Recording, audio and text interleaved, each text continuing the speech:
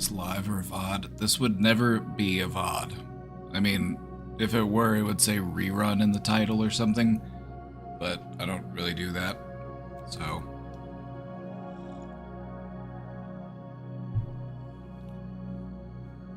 I had to reset my modem.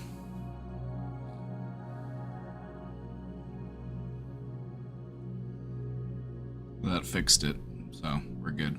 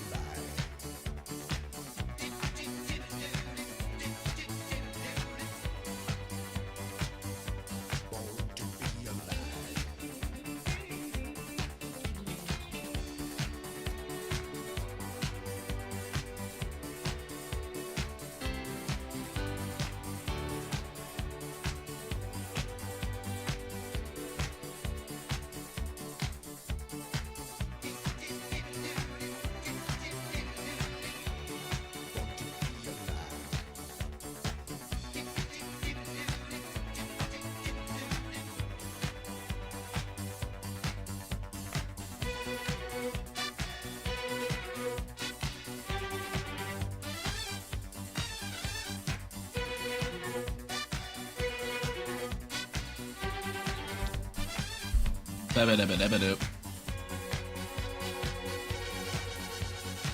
Hello. Hello, everyone. Welcome, welcome, welcome.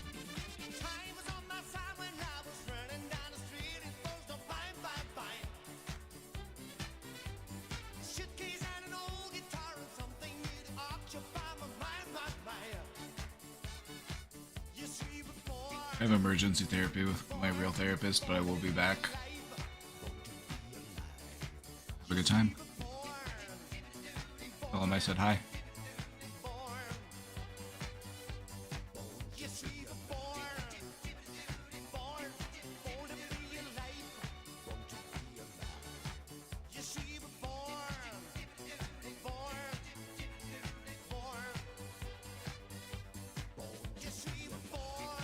Hello, everyone.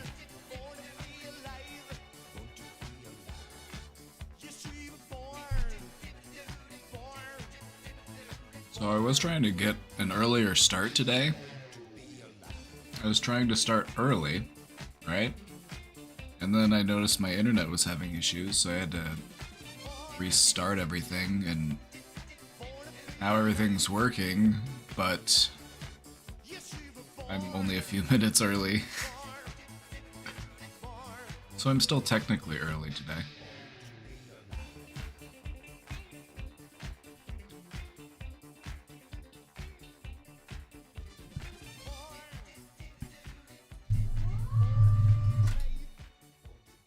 Lower my desk a little bit.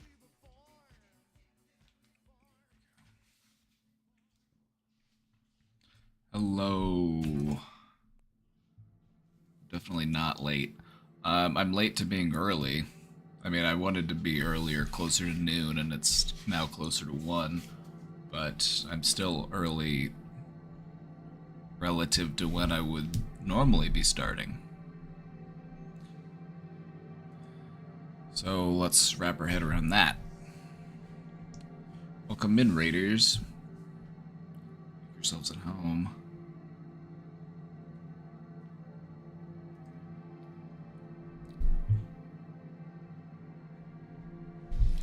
It's Friday. I got my coffee. I got my water. I got some tiny oranges.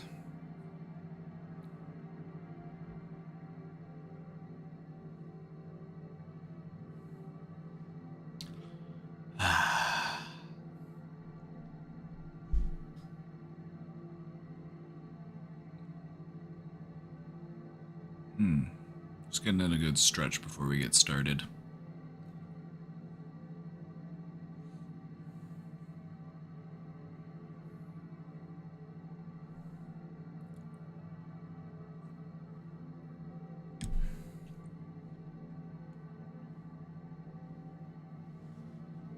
Right.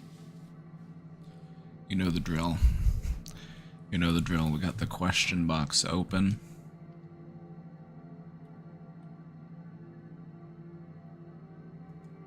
We'll have our slideshow later. And we're gonna have fun. Because it's Friday. And that's what Friday was made for. Friday was made for fun.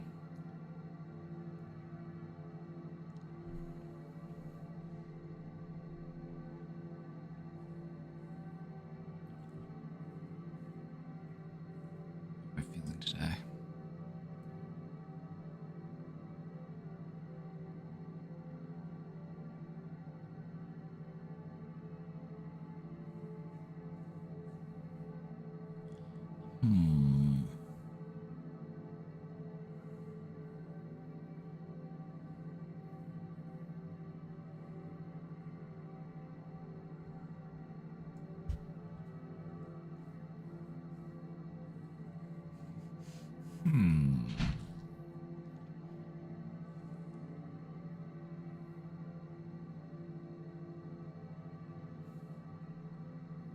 Feeling compassionate today. That's what I'm going with. Compassionate.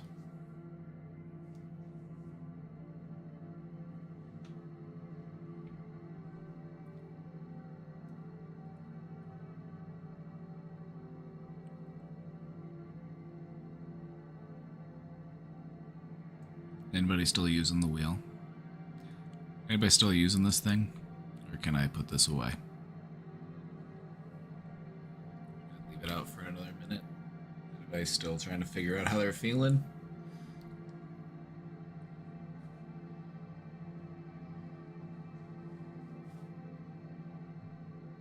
Take your time.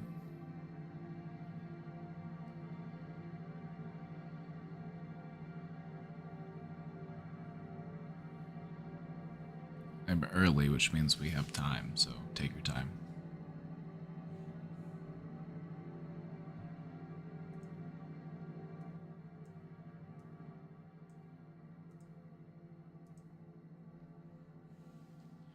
Feeling cheerful today?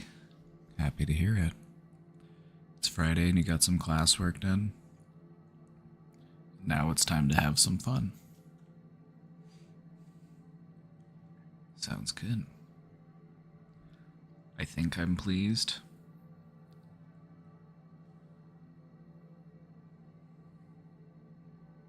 Is it up for debate?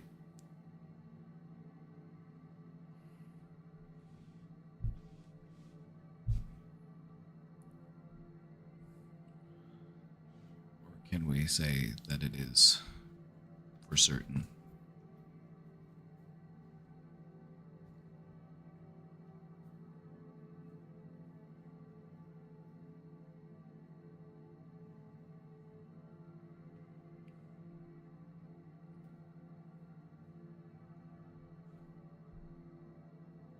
I feel too much right now and I need to relax. Go ahead and relax. That's okay.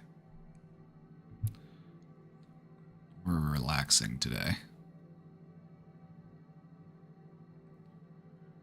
We're in relaxation mode.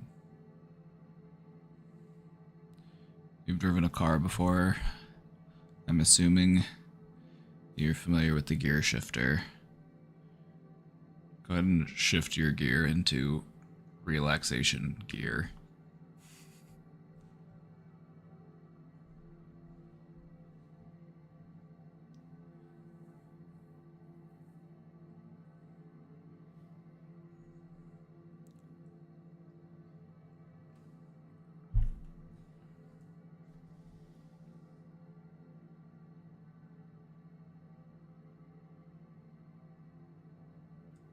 Alright, I'm done with this wheel.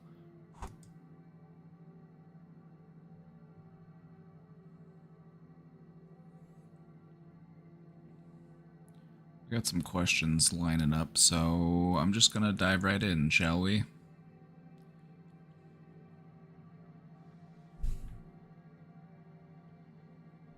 Let's just dive right in.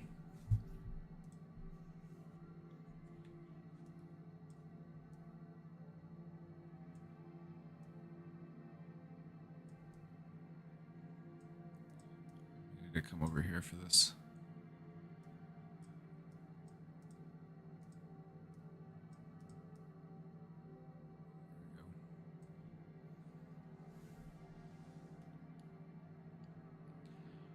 Trigger warning, missing person.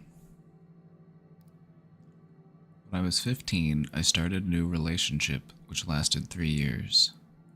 He got me into smoking weed, which has followed me ever since.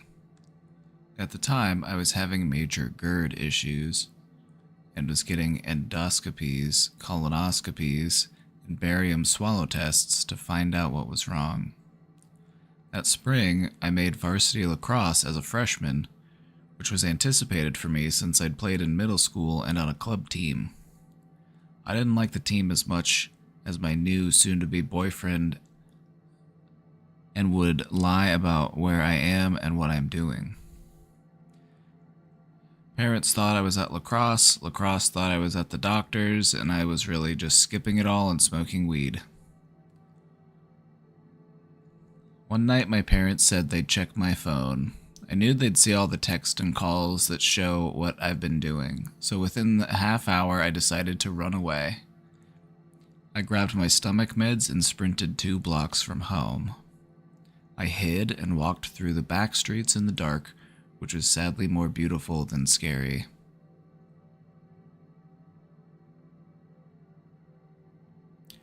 Being outside of my own life, but realizing how the world keeps going regardless. I've forgiven myself up until recently.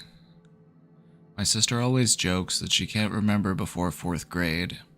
She's 5 years younger than me. One day I did the math and realized that's about the time I ran away. I have this lingering thought that I've traumatized my sister and I haven't been able to admit it to anyone because it makes me feel sick and terrible. I don't ever want to ask her because I don't want her to resent me or possibly go through some loop of the emotions from the event. Well, first off, sorry, before I even finish, it might not have been because of you. It might have been because of something different. The only way you can figure that out is to talk about it. This just sounds like this is just what you think it is. And you don't want to talk to her about it because you're afraid of rehashing those emotions.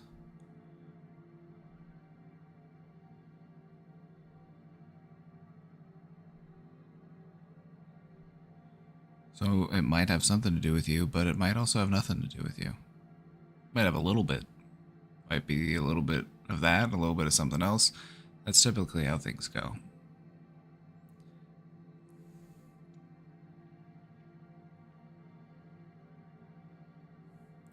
I don't know how to forgive myself again when now I realize I've not only hurt my loved ones, but possibly traumatically impacted my sister's childhood. It's been 8 years ago as of this month. I regret it and wish I could forgive myself.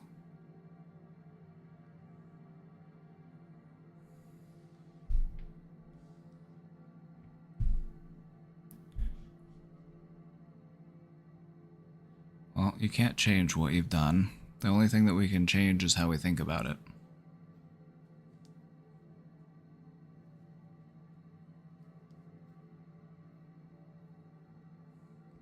I feel like I need more information. I feel like I need more details. How long were you gone for, even?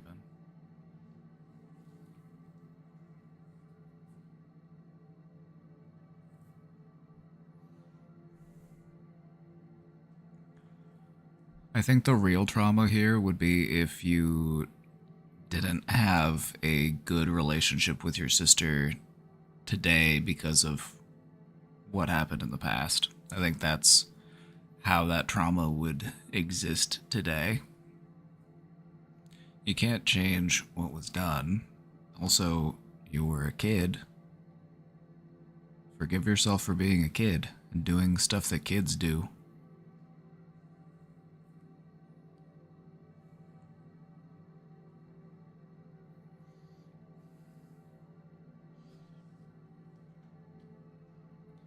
If you don't feel fully ready to forgive yourself right now, just try to get that process started.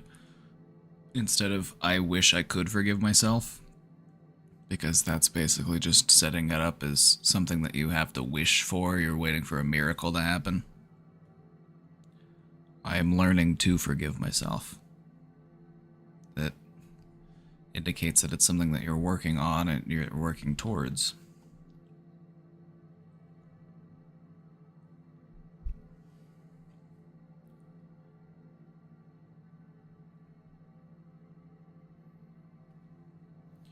You gotta feel it to heal it, you know? So,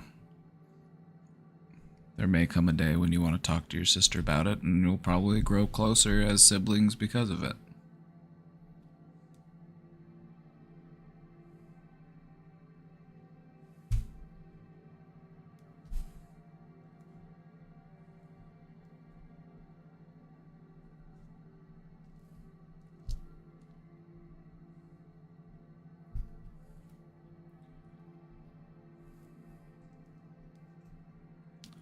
It's making me think of my sister. I need to spend more time with my sister.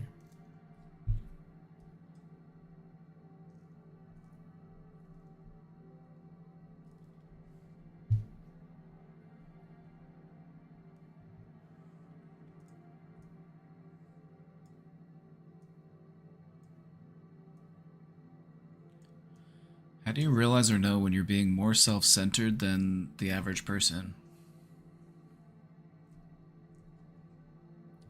When you think of self-centeredness as a person,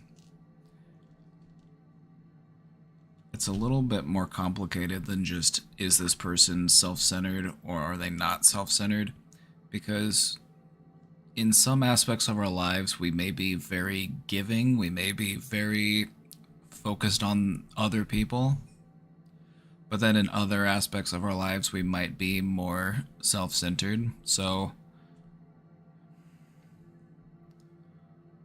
I guess I would just try to look at, in what areas of my life am I compassionate and giving and willing to listen and focused on the needs of others, and in what aspects of my life do I focus on myself?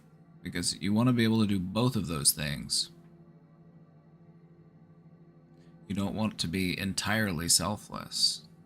You need to take time to take good care of yourself as well, because that's what allows you to take better care of the people that you care about.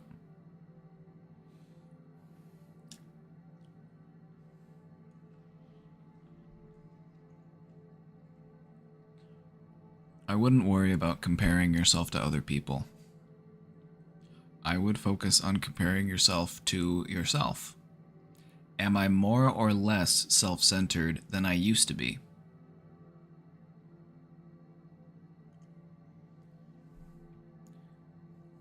Should I be more or less self-centered than I am now?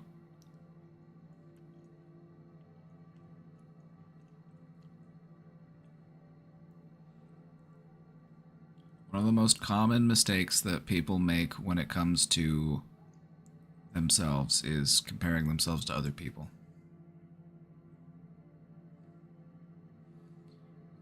We gotta try to avoid comparing ourselves to others. We can only compare ourselves to ourselves. Sure, we can learn from others and we can emulate others and we can replicate behaviors, but everyone has their own unique struggles and challenges that they face, and we're not being fair to ourselves if we make that sort of comparison, because you don't know what it's like to be in somebody else's brain or to have lived the life that they've lived.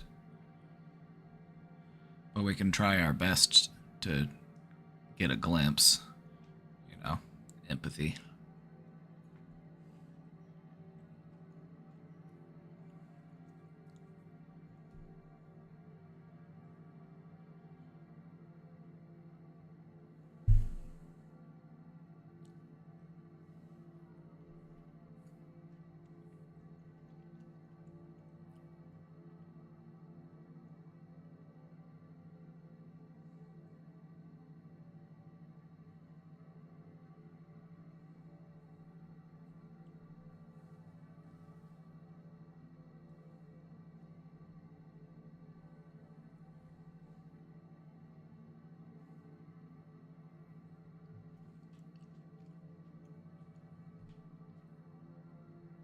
It's an interesting question, though.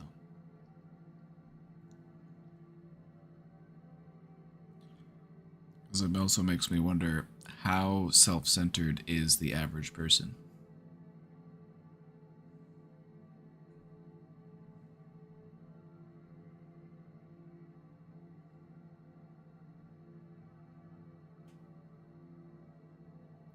I think it kind of depends on the environment that you're raised in.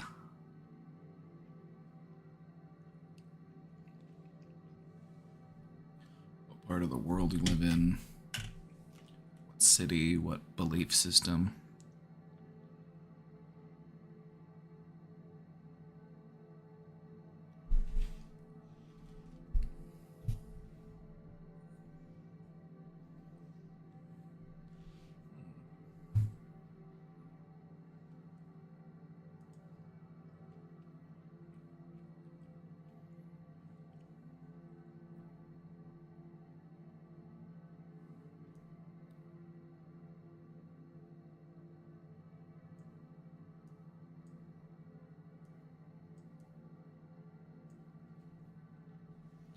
Hey, Papa. I'm a 24-year-old woman, and I don't know why, but I can't bring myself to look for a serious job. Every time I open LinkedIn or a job seeker website, I just feel scared, anxious maybe. It almost feels like I'm sabotaging myself to not get a job. Any advice? I've been holding back for too long. I don't want to be stuck in this mentality. The solution for how to get unstuck is pretty clear. You kind of just have to do the thing that you're avoiding doing.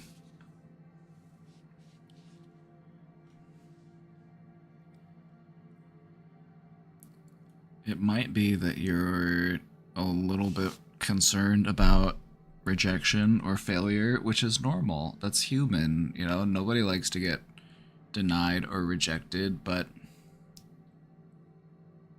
I think once you get the ball rolling and you start submitting applications, you'll realize that I'm going to submit far more applications than I ever get interviewed for, and that rejection is a normal part of the job search process.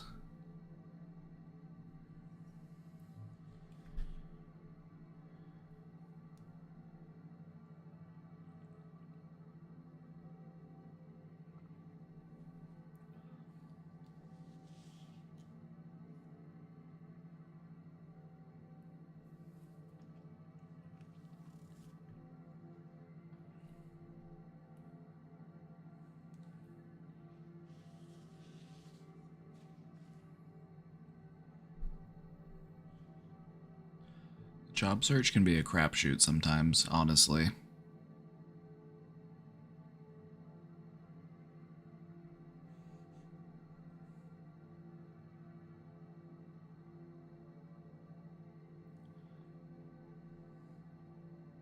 It's understandable that it would feel like you are sabotaging yourself to not get a job.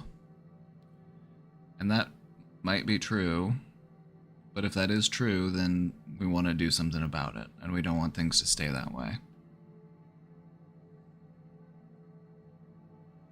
So the next time you open up one of those websites, just try to focus on your breathing. And then just start submitting those applications. Just start, uploading your resume to all those different applications and just make a list of all the places that you apply to.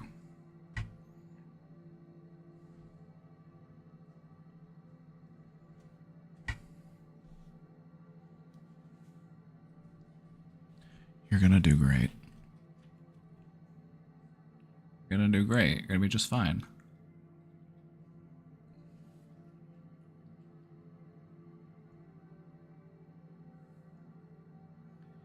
Getting rejected in a job search really isn't that big of a deal. I know it can feel like a major disappointment and it can make you doubt yourself or question, if you're a worthwhile candidate, but the fact is that a lot of people use online job searches these days, and so the amount of people who apply to a lot of jobs, it could be pretty high.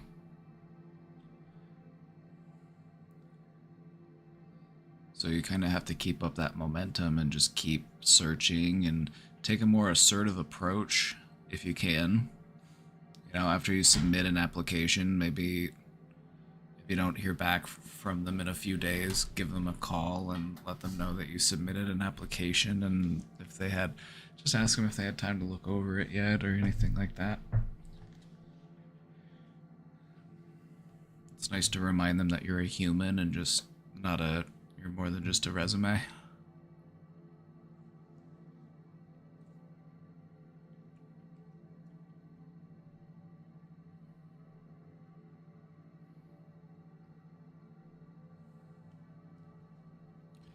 Maybe we could try reframing some of that anxiety. It doesn't have to be anxiety. This could be excitement at the prospect of finding a nice job. You know what I mean? So let's just try to flip that switch a little bit.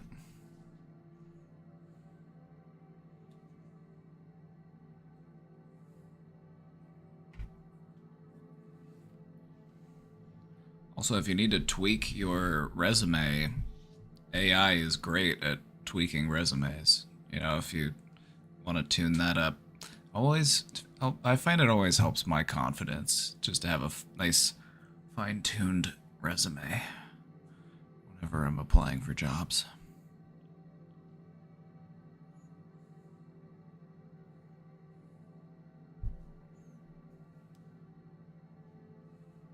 So I would say just try to challenge yourself. Maybe submit 1 or 2 applications today if you can.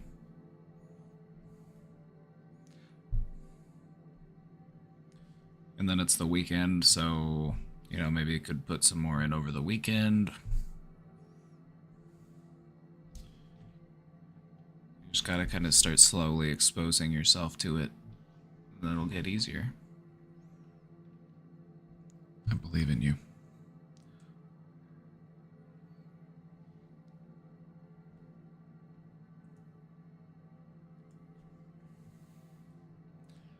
My sister has been making comments on my style, clothes, and insignificant stuff like that recently. How do I ignore these comments?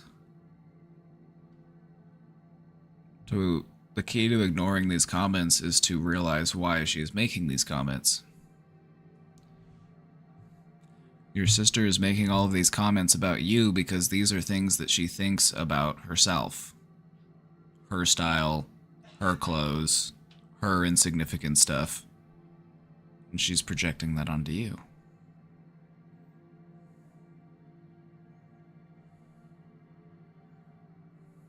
If you don't appreciate those types of comments, just let her know. Say, hey, I don't appreciate it when you talk about that kind of stuff. Can we talk about something else?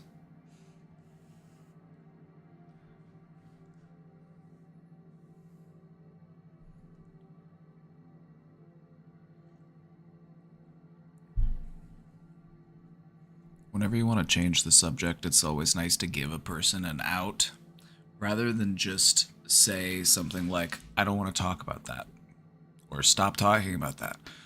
Instead, you can say, I don't want to talk about that. Can we talk about something different? Can we talk about something else? You want to try to pivot that conversation instead of just chopping it off and saying, I don't want to talk about that. You know what I mean?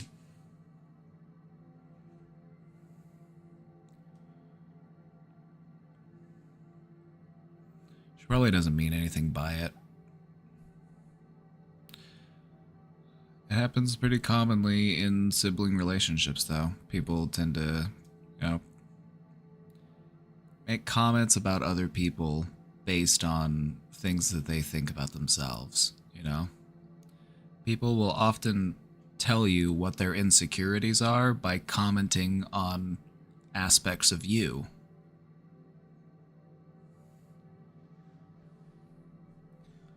If a person feels like they need to comment on your style or your clothes, then that's an indicator that that's something that they're insecure about. They're insecure about their style, their clothes.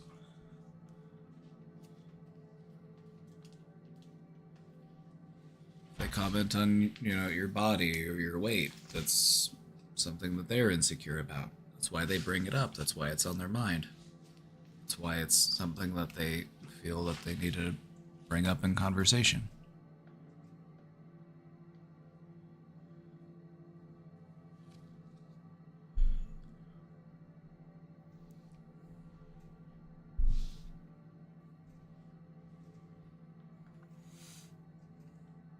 Another thing that you could try is this. When somebody makes a comment or they say something about you, a great response that you can use, especially if somebody's trying to come at you sideways. Ask them questions like, what did you mean by that? Or something like, how are you trying to make me feel right now?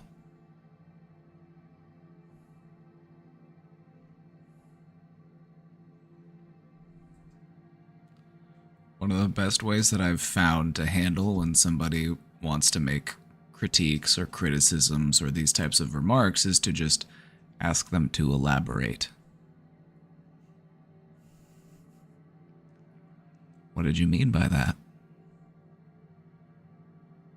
How are you trying to make me feel right now? Just encourages them to be more mindful of what they're saying.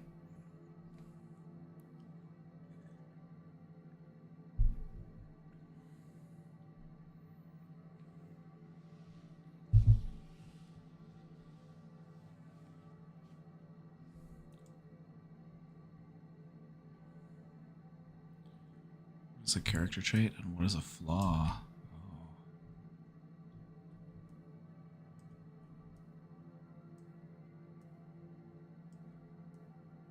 Philosophizing today.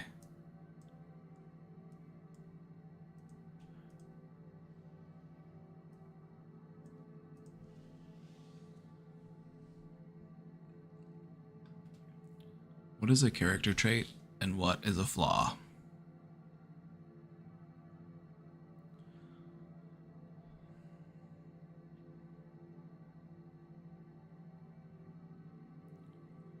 I think a character trait is just anything that you can attribute to who you are as a person. It's just an aspect of your character. That can also include flaws. Flaws can also be a trait of someone's character.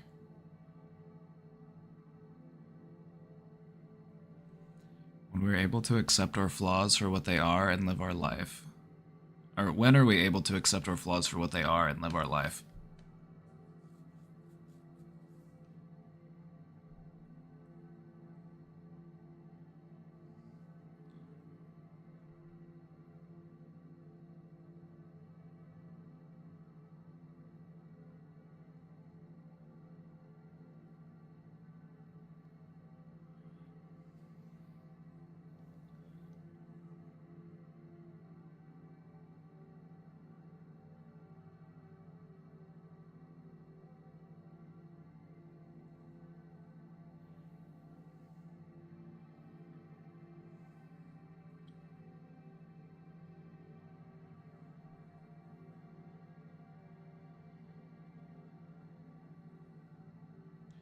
When are we able to accept our flaws for what they are and live our life? Whenever you want to, whenever you're ready to do that. The thing about accepting your flaws for what they are, the thing that I want you to remember is that accepting the current state of your perceived flaws, because when I say perceived flaws, these are things about you that you perceive to be a flaw. They may or may not actually be a flaw, depending on who you ask. When you accept that they exist, then you are more empowered to actually do something about them.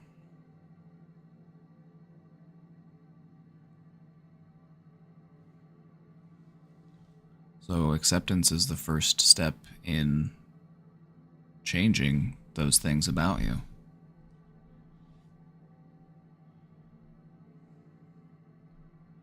We can't mold everyone into a perfect person mentally, so when is good enough? Who decides?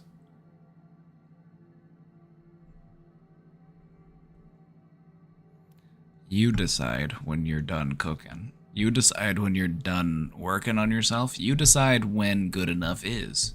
I've noticed it in many people that they've come to a point in their life where they've decided, this is good enough.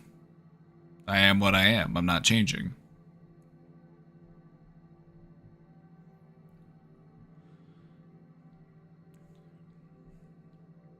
Perfection is impossible when it comes to a person, so we don't need to worry about trying to be perfect.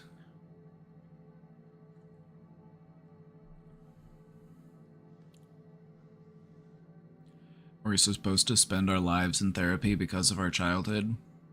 No. Therapy isn't supposed to take your entire life. Therapy is something that you could get a lot of benefit out of from just a few sessions to, as long as you feel like you need it. Because what therapy does is it helps you become more aware of the events in your life that shaped who you are, so that you can then become more aware of your patterns of behavior, and then you can start practicing new behaviors and new ways of coping with those feelings. And then once you've done that, you don't need therapy anymore. You've learned what you need to learn.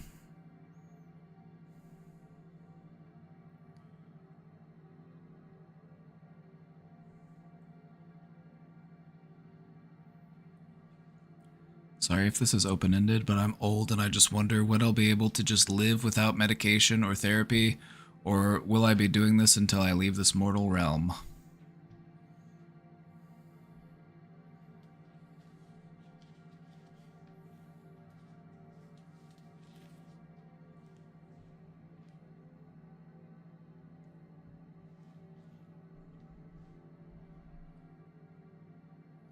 The real work of therapy happens in your life. It happens outside of the therapist's office.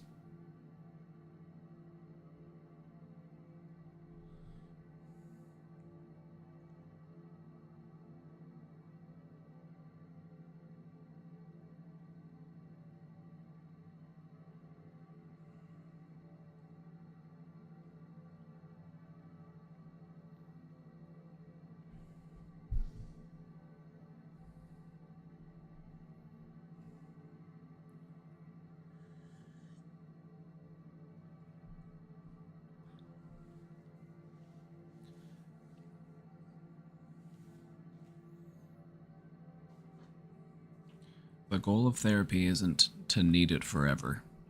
The goal of therapy is to learn what you need to learn to be able to become a self healer so that, you may spend the rest of your life healing, but every day of healing makes you feel a little bit better than you did the day before.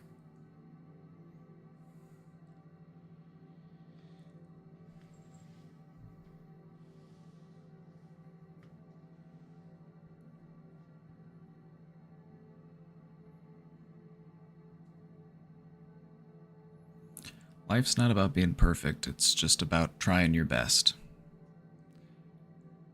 And sometimes, it takes us a long time to figure out what it is that really matters most in life. Sometimes we don't figure that out until we get old. But the sooner you figure that out, the better.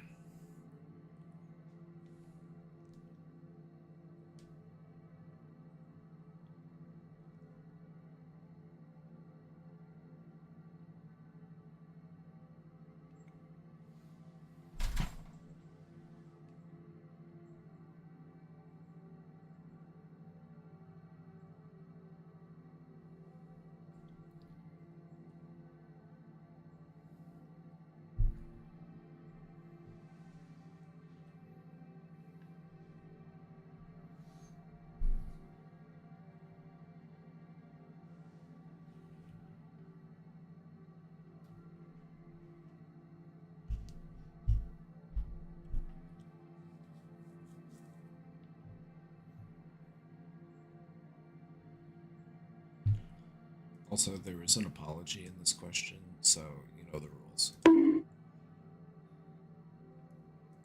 This is a sorry free zone.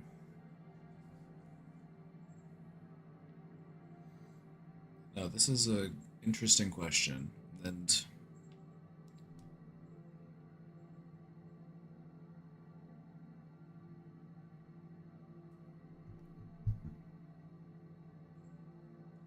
when it comes to healing and feeling better, what you'll realize is that that's something that you can always keep working on. You can always contribute to that. You can always feel more healed.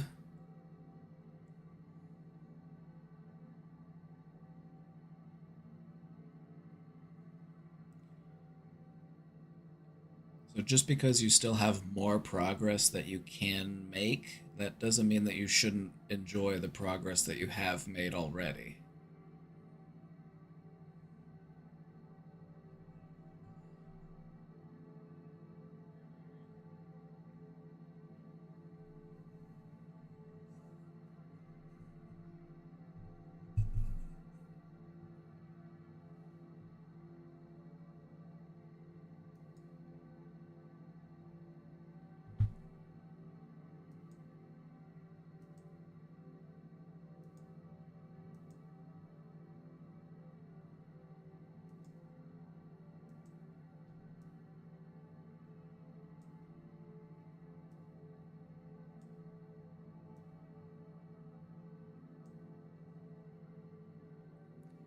The future scares me How do I live in the moment? Any tips on how to worry about the now instead of worrying about the later?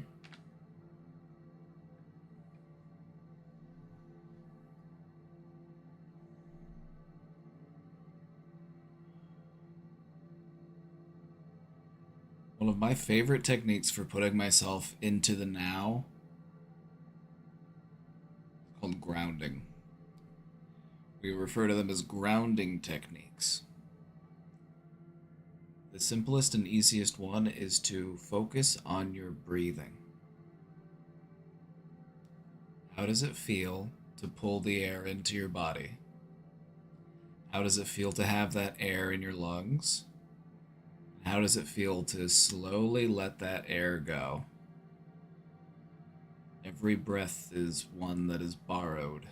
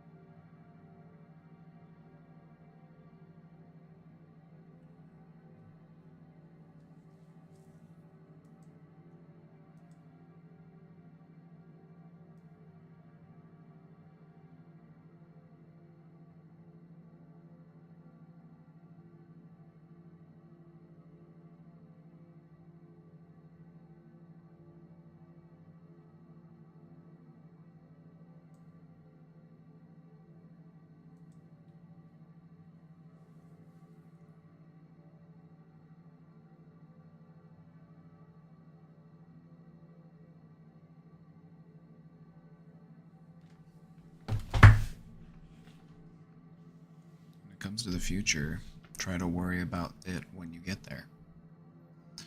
Preemptively worrying or worrying about something ahead of time doesn't really do anything to help.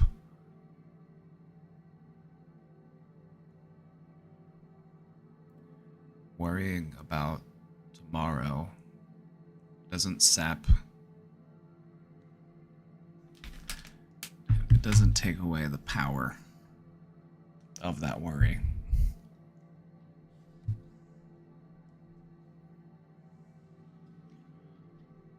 It only hurts us today.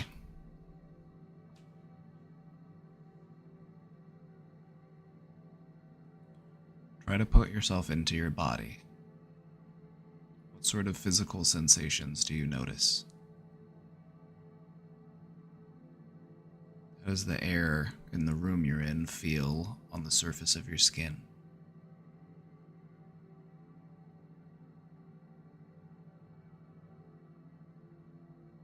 Are there any sounds that you can hear?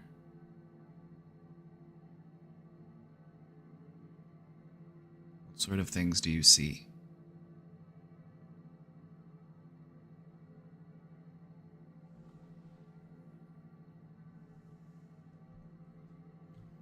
If you want to be in the here and now, you only have to put yourself into your body. Open up your mind's awareness to your senses. What are you experiencing right here, right now? What is your body trying to communicate through its senses?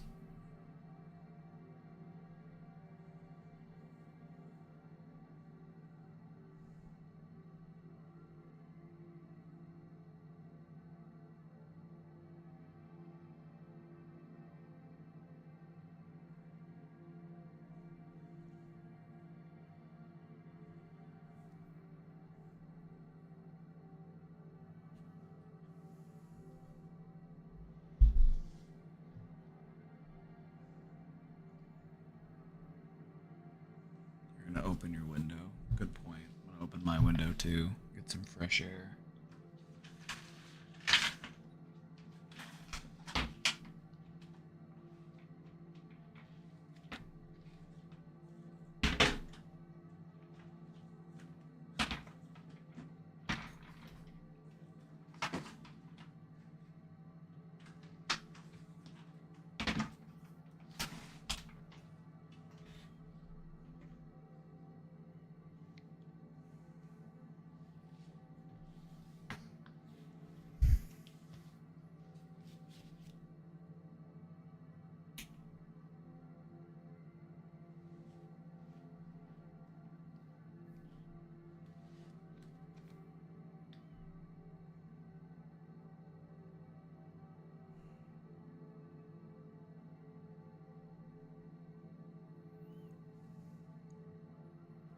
The skill that you're practicing whenever you engage in grounding exercises is a skill that we refer to as mindfulness. It's all about being here in the present moment. And it's a skill that you can learn, it's a skill that you can get better at. So all that you need to do is just continue to practice. When you catch yourself projecting into the future or ruminating in the past, try to bring yourself into the here and now. What are my senses telling me? What am I experiencing in this moment?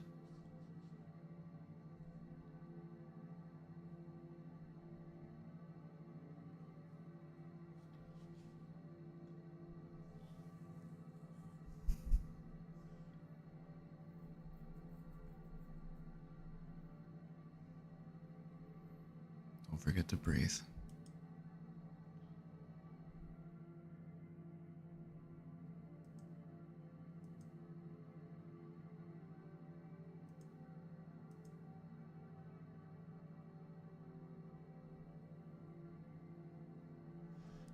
I'm proud of myself.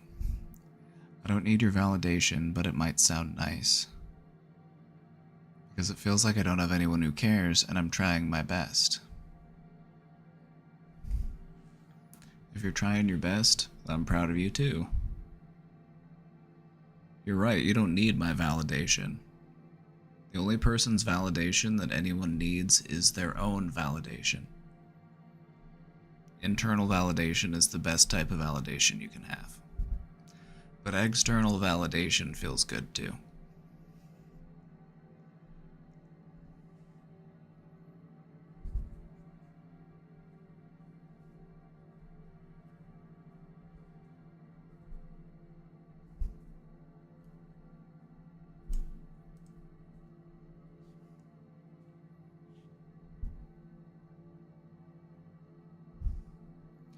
If you feel like you don't have anyone in your life who cares, then become a person who cares.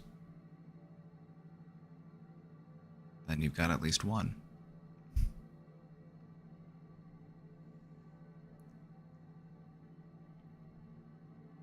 It'll also help you open up to see just how many people in your life actually do care. Sometimes we have to practice self-care so that we remind ourselves that we are deserving of being cared for.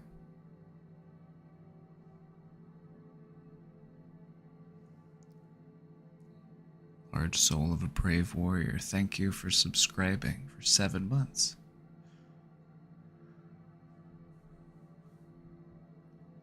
The alert didn't pop off though. I think I need to refresh my alerts.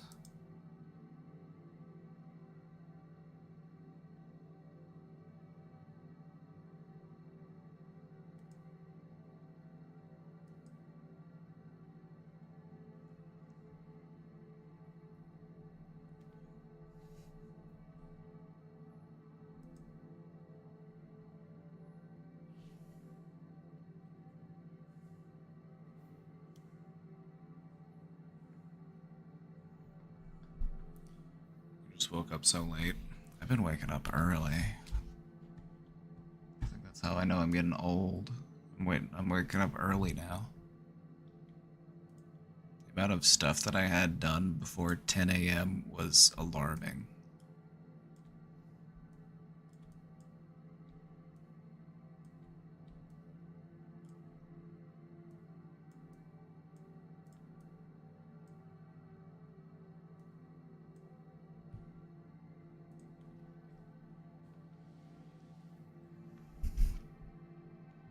Saw my narcissistic mom for the first time in about 2 months.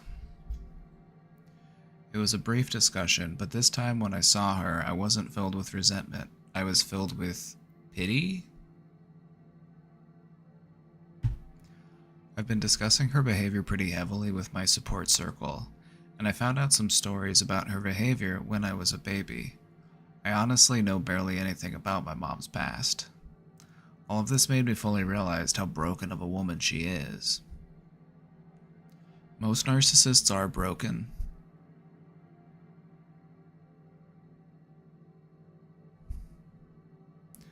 That's why they become narcissists, is to try to protect that wound that they have through a projection of their own inflated ego.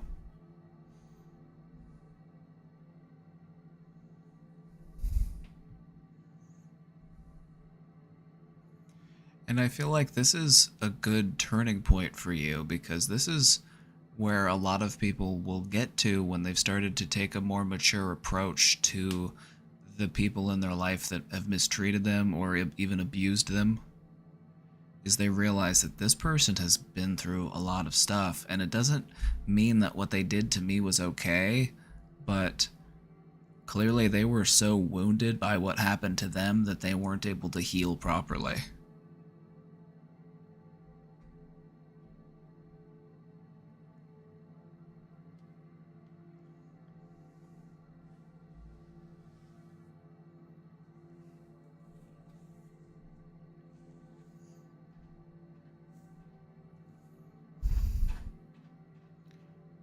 I thought something or things had to have happened in her childhood that has caused this kind of toxic, unnormal behavior. Undoubtedly so. Most of the time, when people have these types of toxic, abnormal behaviors, it's because of a significant trauma that they've had to deal with.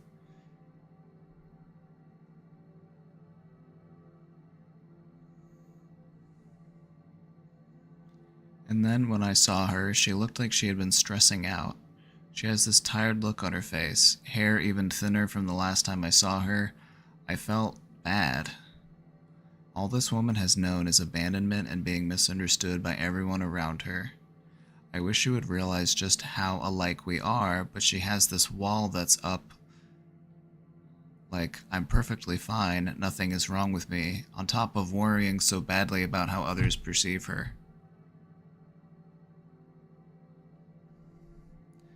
That's a great example of cognitive dissonance. These sort of internal conflicts, these internal disagreements that we live with.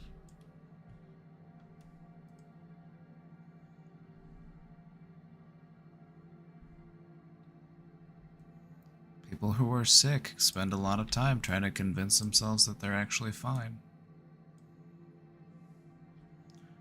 People who are wounded try to convince themselves that their wounds don't exist.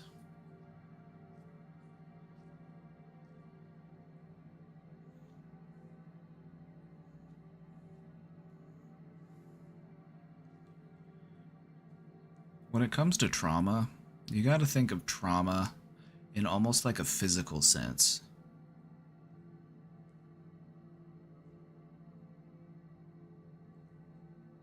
You can heal around the trauma in the same way that you can heal around other wounds. Like if you have a broken bone, or, if something is, lodged under your skin, like you can heal around it. And you can keep on going, but you might still be affected by it. And unless you actually go in there and address the root cause of it, the source of that wound, it's hard to be fully healed. You've just healed around the wound. Calvin Boy, thank you for the 2 bits.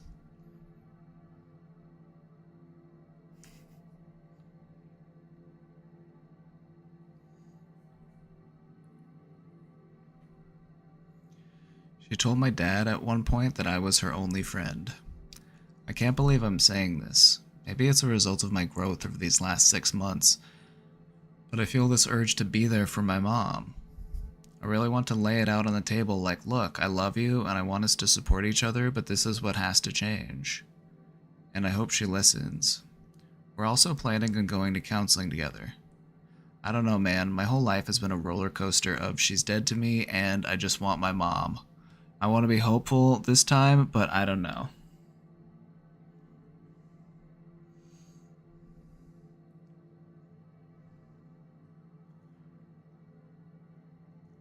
I would say try to keep that hope. You know, these are things that can be worked through, but the thing to remember is that sometimes progress is a lot slower than we would like it to be. So if there are some things that absolutely have to change, focus on those things, but I would just try to focus on one or two things at a time. You know, otherwise you may have her on the defensive. And if you're actually trying to encourage her to make some meaningful change, you're going to want to do it at a pace that is comfortable for her. So just keep those good boundaries. And just try to be hopeful.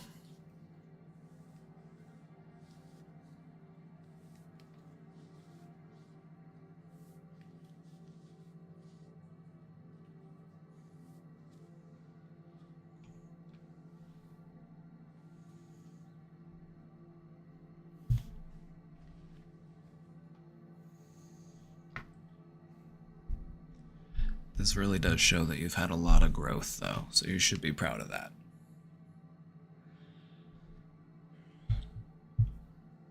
You've reached the point in your relationship with your parent where you've become the one who is more of an adult. You've achieved a higher level of emotional awareness and emotional intelligence. So now do what you can to help her. She also has to be willing to help herself, though. Don't forget that, you know? If she's gonna change, she has to want to change. But it can happen. Sometimes, and I don't want to get too far ahead of myself, but this might be helpful for you. Sometimes when you are engaging in these types of discussions with a narcissist, like if you're going to point out something that they're doing wrong, or, you know, you're trying to point out one of their, like, flaws, basically, and you're trying to say, hey, this has to change. Sometimes it's more effective to approach it from a perspective of, you know, Mom, everybody does this sometimes, rather than saying, this is something that you do. Try to make it about all of us. Try to make it about you and me. This is a problem that we both deal with. Does that make sense?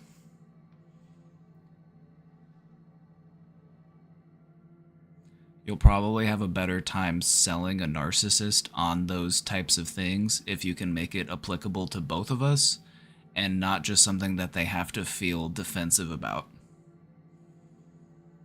And I know it's annoying. You wish that you could just tell it to them straight, but that doesn't always work if you're trying to help somebody change who they are, to just tell them everything that's wrong with them and then expect them to just listen to you.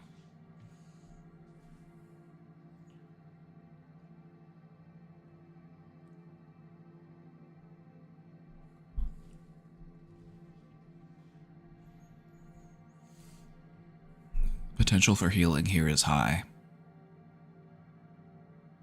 So just focus on healing together. Just try to make it about that. Just be like, I want you to feel healed, I want me to feel healed, I want us to grow closer.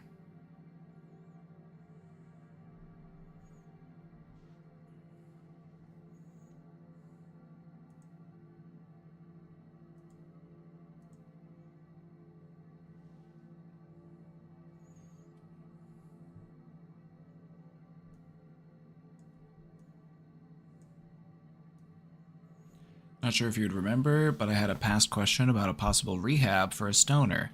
I do remember. I appreciated what you said, and it gave me confidence that I can persevere without such drastic help. One major issue that smoking has is I'm very nervous to drive since I never had that feeling of normalcy. I have my license, I took the test and passed with admittedly not enough practice. I want/need to buy a car, but I'm so nervous looking too far from home because I'll have to drive it back. We're a very car-ridden society, and it's a topic that does discourage me. I'm not sure how to overcome my anxiety when it's driven by addiction habits that I don't see myself immediately fixing.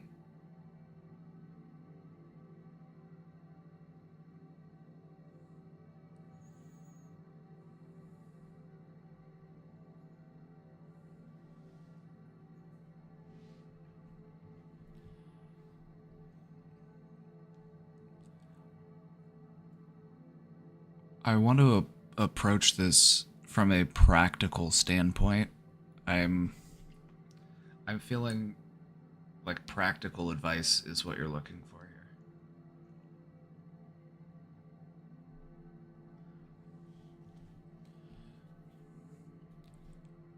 here. If you're still not comfortable driving, you still feel like you need more practice, take a friend or a family member, somebody you trust, somebody who can also drive. Take them with you when you want to go look at cars.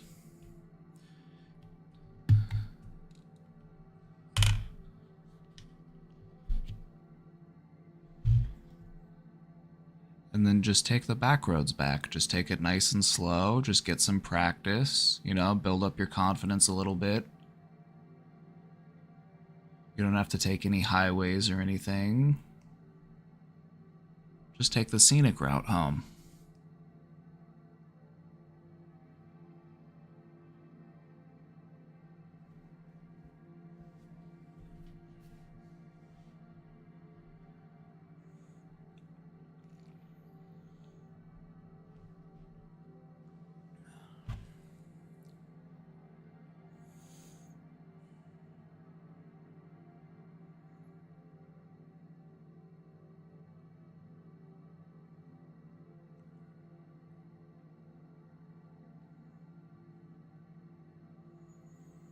If you took the test and passed, then, you're probably not that bad of a driver.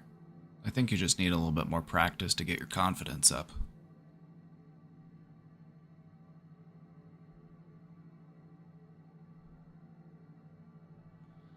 And I feel like as far as the anxiety goes, just exposing yourself to that anxiety will allow you to work through it. Sometimes the only way to overcome an anxiety is to face that fear that's making you anxious.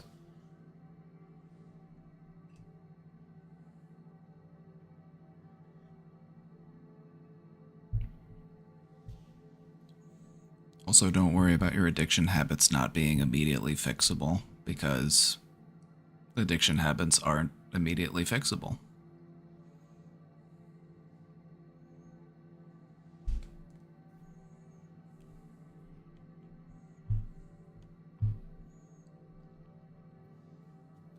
Honestly, driving can also be a lot of fun and it can be very freeing.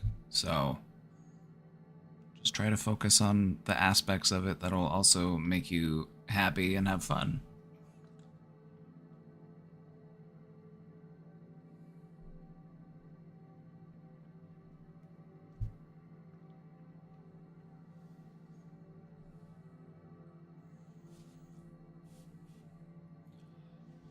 Also, it sounds like it's also a good motivator to help you curb your weed use, you know? You don't want to drive high, you don't want to drive stoned, so it'll give you a good reason to take a bit of a break. Like, well, I want to go out for a drive and I don't want to do it high, so I'm gonna wait till I get back. That's how new habits start forming, just little stuff like that.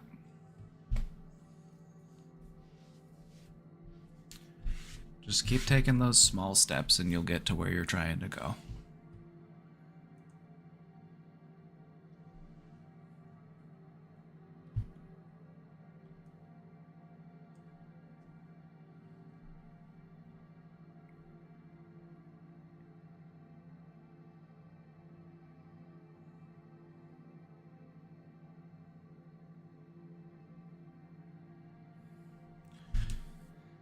Can't be any worse than Kansas City drivers. Excuse me? Excuse me? I've driven all over the United States, And the worst drivers that I've encountered were actually in, like, if I had to rank a few top, like, worst driving cities. Believe it or not, Salt Lake City, they're wild out there. You would think that they wouldn't be, but they're wild.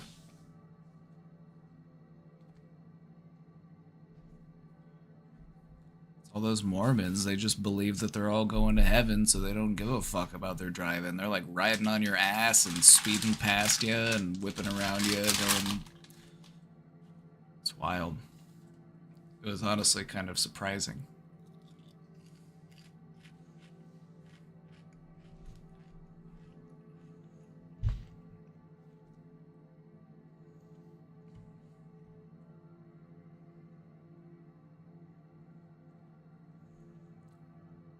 The drivers in California are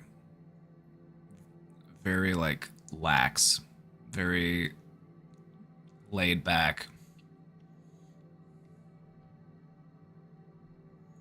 New York drivers are incredibly aggressive.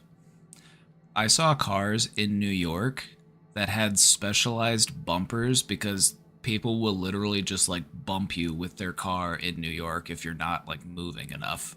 They will literally just physically bump your car with their car. Hey, Snaily Bear, thanks for the raid. Happy Friday. Welcome in, Raiders.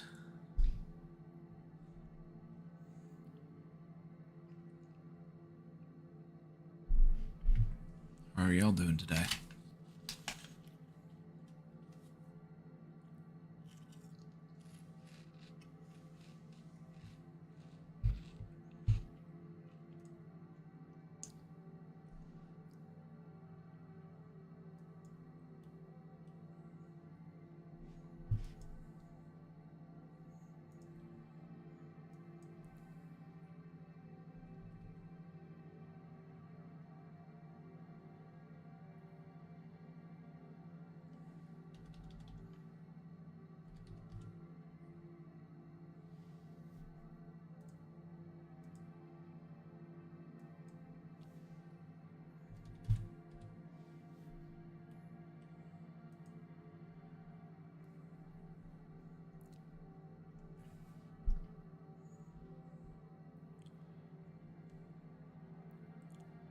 We were playing Suck Up and now we're here to heal.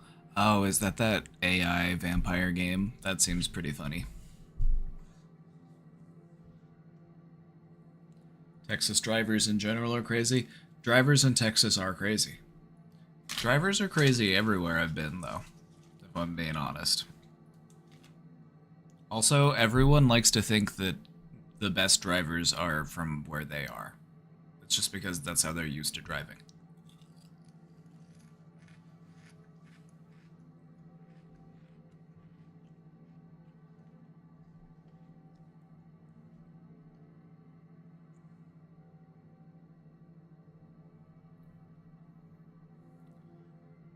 I don't think this question is real. But I'm gonna treat it like it's real. I really like this girl at work, but I'm not quite sure how to broach the subject. She always seems interested when I talk to her, but I've heard she has a boyfriend. Should I send her a picture of my penis? It's very big and I'm sure this will get her attention. Cheers, Sean. No.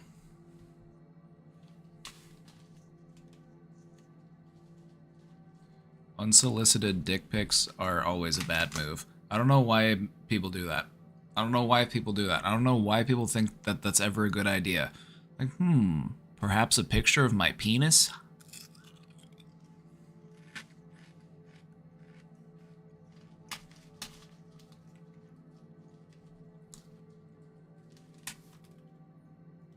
Yeah, it's basically flashing. You're basically flashing someone.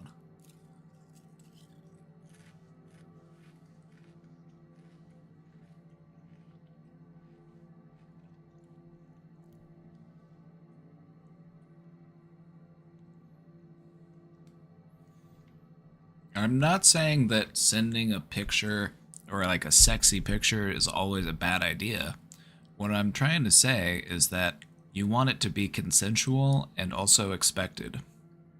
So before you send any type of sexy pictures, you should have a conversation about it, and the other person should be like, sure, send me a picture of that.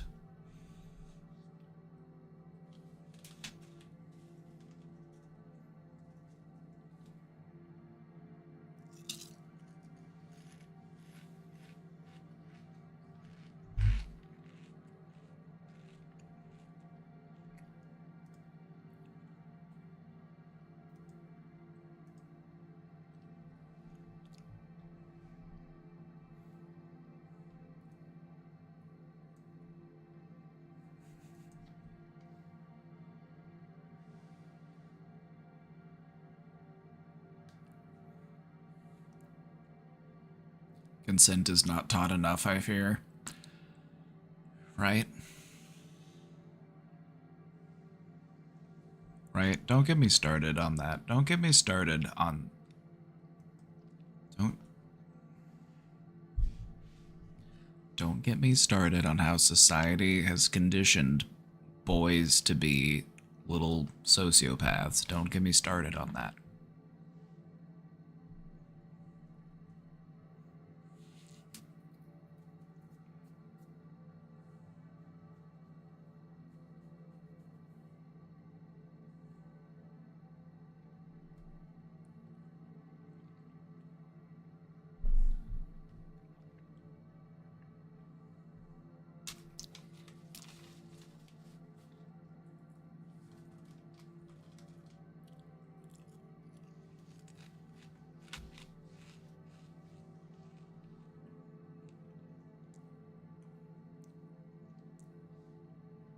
My little bro is starting to fall victim to social media conditioning, and now he's getting into fights at school. SMH.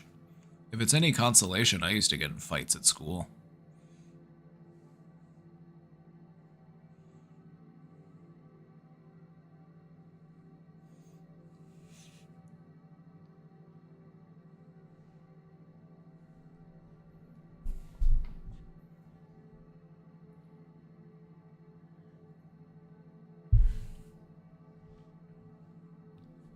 Did I win?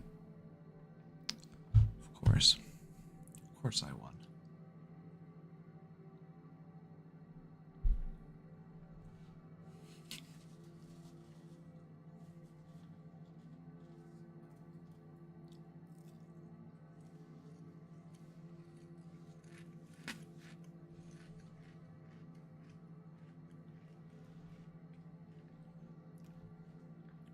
I guess it's just something little boys do, huh? Okay, so we don't want to just write it off as boy behavior, but it is something that boys tend to do. But I mean, girls get into fights too, but what you want to teach the child is that there are better ways to resolve conflict than through physical aggression, because after a while it's not cute anymore. Like, once you're a teenager and you are fighting people, it's like, okay, that's when you're going to start getting arrested.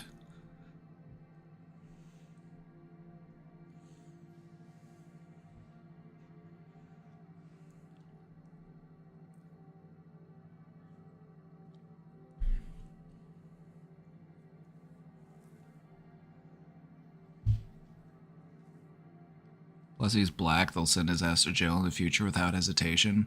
Right? Like, isn't that also just... I feel like this is something that white people don't really properly understand that black people have to go through, is that they have to sit down with the children in their family, and then they have to teach them, like, how to act if they get stopped by a cop, so that they don't get, like, harassed or beaten or potentially shot. Like, that's just something that just doesn't even cross most white people's minds, and it's really fucked up.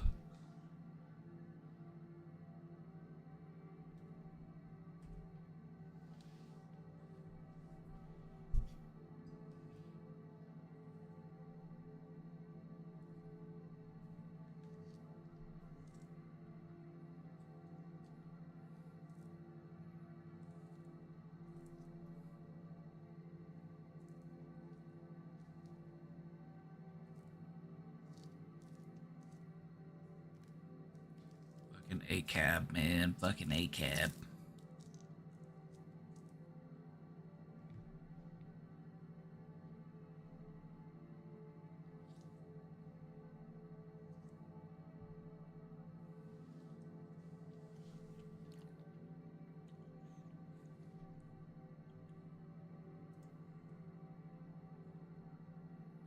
I've been feeling like I don't have the strength to leave questions, even though I would really like advice. I just feel like no one really wants to answer me. Oh, I do. I do. I want to answer you.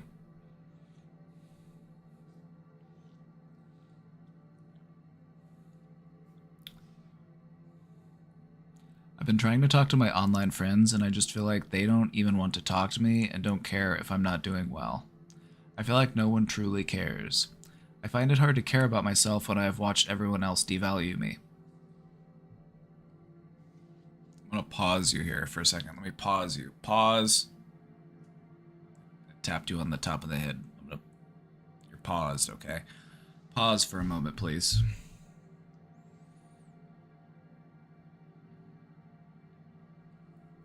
You can't value yourself based on how others value you. If you want to feel valued, you have to appreciate yourself. You have to show love and care to yourself.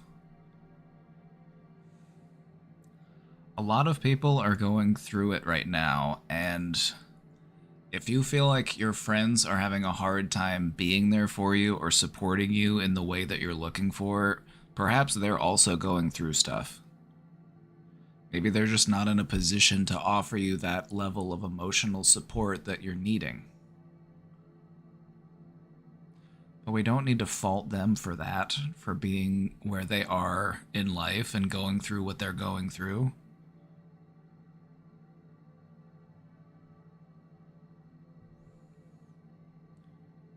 These are those times in life where we want to look at expanding our support network.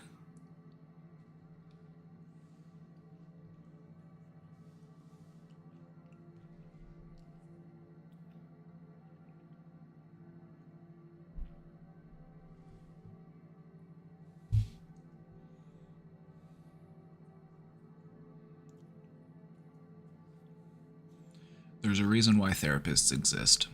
And it's because most people have a hard time talking to people about stuff like this.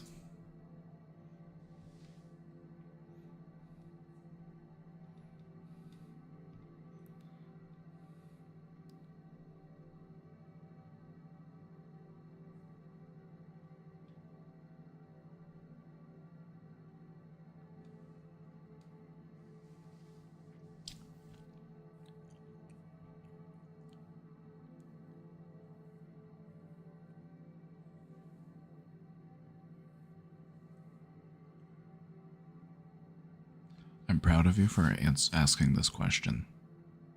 You were able to work up the strength and put this out there and get that ball rolling, so that's good. I'm proud of you.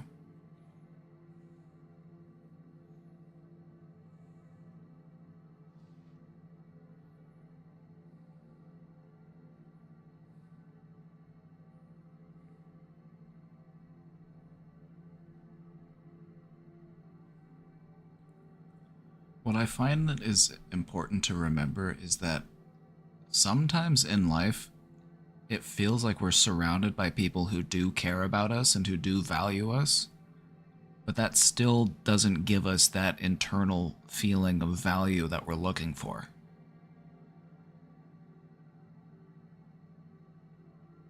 Some people are surrounded by friends and family and they still feel as lonely as they could. So that's really why you have to start from within and become a person who cares if you're doing well. If you want to do well in life, you have to be a person that cares whether or not you are doing well.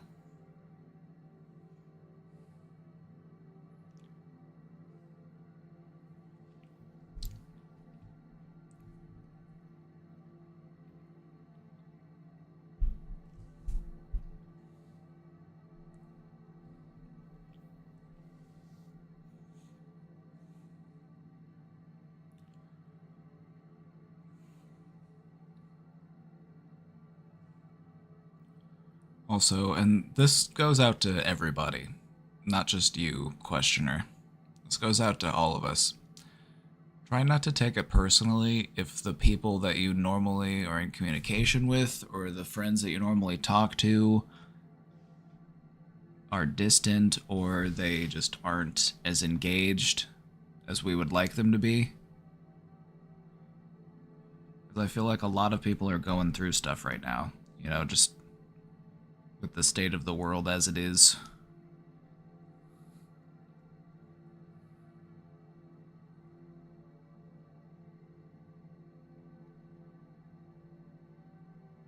So just as we might be struggling, our friends might be struggling too.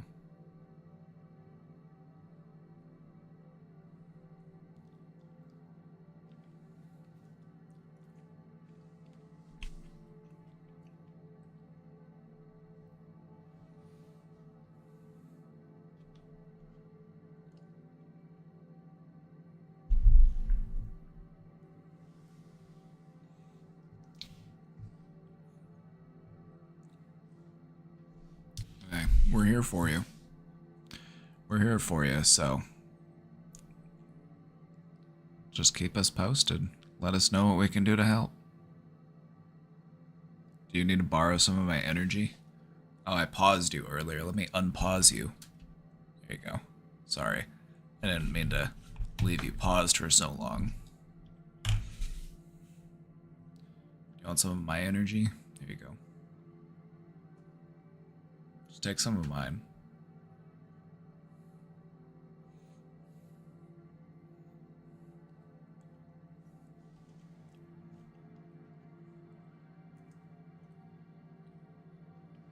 Why do I cry when you read my questions out loud?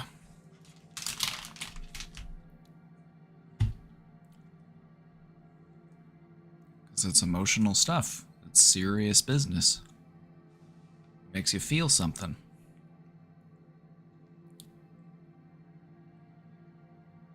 Feeling heard and feeling validated can give you an emotional release, and sometimes we express emotional release through tears.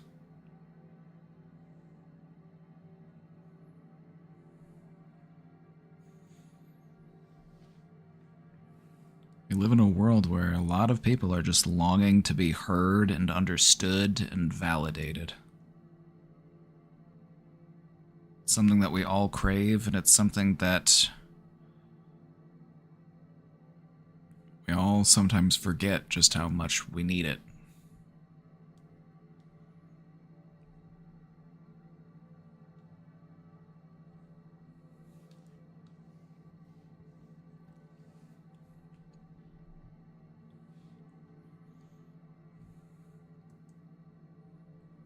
Nothing wrong with crying. It's healthy to cry. You gotta get that release, you know?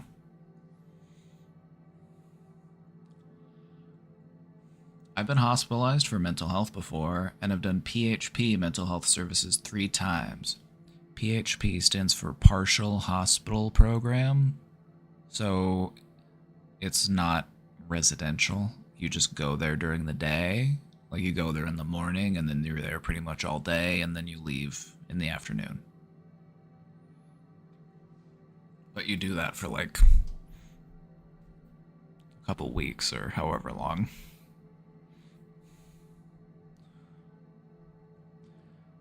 But depression comes and goes for me.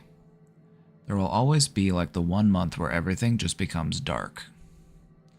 I've been in recovery for 4 years now, and you can usually cope pretty well when those months come. Is this valid?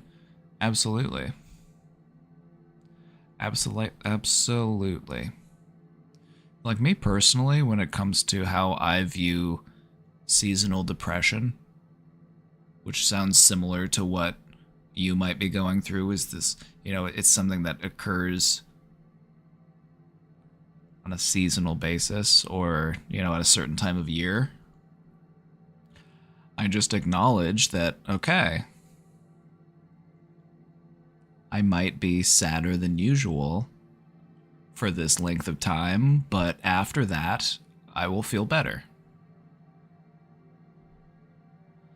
sometimes there's just points in the year where you have more time to reflect, more time to, think back on the things that have happened to you in your life. And sometimes it can stir up some old feelings or some old painful feelings.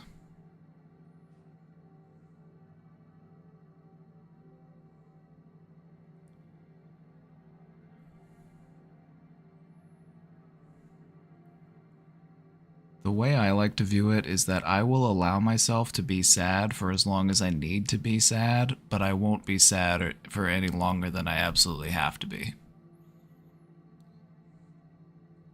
So just take it one day at a time.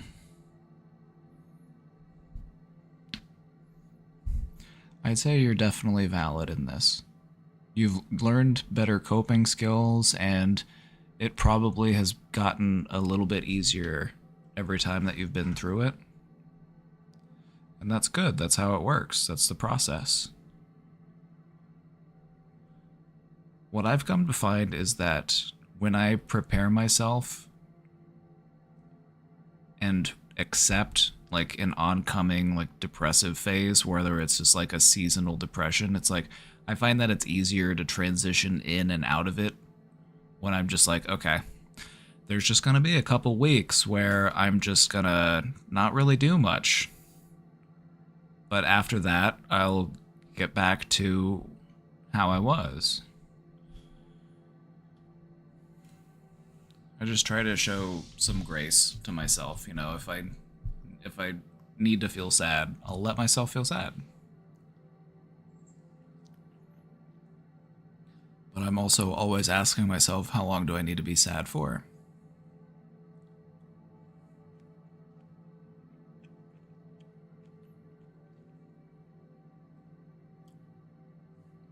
Good work. Good work, though. You're getting a good handle on your depression. So just keep fighting.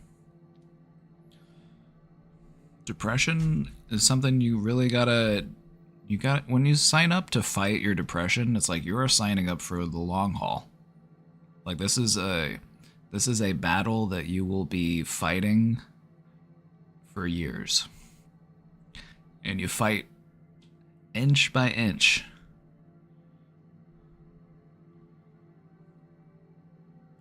But eventually things do start changing and do start getting better. The tide turns.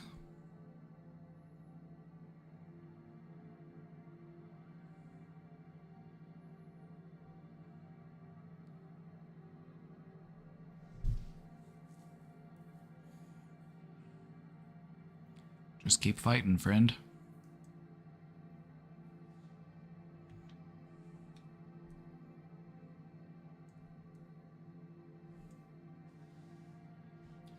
I've been married for 2 years and I adore my husband.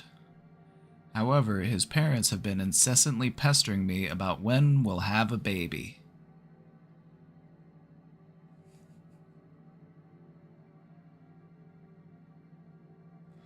Isn't that just the best?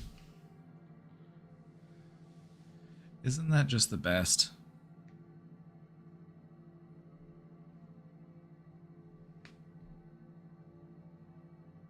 And I mean that isn't that so annoying?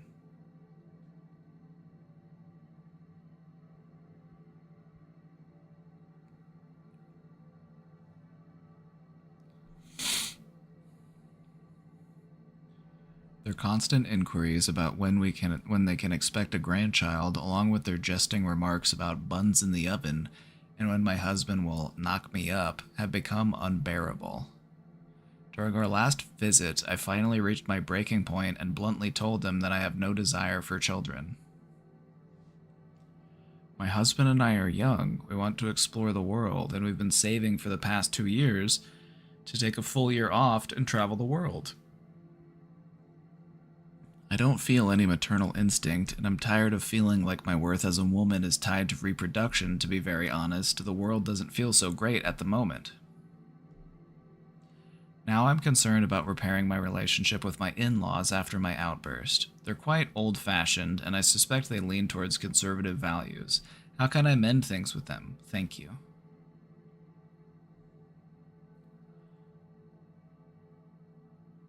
It might be easier to mend than you think. I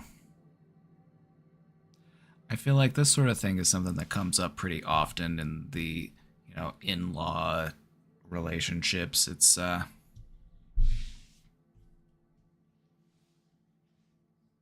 could be just as simple as saying, "Hey, I'm sorry for the way I acted the other day. I got a little heated and I apologize for how I acted." You don't have to apologize for what you said. You don't have to apologize for how you feel, but you can apologize for, maybe getting agitated or getting, escalated.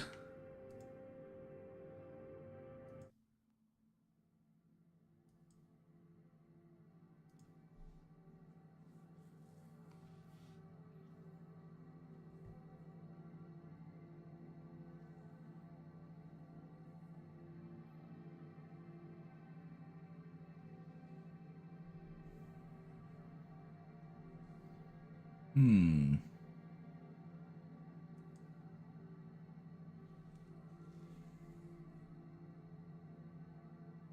Yeah, you don't have to apologize for what you said, but you can apologize for how you said it. You know what I mean? You can just say, I'm not comfortable talking about that kind of stuff.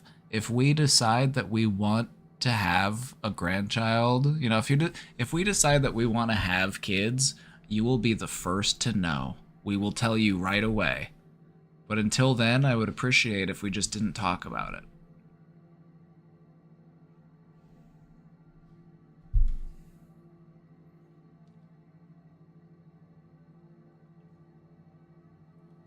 Like, I get that it's annoying and I get that but just try to look at it from their perspective. Like, they're old.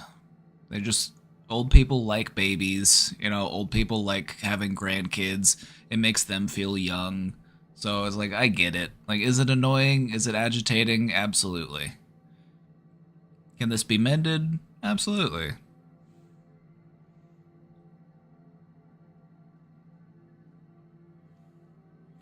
You like my hair? Thank you. Thank you. Got a great stylist. It's me.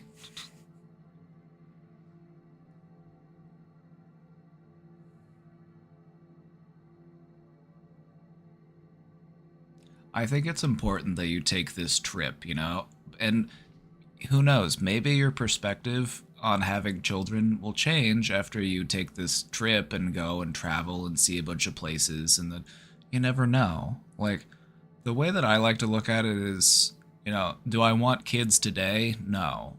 Like, will I want them someday? Maybe. I don't know, maybe.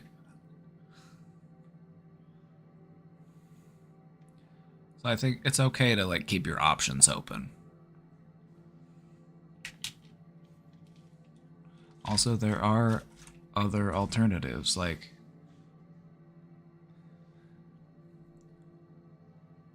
there are plenty of kids out there, plenty of babies that need adopted. So it's like, if the way I see it is like, if I really want to raise a child that bad, it's like, does it have to be one that I make? That almost feels a little narcissistic of me to say, oh no, I need this child to be my genetic material, not some other person's genetic material. Doesn't that just kind of seem a little weird when you think about it? Like, no, I need this baby to be my brand.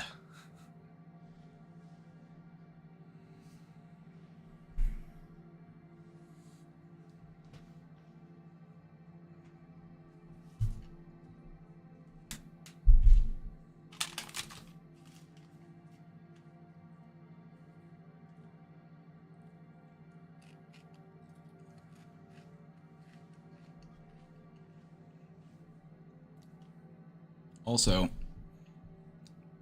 chat, give me some perspective on this. How do we feel about possibly using some?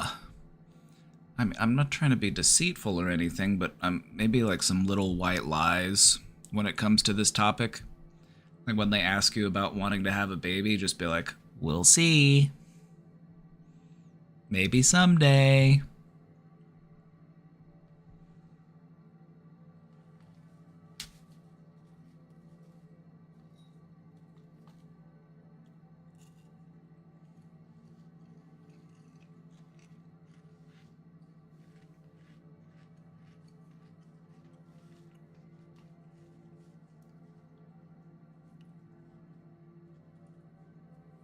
Also, sometimes older people ask you the same question 5,000 times. It just happens sometimes.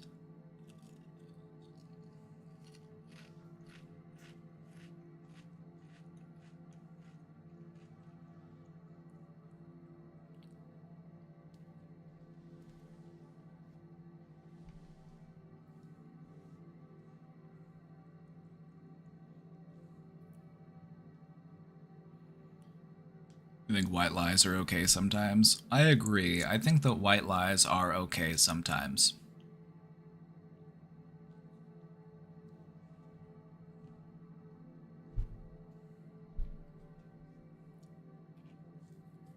Generally speaking, honesty is the best policy, but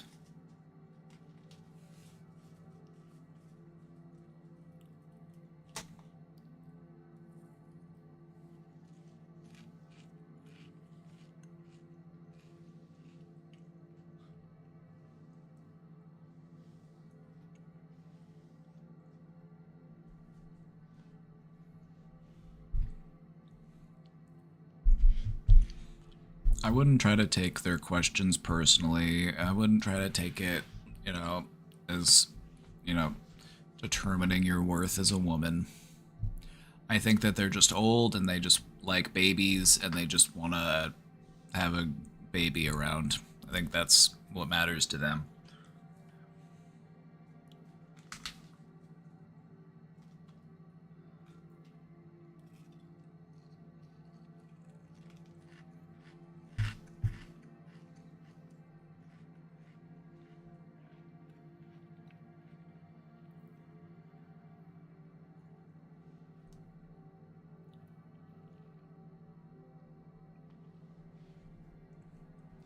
Like, I'm sorry, but this is just such a weird conversation to have with your parents. Because what do they expect you to say? They're like, oh, we can't wait for you to have a baby. Can't wait for you to get knocked up. That's like, what are you supposed to say? Be like, oh yeah, we're trying. Like, you're supposed to just talk to your parents about getting raw dogged. You're just supposed to talk to your parents about, like, ew. Yuck.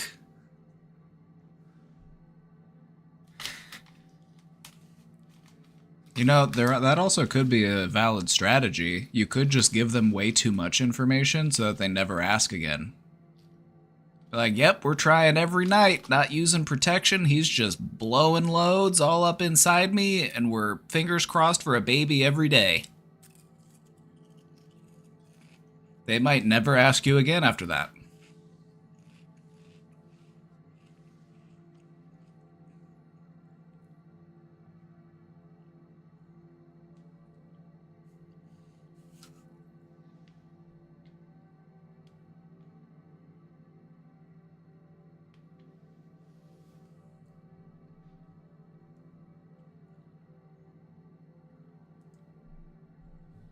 Or get him a puppy. Get him a little Yorkie or something. Get him a West Highland Terrier.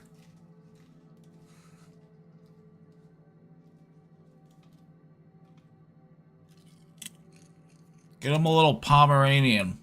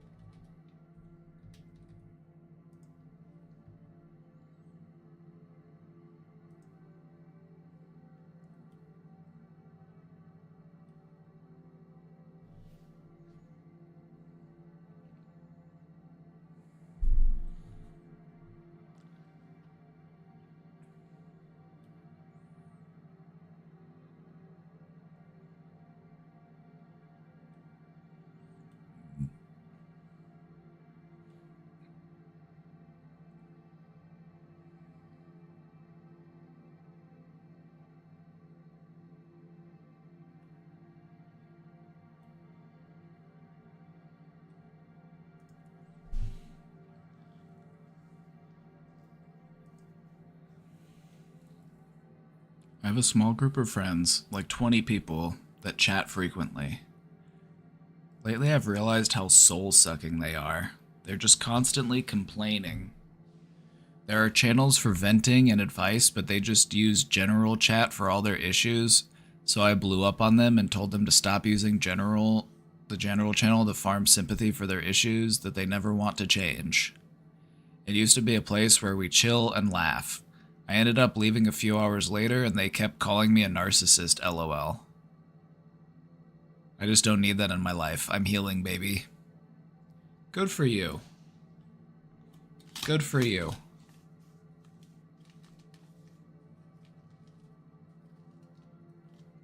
When you're focused on healing and growth in your life, you want to surround yourself with people who are also invested in healing and growing.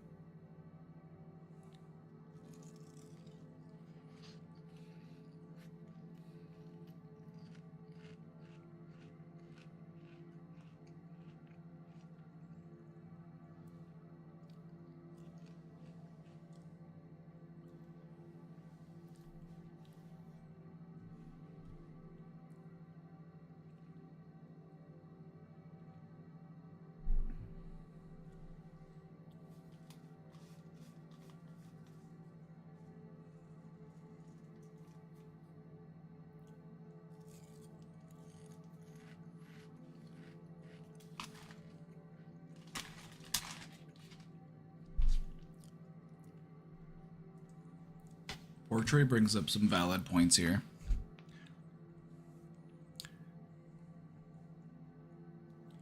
Portray brings up some valid points here. You are valid in how you feel, but they are also valid in how they feel. People heal at different rates, and we want to try not to compare our rate of healing to their rate of healing.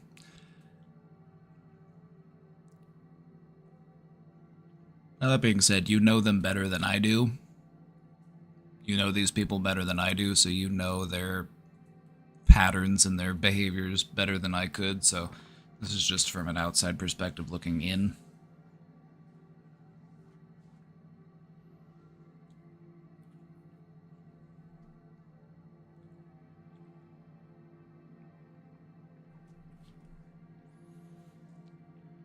If we outgrow people in our lives, which is what it sounds like you're outgrowing people, you know, you're focused on healing and growth and actually working on your problems, good.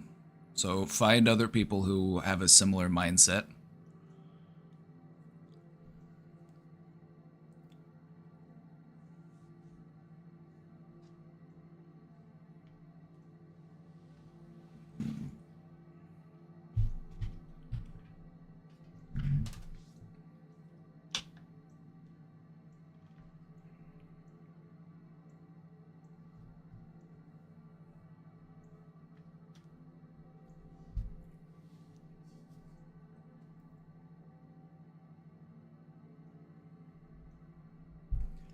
Sometimes what's best in life is to just wish others well and to go on your way, you know? It's like if these people are no longer serving you and the energy that's being cultivated in this community just is harmful for you, then distance yourself from it. But we don't need to be in a state of conflict about it. We don't need to be, you know, aggressive towards the people who are using this platform for their own, you know, purposes. If we want to feel more peace within us, we want to, you know, show more peace to the people around us.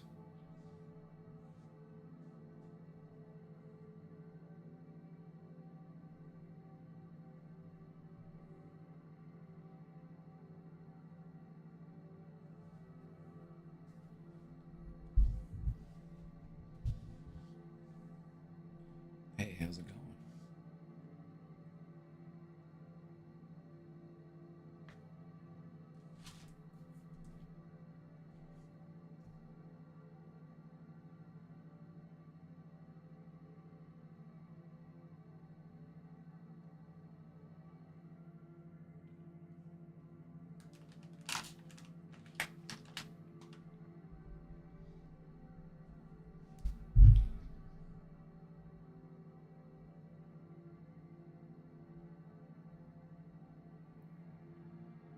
Every time they leave their apartment, they make sure to shout as loud as possible so the whole building can hear them.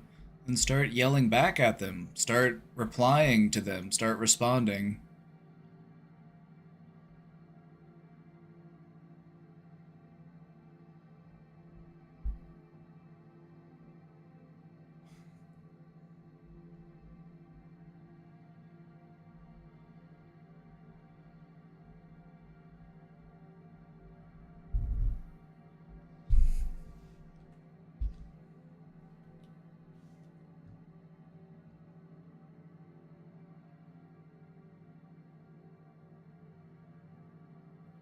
Last time I confronted one of these shitty men, I almost got sent to jail, Lamau. I wasn't saying to confront him.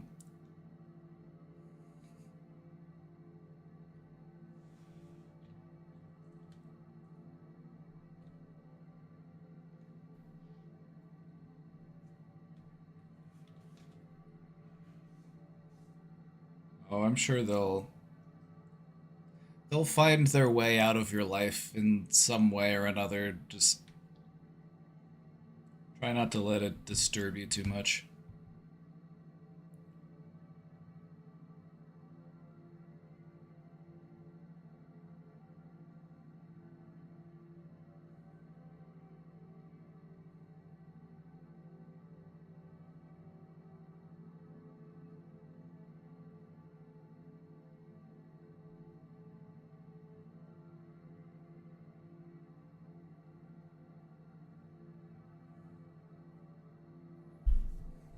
Okay, so the questioner does bring up some valid points here, okay? I understand that it might come across as being judgmental and critical of this group of people, but there really are just some communities online. We're talking like micro communities, like less than 100 people, where they just become these sort of vortexes for negativity.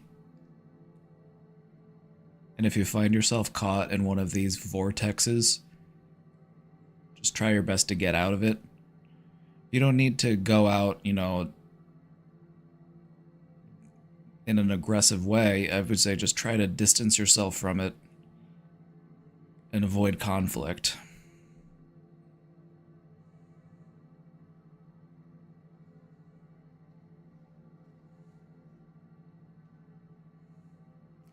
But yeah, we don't want to make any assumptions about other people's willingness to change. Like, we just need to worry about our ability to change. That's what matters most.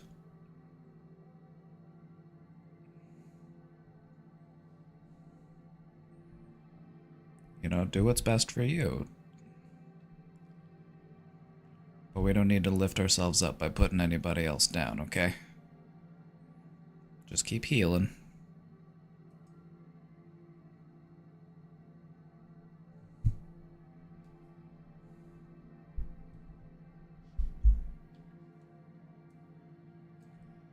Hey, I used to catfish as a boy back in the day on a game, and then I used a photo of my cousin and said it was me. I feel guilt still. It's been 3 years.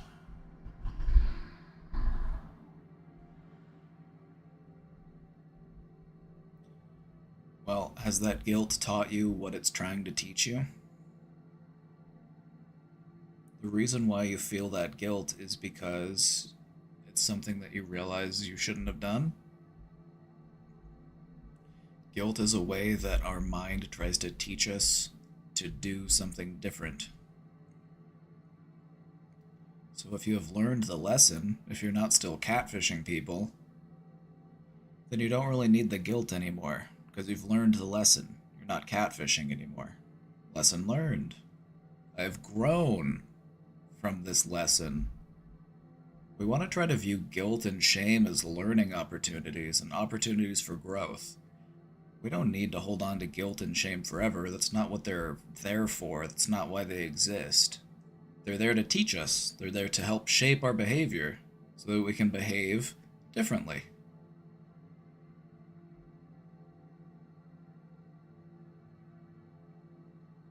It's one of the things I always like to ask people whenever they tell me they feel guilty about something is, why do you feel guilty about it? Like, well, because I realized that doing this was wrong and it hurt people's feelings or whatever it might be. Okay. So you understand why it was wrong. And are you still doing it? Are you still doing this behavior? Well, no, I haven't done it in however long. Okay then, so you've learned the lesson. So then it's okay to let the guilt go. Because you're not behaving in a guilty way anymore. You're not engaging in guilt inducing behaviors anymore. You've changed your behaviors. You've learned the lesson.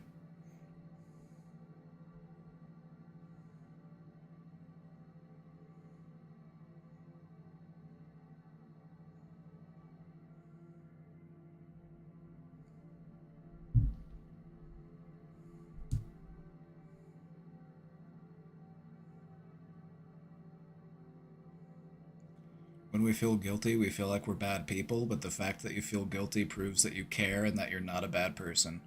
Exactly. Dip Chip's right.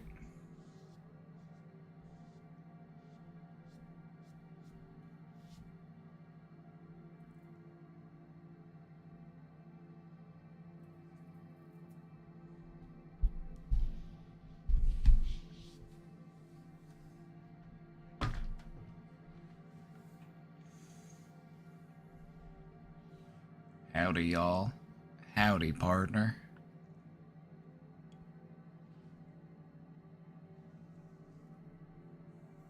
That statement changed my life.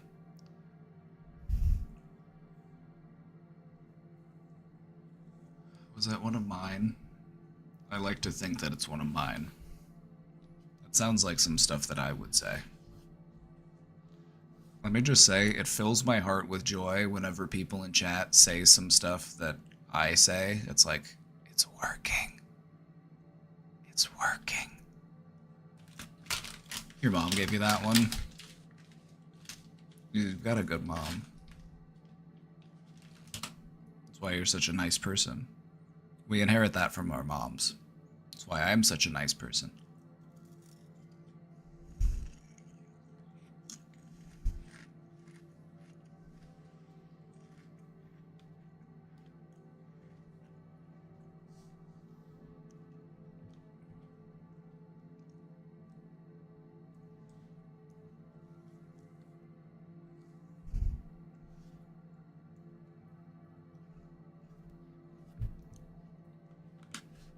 You just want to shout out the chipper? Shout out to the chip.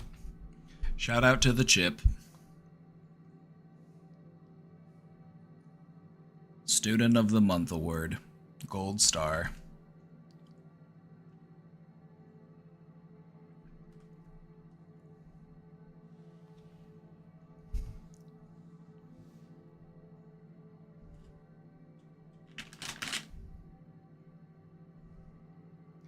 I got my estradiol prescription on Tuesday.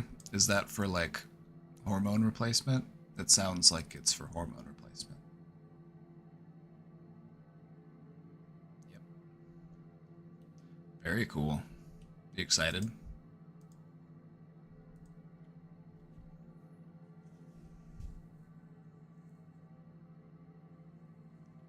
Very cool.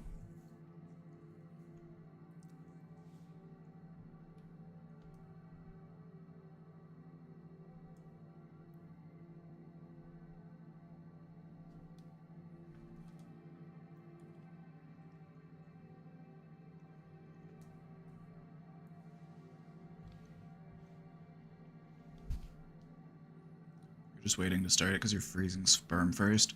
Won't it be cool in the future when you can have your own baby? Like that could be possible in the future. Just basically produce a copy of yourself.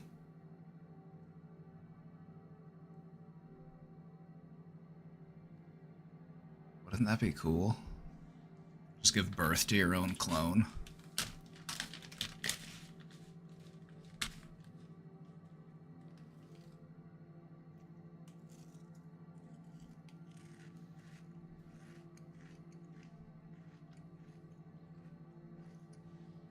I don't know, I think raising a clone of me would be kind of funny.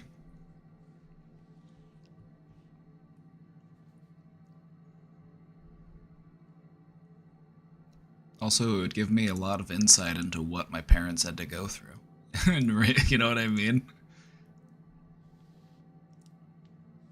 Like, wow, this is what it was like raising me. Okay, I get it now.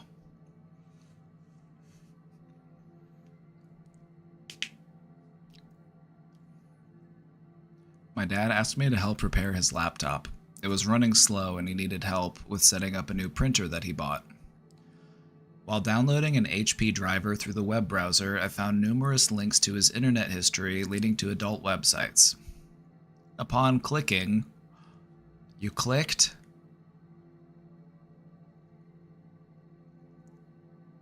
You clicked.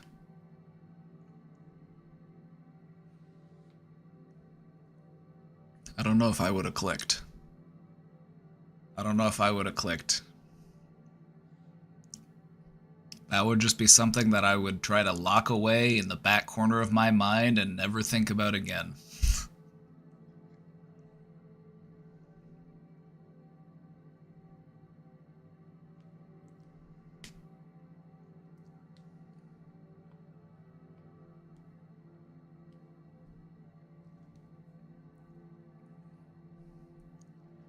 Upon clicking, I found pages featuring trans and gay porn. Honestly, very progressive of him.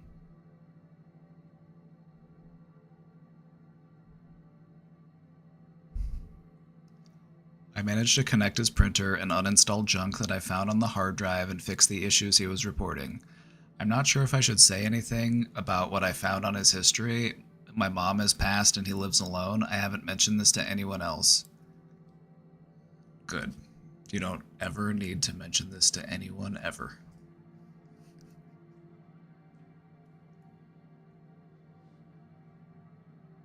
You don't have to talk about it with him.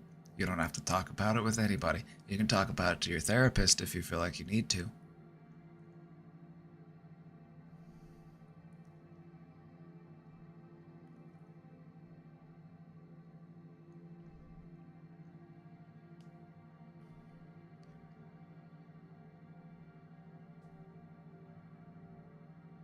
You know, he's getting older, and one of the things that happens to people when they get older is they get curious. You know, they branch out from what normally excites them into different realms, and it's very human of us, okay? So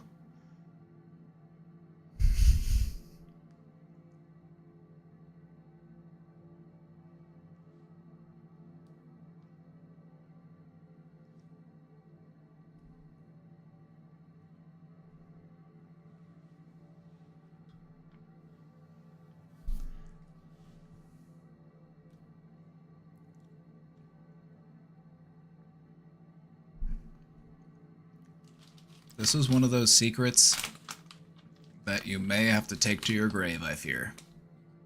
Sometimes in life we encounter these types of secrets.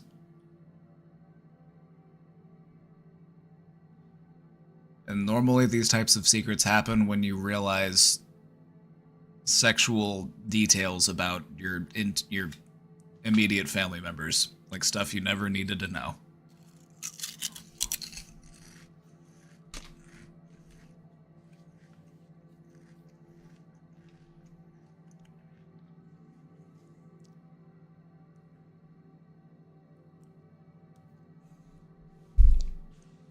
Like, you're at a family member's house and you open the wrong door and you open the wrong drawer in their bedroom, you're just gonna have to try to forget whatever it was that you saw in there. The handcuffs, the lube, the paddle, whatever it might have been. That's their business. Just like your sex life is your business.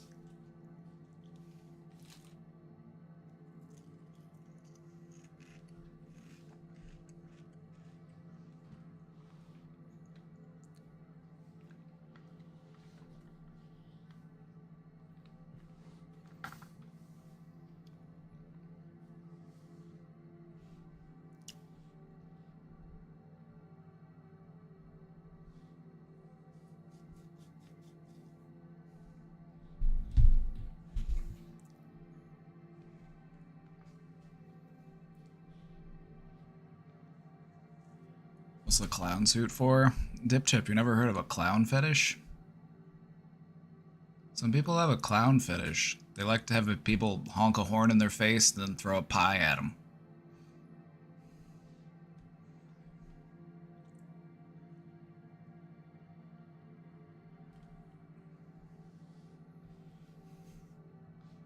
It's pretty kinky.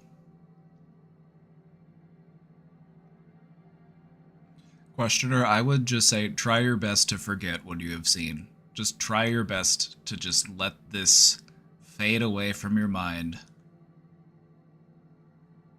I don't think that talking about it is going to really get you anywhere. It's just probably going to make your dad feel uncomfortable and judged, and you know, the next time he needs help from you about something, he might feel more reluctant to reach out and ask for help because he wants to, you know, protect his privacy. So, I don't know. I just, for the sake of your relationship, I would just say, just try to let it be.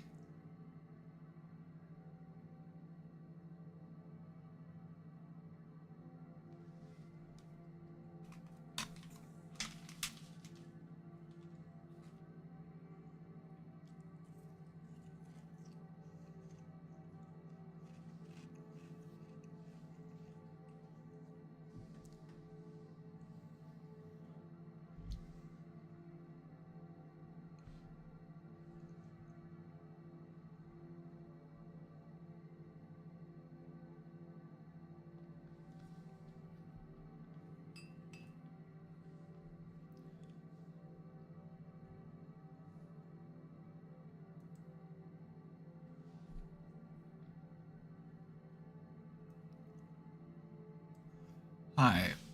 My friend keeps asking me for pics, and I'm afraid to turn them down. I send some pics, but now I regret it. What do I do now?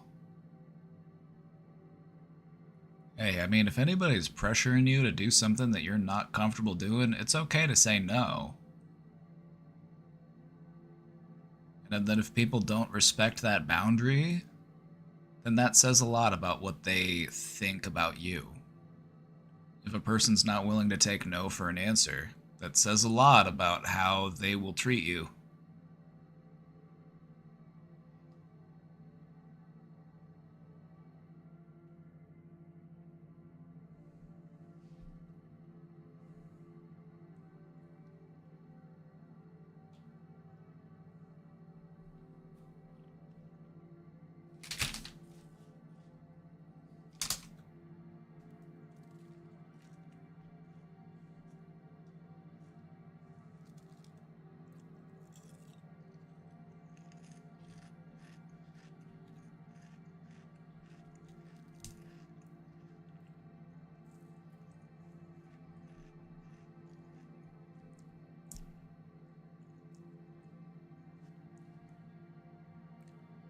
You just had this discussion teaching sexting awareness to 8th graders a few hours ago.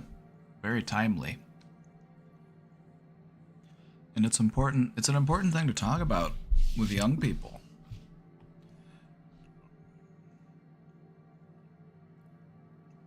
Your friends should respect your boundaries. Your friends should take no for an answer.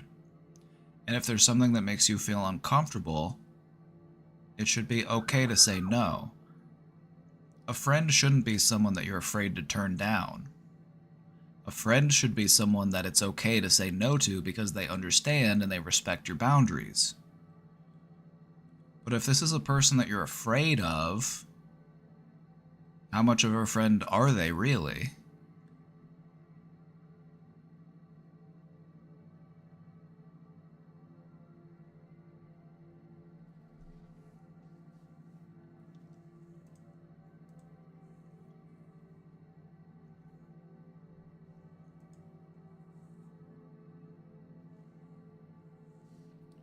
The teacher said we need to go younger and give this presentation to 6th graders. Any kid with a phone. Any kid with a phone, they need to know about stranger danger and sending pictures of people and people being manipulative. You need to teach kids about the importance of boundaries as early as possible. If a person doesn't take no for an answer, that is a huge red flag. And if you're afraid of upsetting somebody because you are saying no, that's also a huge red flag.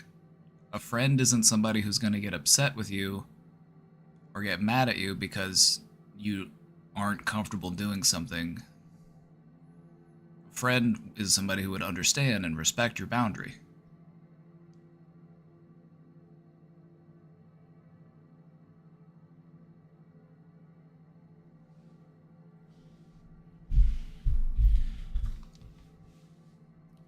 I mean, I would just take a look at why you feel regret over this, and I feel like it's because you feel like you were pressured to do something that you didn't want to do.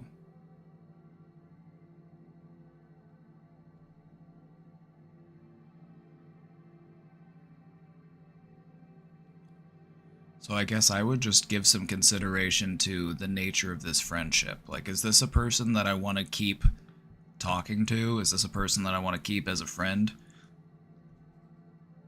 Because they don't really seem to be respecting my boundaries.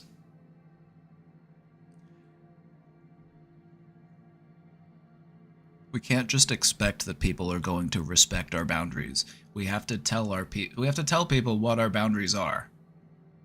Otherwise, they're just going to make an assumption of what our boundaries are and they will try to cross our boundaries.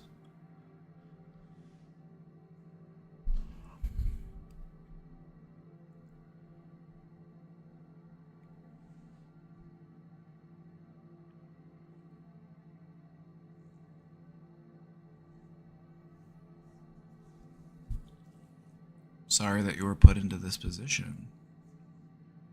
You know, it's not fair to have a friend treat you that way.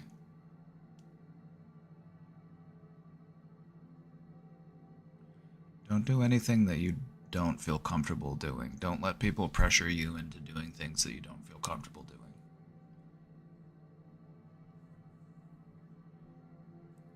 And if you feel a sense of like fear or being afraid for turning somebody down, that says a lot. It should feel safe and comfortable to turn somebody down if we're just presenting a reasonable and respectable boundary.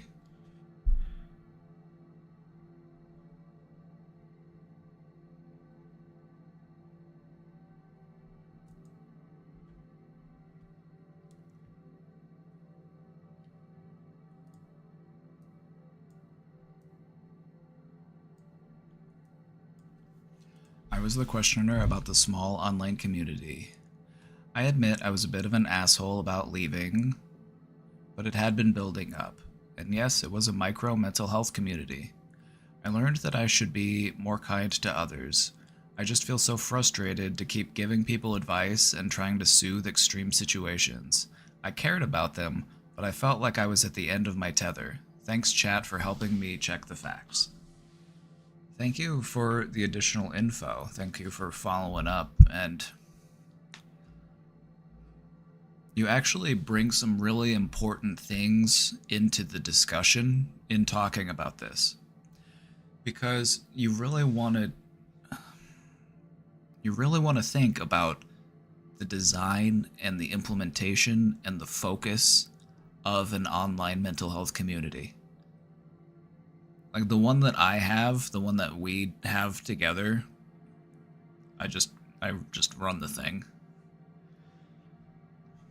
I've put a lot of thought and planning into how that is shaped and how that operates, and that is why it works, is because there are guidelines and we follow those guidelines. But sometimes in these niche communities, those guidelines become blurry and it can very quickly just become a trauma dump. It can just become a trauma dump yard.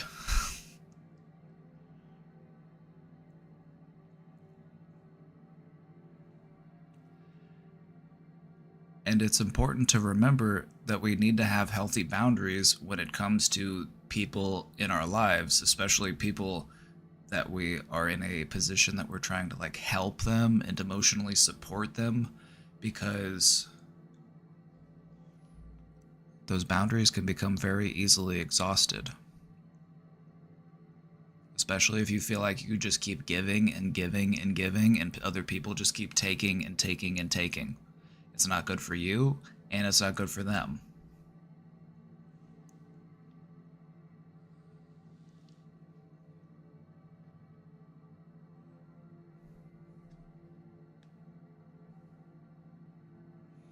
So yeah, you're valid in feeling the way that you do, and I feel like you were right to step away.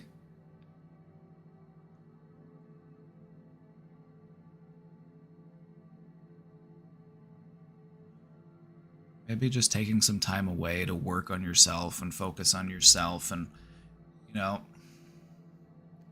you can always just take a step back from the level of engagement that you had with them. Like maybe you don't need to leave permanently. It's like maybe it's something that you could just check more periodically rather than checking it regularly. Just kind of slowly just work away from it.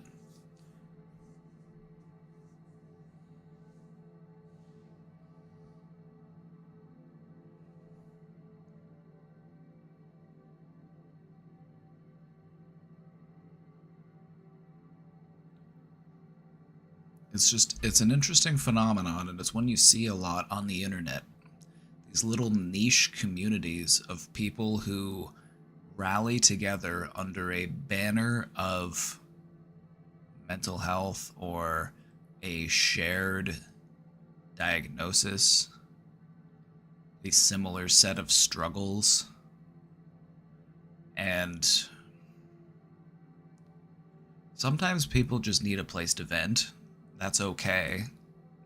Sometimes that's what people need in their life, is just a place where they can just get it all out.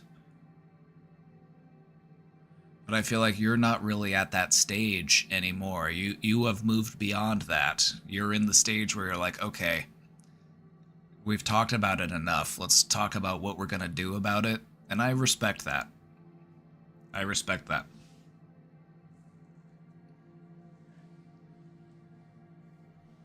So I guess what I would recommend is to just try to lead by example. Just continue to live that growth mindset. Just continue to show them through your behaviors and through your words that healing is possible. Just set a role that they can follow.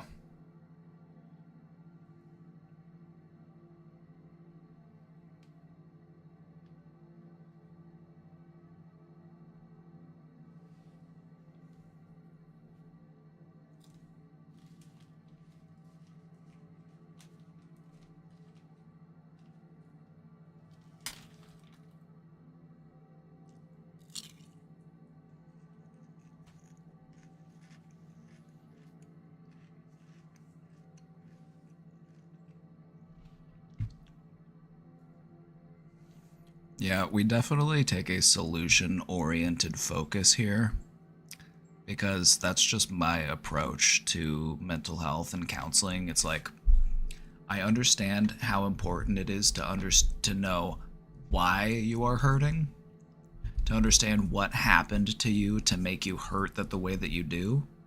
And it's also important to understand how that hurt has affected your behaviors today and how it continues to manifest in your behaviors today.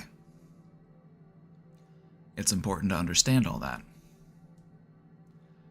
The sooner we can get that over with, we can figure out that process of the why, then we can start working on the what. Okay, well, what do I want to do about it?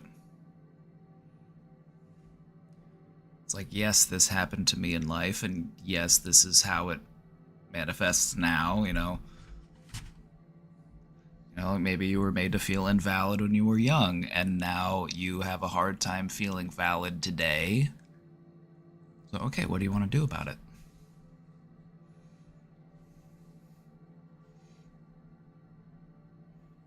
I really like to see when people make that switch into being more proactive and to start working on growing and healing, because it really does happen that a lot of people get stuck in the why. Just continuing to go back and look at things that have happened and be like, well, then this happened and then this happened, and You know, it's just some people just get stuck in that part.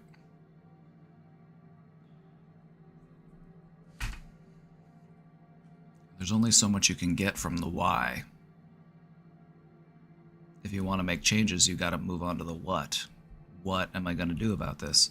What do I want my life to look like? What do I want my thinking to be like? What do I want my relationships to look like? And how do I make that happen?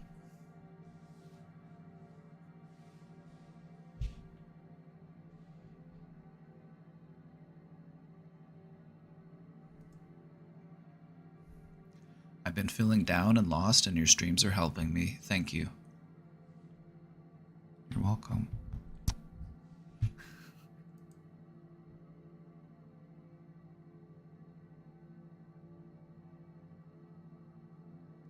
happy to hear it.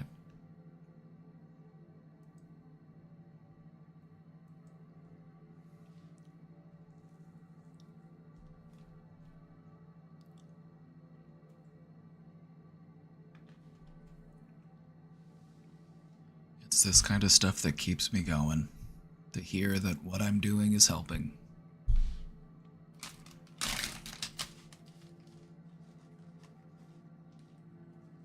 Helps me feel useful.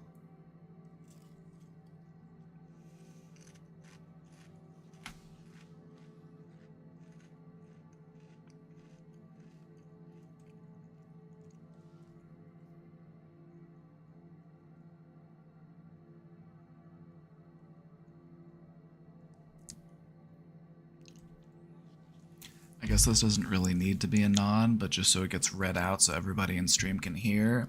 I'm the questioner that's been homeless for almost a year and got hurt. I finally got some good news today. My mother and I were approved for an apartment locally. I've been crying tears of joy and relief for about 15 minutes. We can move in on the 1st of next month. I am so effing happy. I never thought this hellstorm was going to end. I will finally be able to go outside, sit on the porch, be free. Guys, I will be free! I don't even have the words for all the emotions I feel. Thank you for this space. It helped me get through. It means everything to know that people cared when I needed someone.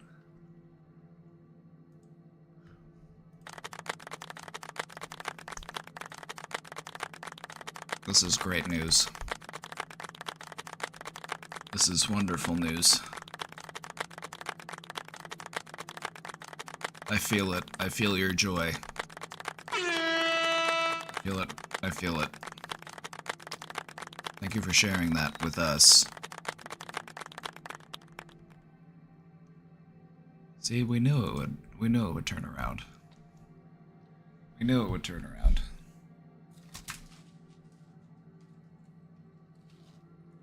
Hell yeah.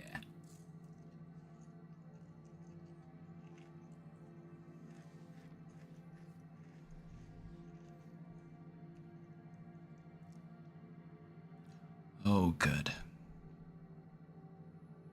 This might be parasocial of me, but, you know, I worry about you all sometimes. You know, I care about the people in this community. When you're not doing well, I find myself wondering sometimes. I'm like, I hope they're doing okay. You know, sometimes people pop in and out, and I think back to them, and I'm like, I hope that person who stopped in was having a hard time. I hope things are better for him.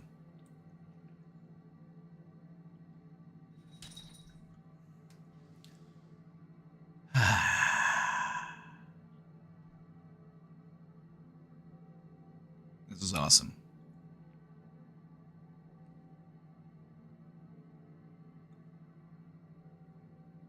This is great news.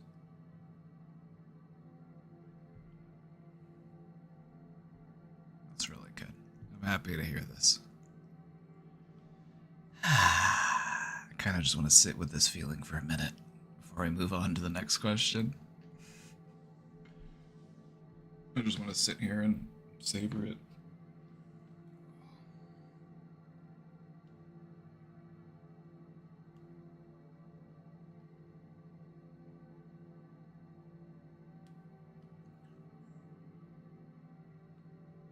My arm is still healing. I don't have to wear it in a sling all day like I used to, but I still can't quite use it to its full ability yet. It kind of hurts to like rotate my arm a bit. But it's getting better. It's a lot better than it was. I think in a few more days I'll be back.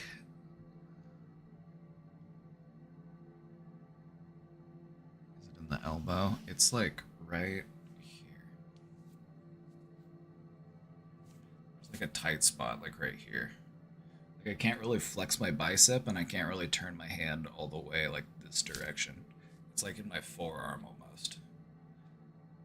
But it's like right here, but also like a little bit down here. And then there's a little bit like up in my wrist, but my wrist feels mostly fine now. Like, I think my arm was just kind of messed up in a couple spots. It really hurt that first day. But for a few days I had it in like a brace and like a sling, and now I can like walk around with my arm like not in the sling anymore. But I can't really like fully extend my arm yet. I can get like 90% of my range of motion, but I still have like a little bit left to work through.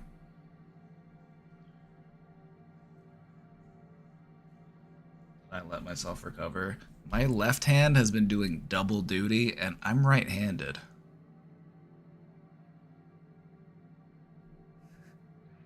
Is this from a spill off the quad? Yeah, I was loading the quad into the back of the truck, and I was driving it up this little ramp, and then it starts to like tilt back a little bit because we weren't like at the right angle, and so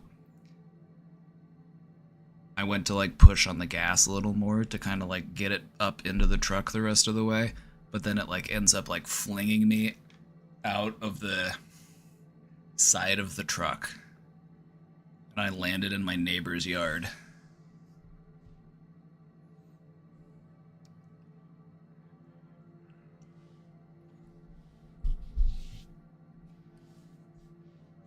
It could have been way worse. I could have very easily broken my arm, but all things considered, you know, injury aside, my right arm did a great job at breaking my fall. I gotta give it up for my right arm, even though, you know, it got injured in the process. Messed up my ligaments a little bit. It's stuff that'll heal.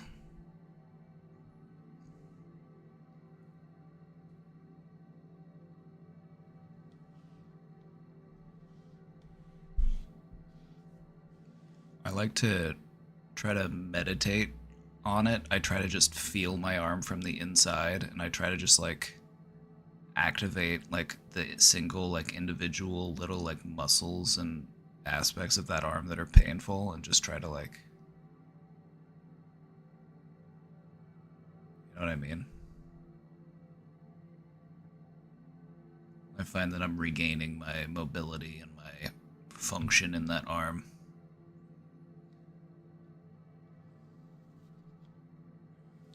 Somatic tracker. Oh, I'm. Are you familiar with Kundalini yoga?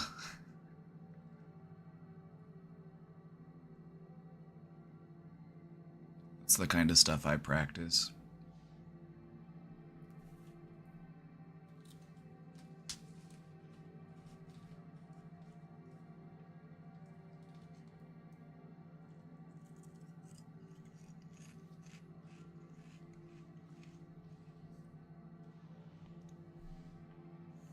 Kundalini yoga is basically just a combination of meditation with yoga, and you try to be very in your body, and you try to access and gain, you know, control over new parts of your nervous system. It's a very potent and very, they call it the most potent form of yoga.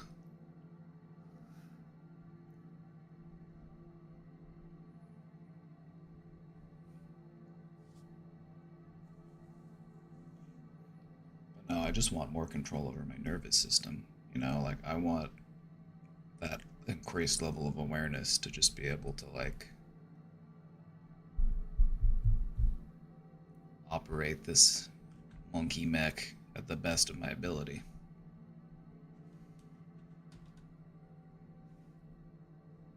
Yoga is basically like practice at piloting your body.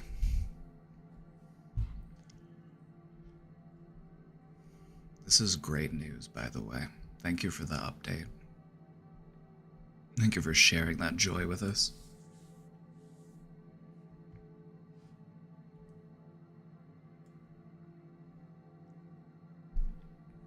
I broke up with my ex recently and I'm having a hard time coping. I broke up because he cheated. Nasty. How do I get over him? He's a cheater. You're all right, like...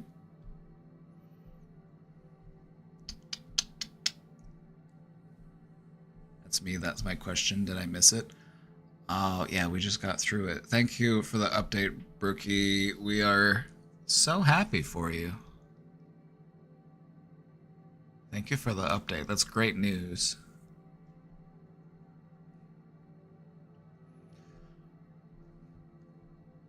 Alright, here's the thing, questioner. Sometimes when it comes to a breakup, even when it makes perfect sense to break up, like in this case it made perfect sense, he cheated. So yeah, break up. Sometimes though, we can still have a hard time readjusting even when the breakup feels absolutely justified. You know, the breakup was the right decision, but it's still just an adjustment because, you know, things have now changed.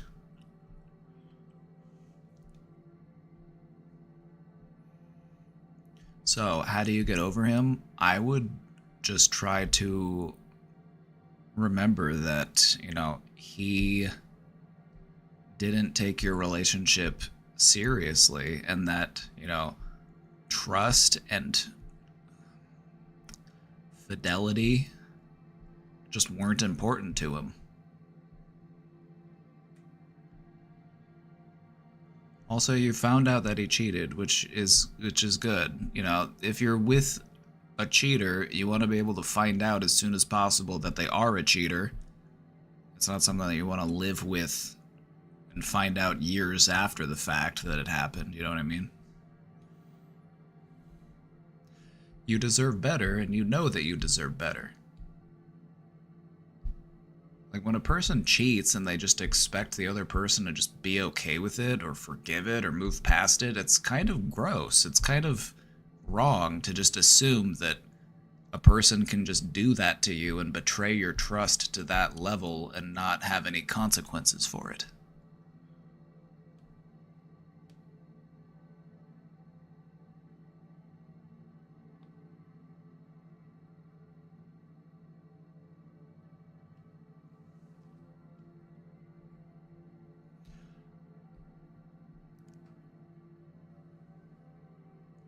I would say take the time you need to just focus on yourself, you know, just show yourself some love, go do stuff that you want to do.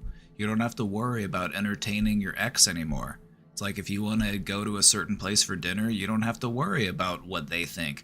If you want to watch a certain TV show or go to see a movie or go do something, you don't have to worry about what your cheating ex has to say about it or what they want to do. You don't have to worry about their input anymore. You're free. So enjoy that freedom for a little while. Get to know yourself a little bit better.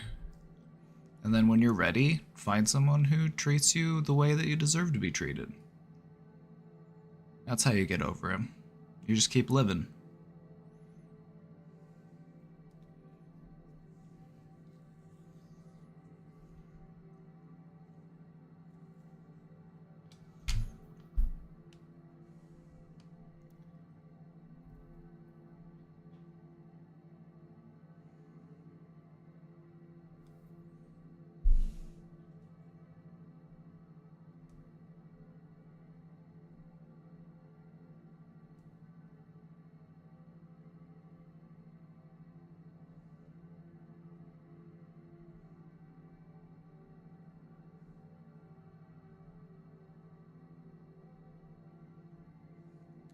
just don't really get cheating, you know? It's like,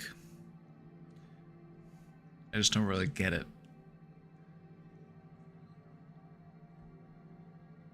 It's like, if you want to be with somebody else, like, go be with somebody else. It's like, why do you have to cheat?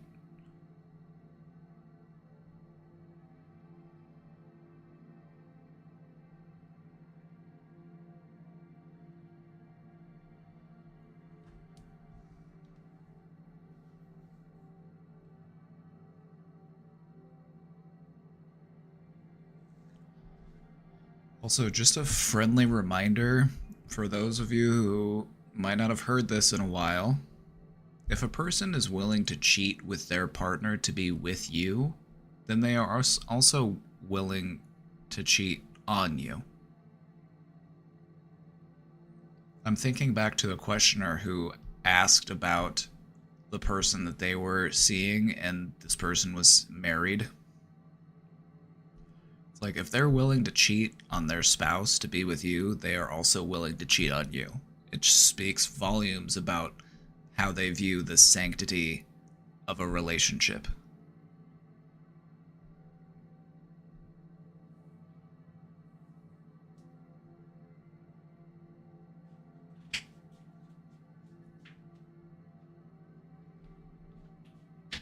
Oh. Casey just poked her head in. I was wondering what she was saying.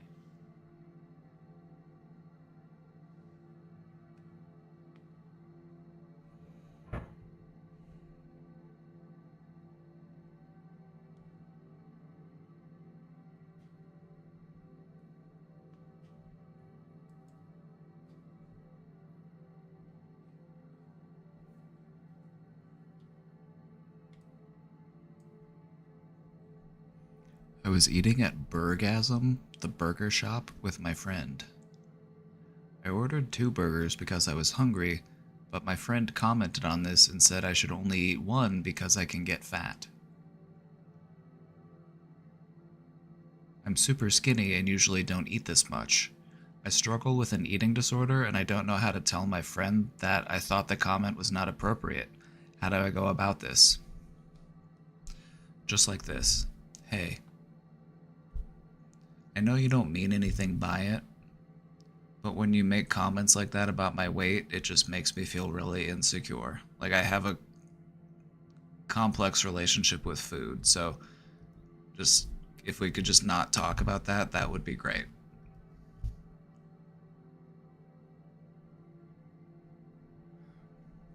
Like, even if they did try to mean something by it, we still like to just give them the benefit of the doubt and say, hey, you probably didn't mean anything by it.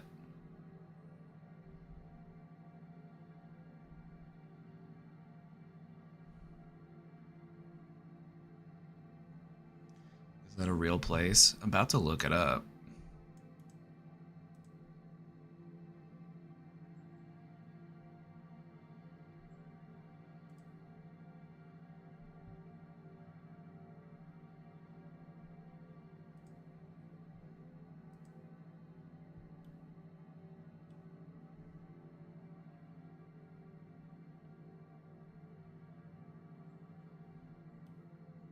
Do they have pictures? I want to see pictures. I want to see those burgers.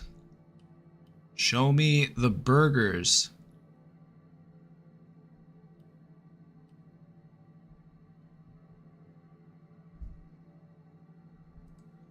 Went to Google Images. Yeah, there's probably...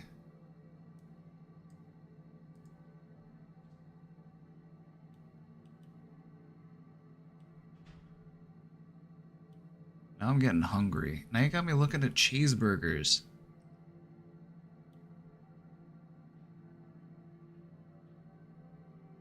Now I'm up here looking at cheeseburgers. Now I'm up here getting hungry.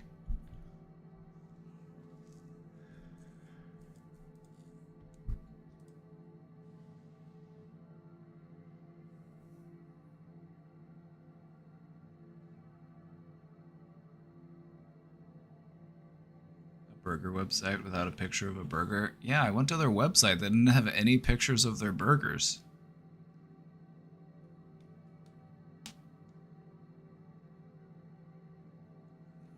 If your friend feels the need to comment on your weight, it's because they are uncomfortable with their weight. They're insecure about their weight. They're telling you that you can get fat because they're worried about getting fat. That's why they do it. So if you talk about it together, then you can both realize that this is both a concern that you have, because if you're having this issue, then they're probably having a similar issue too. So I feel like you could come together over this and you could, support each other as friends.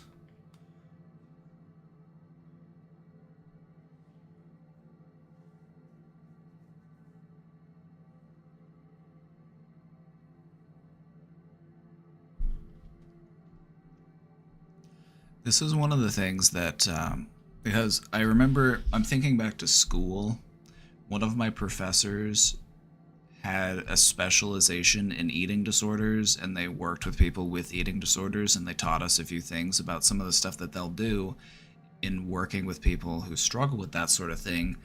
And you really need to literally look at okay, how much am I about to eat? If I'm about to eat this much, this burger weighs how much? Okay, this burger doesn't even weigh 1 pound, so if I eat this burger, I'm not even gonna gain a pound because I'm not.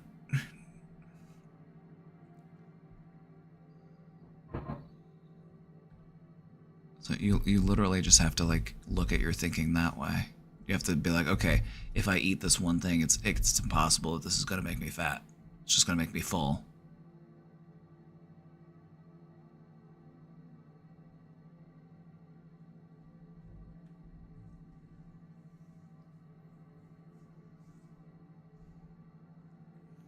If somebody has an eating disorder, should they seek help? Because what if they're afraid of what the people helping them are going to do? Eating disorders are oftentimes very complex and require specialized treatment because there's a lot involved in disordered eating. It's not just your relationship with food, it's also your body image. It's also the way that your body responds to hunger. It's the way that your body responds to seeing food or smelling food. It's a diverse issue. There's a lot to work on when you're working on an eating disorder.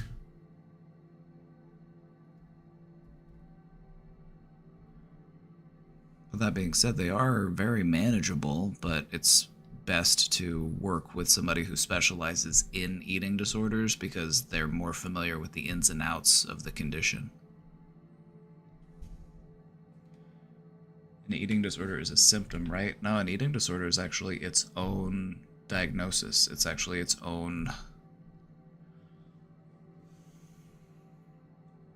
It's its own thing.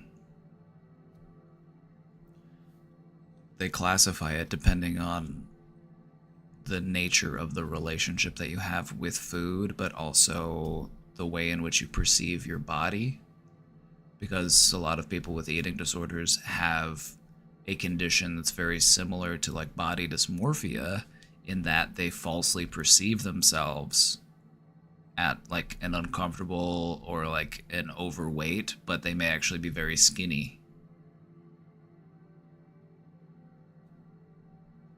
You see it most commonly in people with anorexia, is they will be as thin as you can possibly be, but they'll be I feel so fat.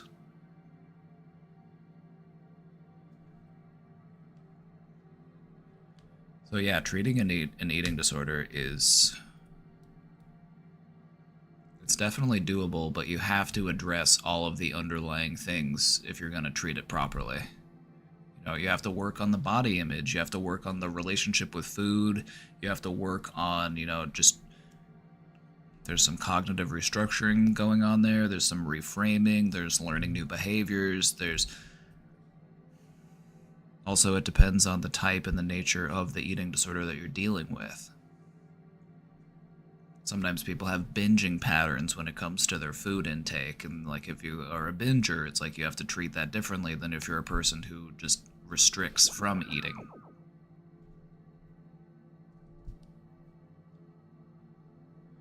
Just me talking about it right now, you can start to see like just how complicated it can be in addressing an eating disorder.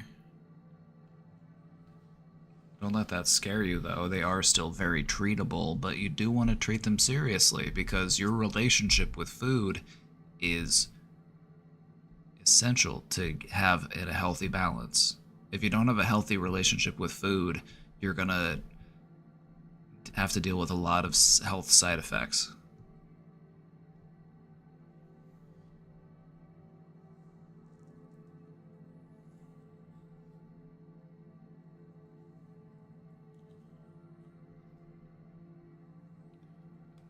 Are there possible sensory issues too? That too. Like sometimes people, you may have to teach a person how to distract themselves while eating. Like you may have to literally be like, okay, every time that you want to eat, go on YouTube and watch a mukbang video. Watch somebody else eating so that you feel more comfortable eating. Things like that.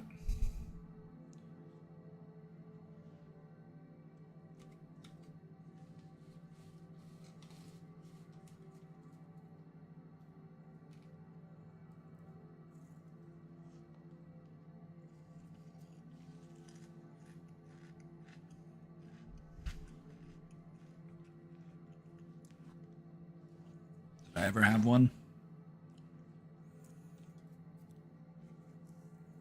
I don't know if I'd say that, but I've definitely had my own challenges with like body image. And I feel like most people do.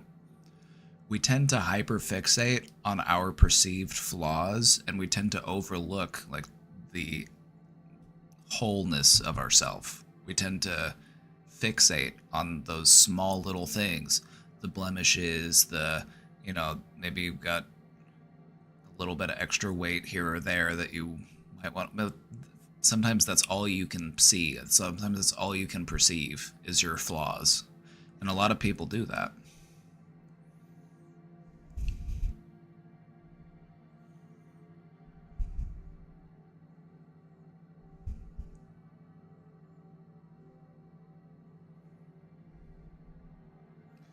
Like most people have like some sort of freckle or blemish that to you or me you might never notice, but to them it feels like it's a giant sign right on their forehead that everybody is staring at.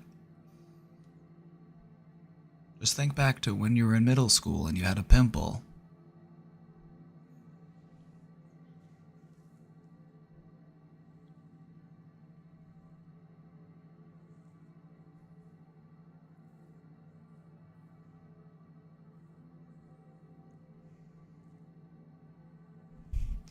If you're gonna eat 2 cheeseburgers, I would say eat 1 cheeseburger first and then see how you feel and then go from there. Especially if it's a big burger.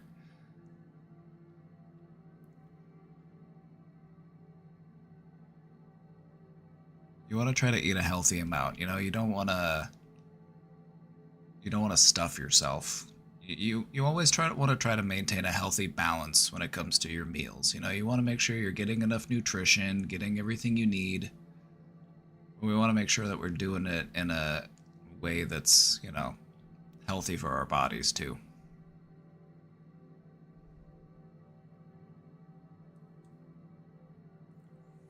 How do I know if the birth control that I'm on is causing me to be depressed? I've been taking the pill for years and always hear people call it the depression pill. Could be. It definitely is playing a role, even if it's not the 100% cause of the depression, it undoubtedly still is contributing in some way. Birth control changes your hormone balance. It changes your internal chemistry. It has all sorts of side effects.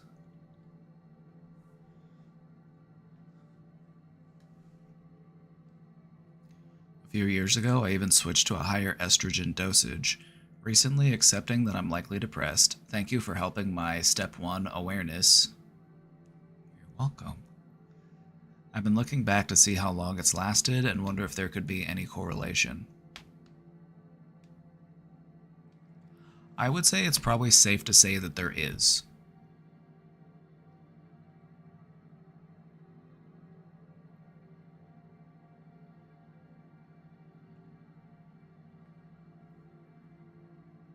I mean, especially if people are referring to it as the depression pill.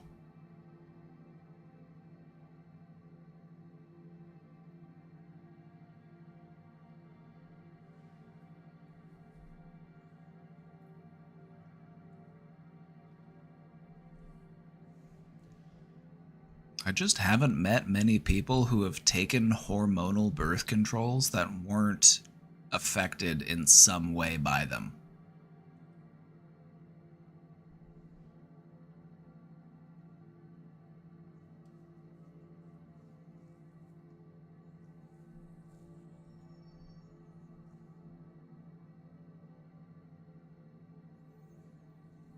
Right. So don't forget that once we understand the awareness,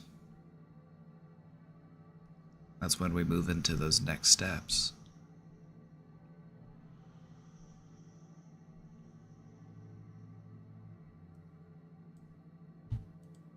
Doctors love prescribing them. Yeah, it's because doctors are freaks. Have you ever met a doctor? Every doctor I've ever met is like, this dude's a fucking freak. Every doctor I've met is weird as hell. Like, sure, they're great at what they do. Sure, they know their stuff. But they're also fucking weirdos. You kind of have to be.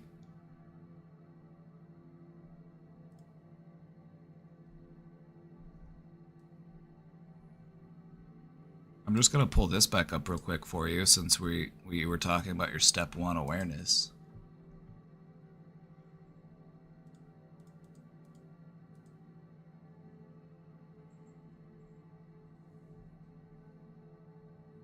We were talking about your step 1 awareness. So step 2 will be evaluation.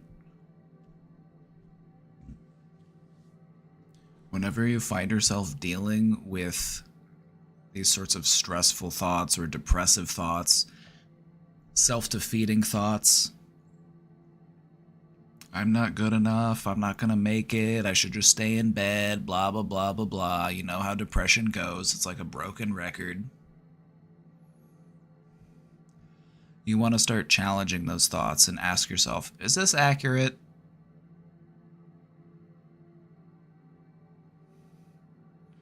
Is this fair? Is this accurate? Is this real? Is this true? Brain fart exercise. That's my secret to mental health, is I teach you all the tricks by coming up with funny acronyms or funny initialisms, whichever.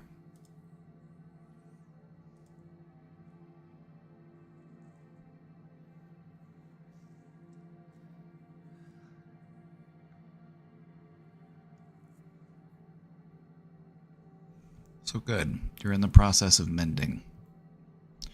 Just keep up the good work. And just keep working on reframing those old beliefs.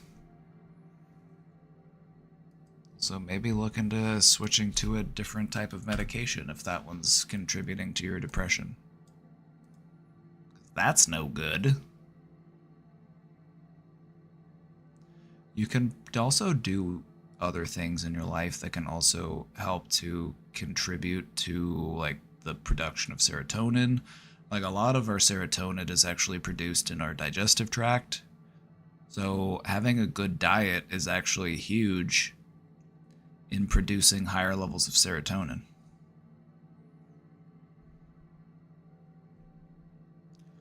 Whenever I make a wrong decision, I feel like it's the end of the world. Is this a symptom of anxiety? Absolutely, it is. We call that catastrophization.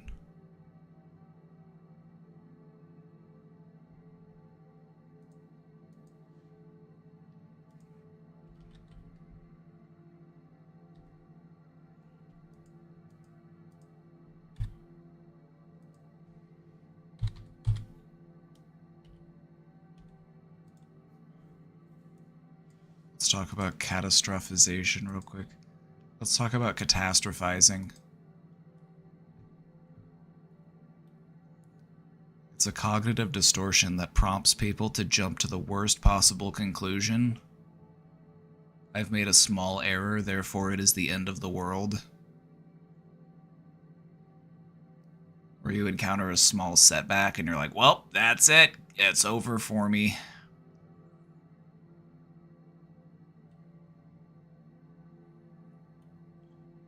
And this is all anxiety.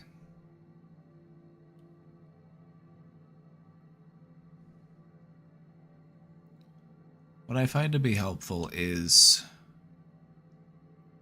to remind yourself that the worst case scenario very rarely actually happens. Sometimes it's also helpful to play that out. Just be like, okay, so what would happen? What would I do if the worst case scenario actually did happen?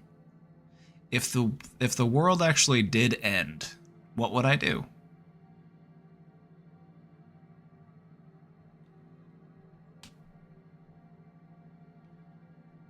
Where would I go from there?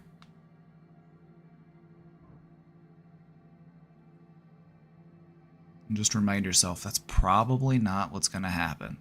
The worst case scenario has very rarely ever happened in my life.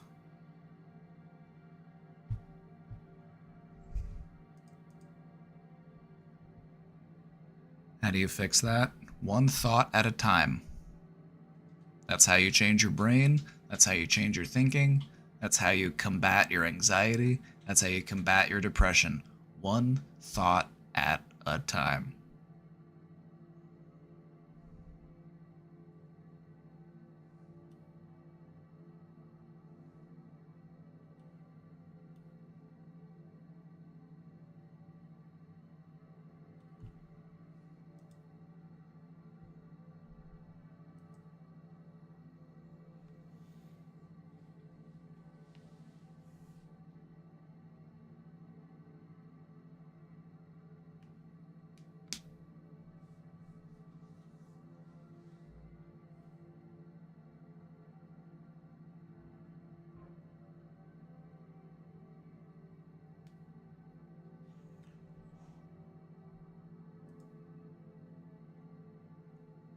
When I do the breathing sigh exercise, my palms start to get sweaty. Is that the anxiety leaving or fighting back?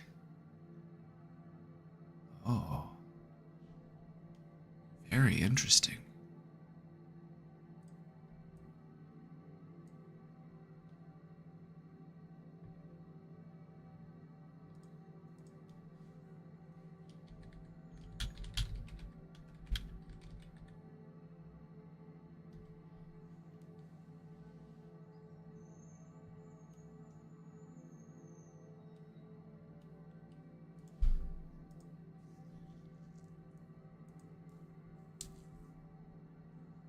Sweating is a sign of anxiety. And that's the thing about your anxiety is when you start practicing how to calm your anxiety down, it'll try to push back against you.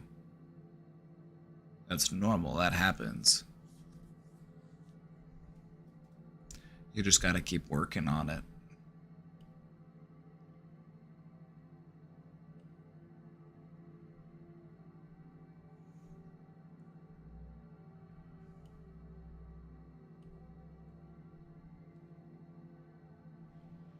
But no, anxiety, it increases your heart rate, which increases your body temperature, which produces more sweat. So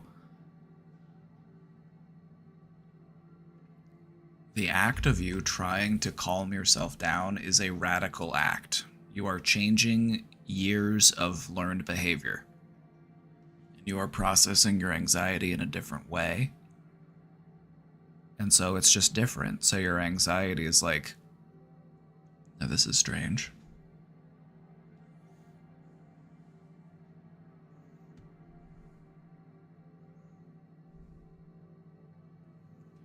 Are people without anxiety able to accept the worst case scenario, or is it just that those thoughts don't cross their mind? those thoughts do cross their mind. It's just that you have to continue to remind yourself that the worst rarely happens, and if the worst does happen, I'll deal with it. Just like I've dealt with every other one of my worst days. You have survived 100% of your worst days so far.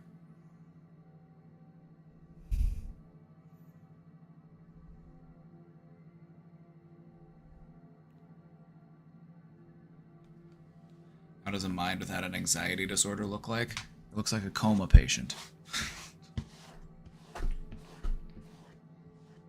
The part of your brain that produces feelings of excitement is also the part of your brain that produces feelings of anxiety. Anxiety and excitement are two sides of the same coin. So if you want to get a grip on your anxiety, what you actually want to try to do is not just make it go away, you want to convert that energy. Instead of worrying about what could go wrong, because that's what anxiety likes to ask you, what could go wrong, what could go wrong, what could go wrong? You have to ask yourself what could go right. Which can be hard to do if you're not practiced at it, but it gets easier with practice. That's how you convert that anxious energy into excited energy. Instead of asking yourself what could go wrong, ask yourself what could go right.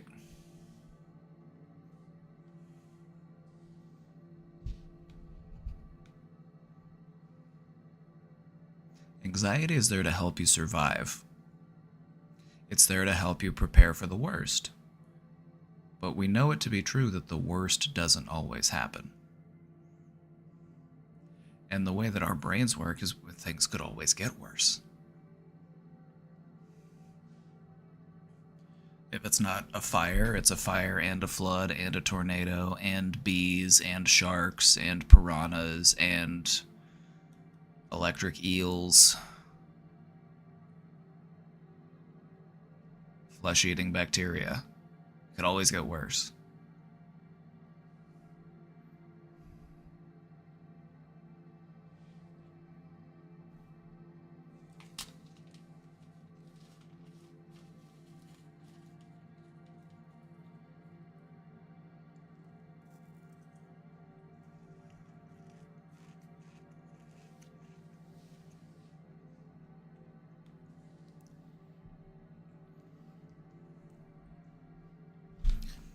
Everyone has anxiety, but for a lot of people it doesn't debilitate them. This is what you want to try to do with your anxiety. I want you to imagine your mind as if it was a house. It's a house that you live in. You are in this structure, okay? And what anxiety does is it comes and it starts knocking on your door. And you think to yourself, okay, well, if I just ignore it, if I just try to not listen to it, eventually it'll go away. And then there might be moments where it goes away, but next thing you know, it's tapping at a window. It's trying to open up the back door. Next thing you know, it's pounding on the door. It's gonna find its way in eventually. You can't just sit and wait for it to go away. And so the key in handling anxiety is to open the door. Let it in. Say, hey, buddy, what can I do for you? Have a seat. What do you need? How can I help you?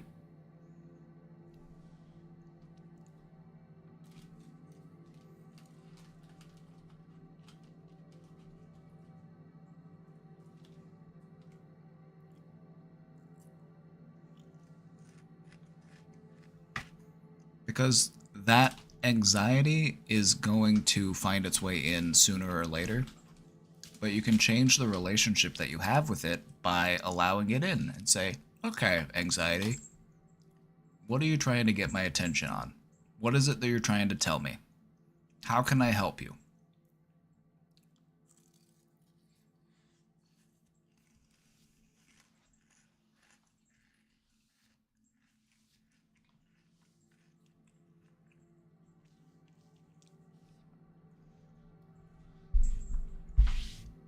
It's asking me to do too much, though.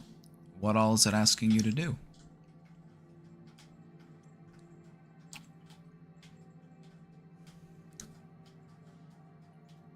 Sometimes all your anxiety wants you to do is just listen to it. Sometimes it just wants to be heard and validated, the same way that we want to be heard and validated.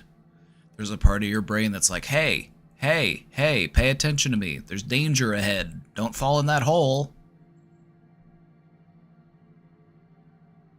You're like, okay, anxiety, don't worry. I'm not going to fall in the hole. Okay, but I just wanted you to be sure. It's like, okay, thank you. Thank you for looking out for me, anxiety. I'll take it from here.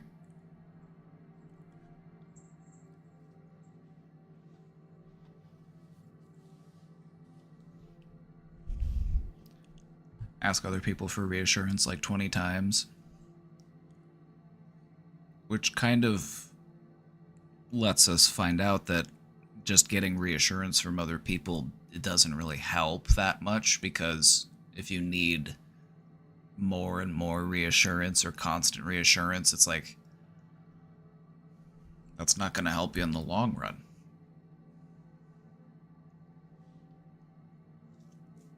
You got to try to change your relationship with your anxiety from within. You got to realize that that fear can't kill you.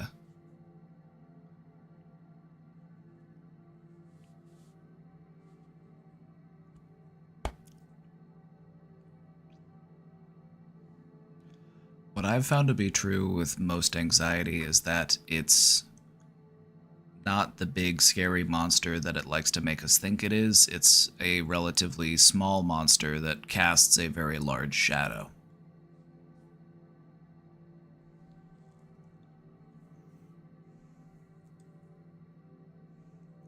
If you're depressed, is it okay to listen to depressing music, or am I just making it worse? This is one of those, this is an interesting question. This is an interesting question for discussion here, because it could be both. Because on one hand, listening to depressing music when you're feeling depressed, it can make you feel like, I can relate to this, I feel heard, I feel validated, I feel understood because someone else is going through what I'm going through. And that's important. But that's not the be-all, end-all of dealing with depression. And so if we just continue to listen to depressing music, it can keep us in a depressive state. It can make that depressive state feel more comfortable and more familiar, and it can make it more difficult to get out of.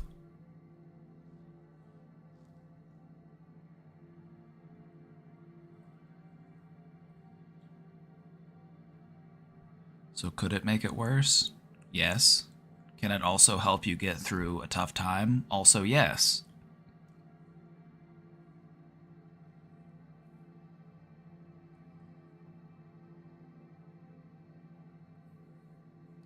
I would just say this: if you're feeling depressed, try listening to different types of music that promote a different type of energy, a different type of emotion, and just see how those make you feel.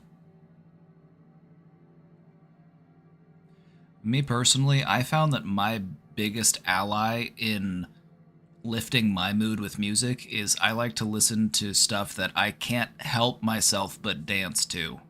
Like that type of music. It's like it doesn't matter like what you got going on, it's like you're gonna be boogieing a little bit.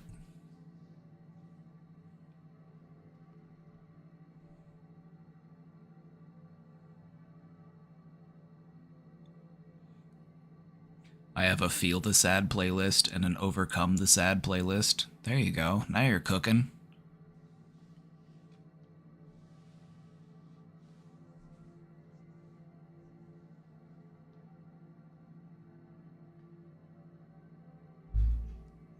I only listen to Hound Dog when I'm down by Elvis. Ain't nothing but a hound dog crying all the time. Ain't nothing but a hound dog crying all the time. Ain't no friend of mine.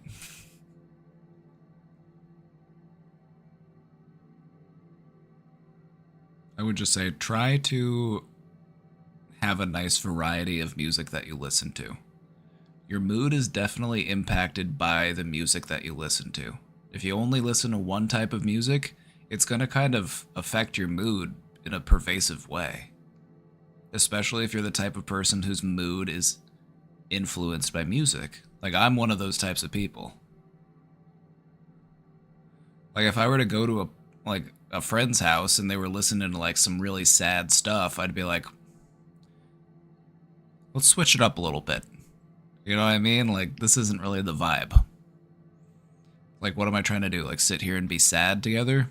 Or are we trying to, have some fun? There's a time and a place for both.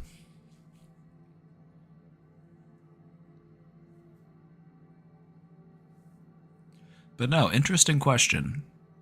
Interesting question. Because it can be good, but it could also affect you in other ways. So I would just say try to keep mixing it up. Listen to songs that make you happy. Like me personally, I like to keep a playlist of songs that help to make me feel happy. I have a playlist of songs that I enjoy singing because I find that when I'm depressed, I don't like to sing. But if I put on songs that I like to sing along to, then I'm more likely to sing. And that's me fighting back against depression because I recognize that not singing is a symptom of my depression. They're listening to Mad World. Oh. That's how you know that somebody's really going through it. They're listening to Mad World.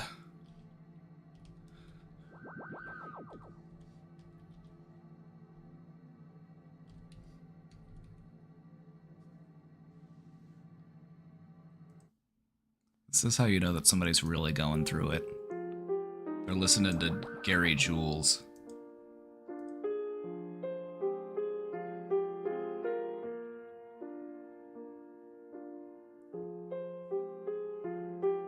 If your friends are listening to this type of music, check in on them.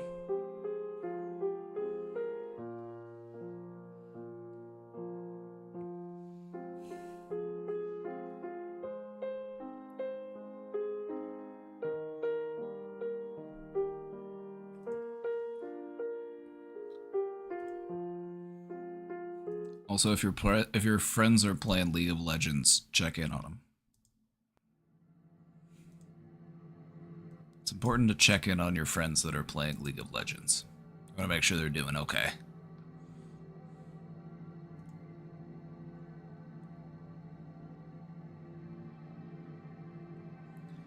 Do you think that people with BPD will have a hard time keeping friendships? They're most likely to ghost people for no reason.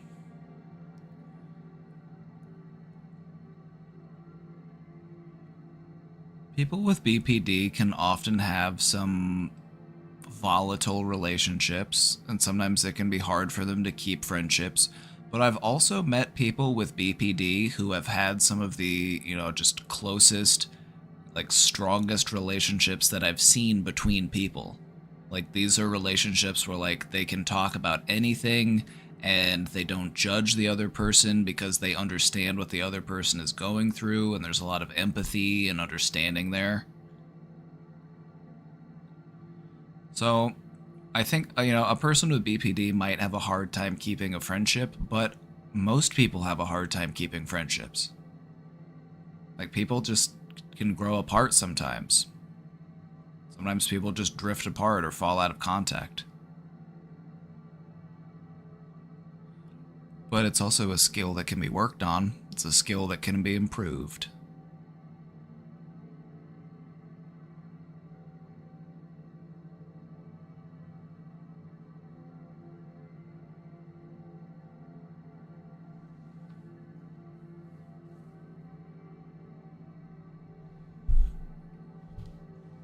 Do autistic people have more mental health problems because society hates them? I'm autistic. Well, first off, I don't think that society hates autistic people. I feel like autistic people have actually been a tremendous force for a lot of the progress and innovation that happens within a lot of important fields of study.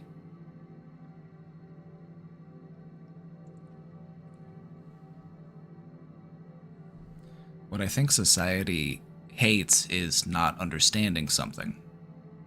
And by and large, society has a lot of misunderstanding around autism. So I don't think it's that society hates autistic people, it's just society hates that it doesn't understand them better.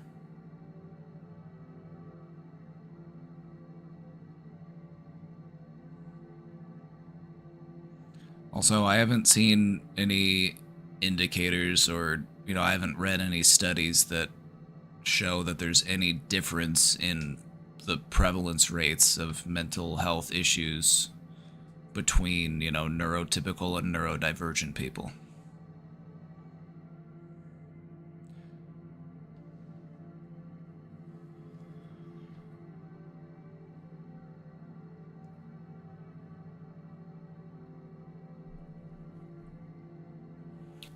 I guess it's just the autistic people I've followed online that believes society hates autistic people. Sorry. Hey, no need to apologize. Also, you're new here, so I'll give you a fair warning that we don't allow apologies here. No apologies allowed. You're allowed to speak your mind here.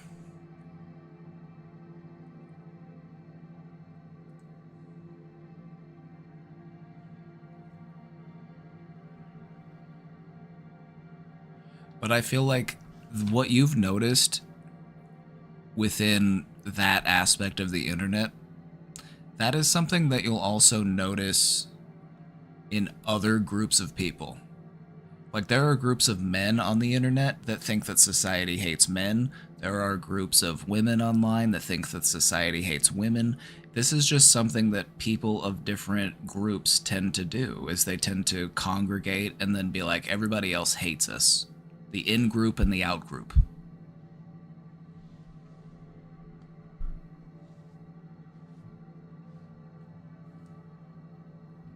It's a little bit of social psychology.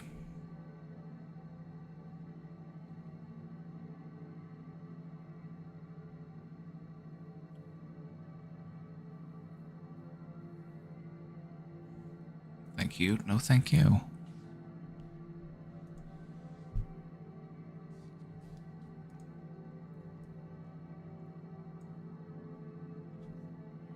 Hey, I was recently diagnosed with mild BPD and ADHD at 26 years old.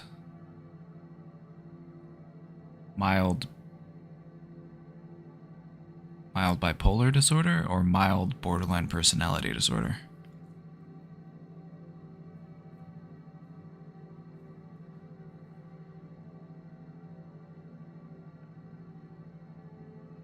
I don't know, let me read further. So, being in the process of learning myself from the beginning, I realized that I've been unconsciously masking a lot of behaviors and quirks that I believed a normal person wouldn't have, and I've been doing this for at least 10 to 15 years. It feels like I don't even know who I am or what I want to do with my life. Like I've been playing a role all these years. I don't know how to reveal those things about myself, and at times it feels unbelievably frustrating.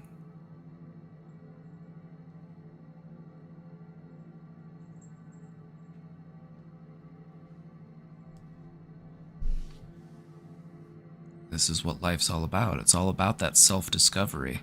I feel like, diagnosis aside, this is something that's really normal for people to go through around the age that you are.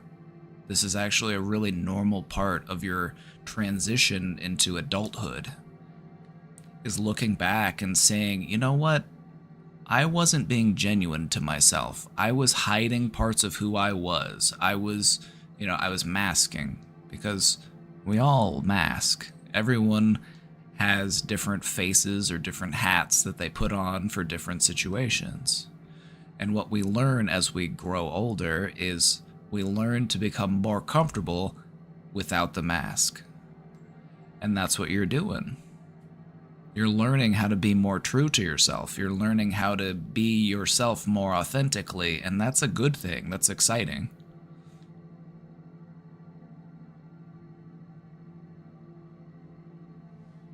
You get to be whoever you want to be.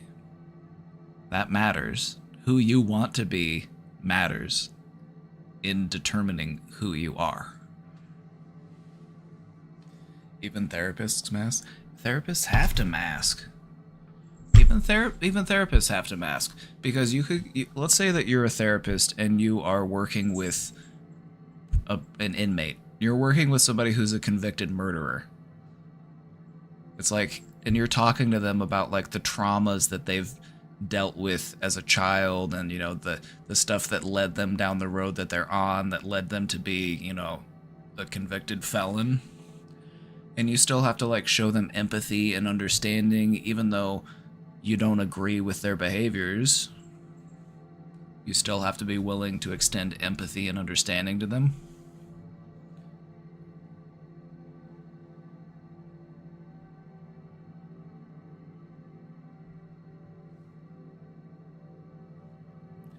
So, you feel like you don't know how to reveal these things about yourself?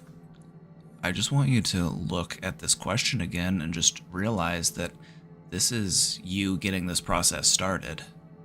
You are in the process of revealing these things about yourself. You waited until you were ready to do it. So don't fault yourself for not doing it sooner. You did it when you were meant to. So just try to be yourself as authentically as possible every day.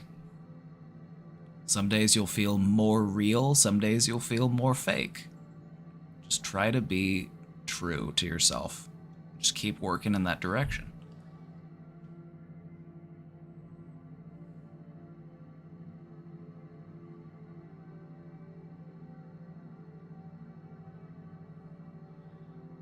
It can be intimidating, it could be scary, but honestly, this type of stuff I find to be really exciting. I find this to be a really exciting point for a person in their life.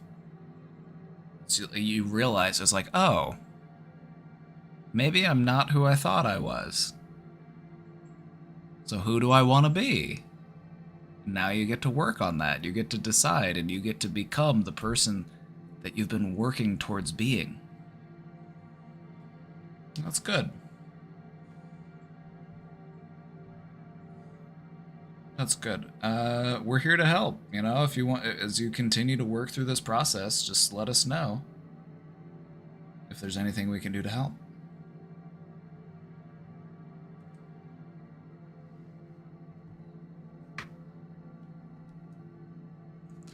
Hi, I'm 17 and I'm talking to my 21-year-old friend on the phone right now, but I keep yawning and they keep yapping and I'm so tired of them at the moment. How do I end the phone call?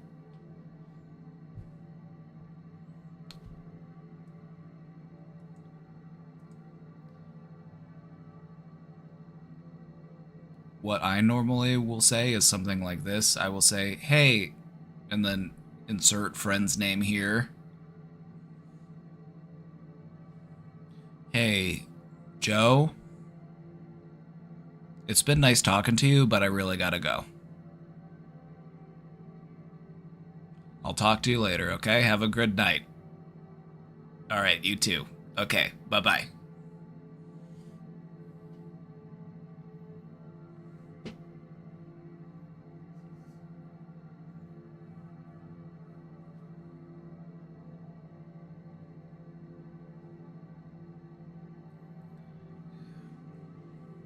It's best to just be honest, you know, if you're done talking, just be like, just let them know that it's been nice talking to them and that you'll talk to them later. What do you do if they still don't get it? If they still don't get it, like, hey, I gotta go, my battery's about to die.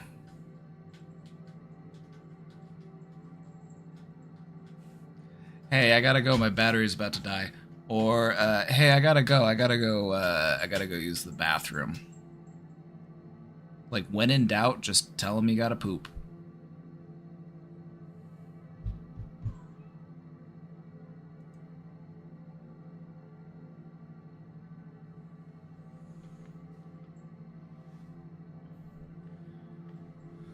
How long can we get with these questions? I submitted a somewhat long one. Oh, we get the long ones.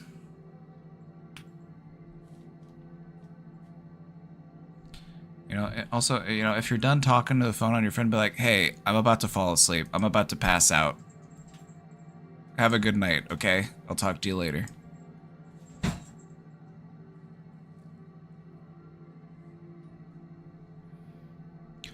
I'm getting there. We've got this question, and there's currently 2 more behind this one.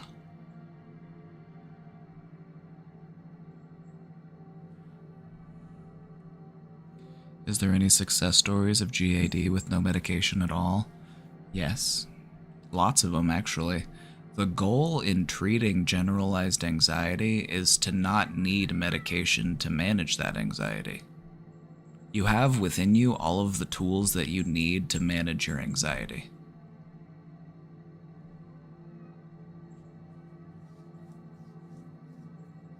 The best ones are, breathing exercises, somatic tracking, grounding exercises, meditation.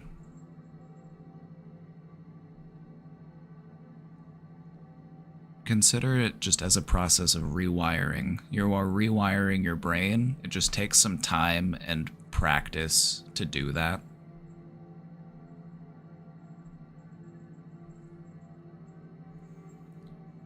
I'm not nearly as anxious as I was, and I'm on no meds. See, that's the thing about anxiety medications specifically, is that they can be good at making you not feel your anxiety, but they can also be very habit forming. Some of the worst anxiety that I've seen working in mental health was people who were anxious that they weren't going to have access to their anxiety medication. Like, I've never seen people freak out that badly as when they were worried that they weren't going to have access to their benzos.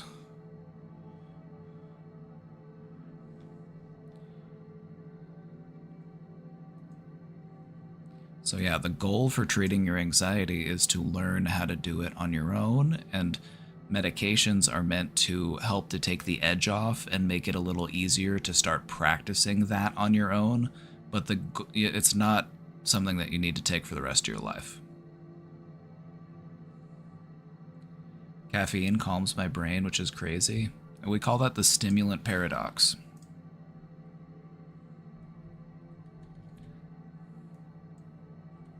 The stimulant paradox.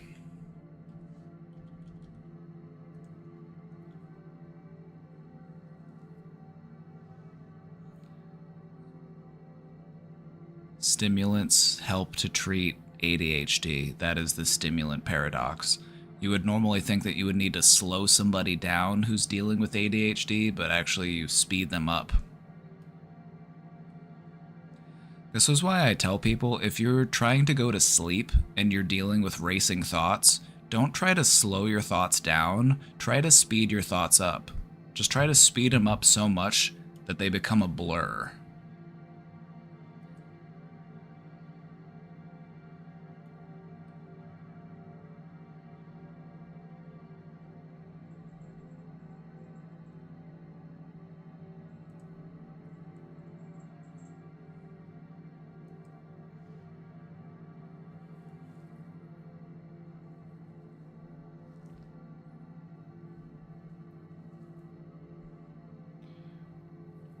We're really proud of a Leyland because I remember a time when you didn't have the positive and optimistic outlook that you have today. I remember that time. I remember there were some days where I had to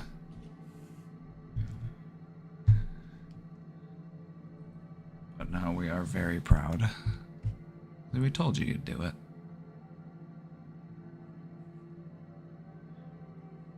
How do I overcome the addiction to the adrenaline of procrastination?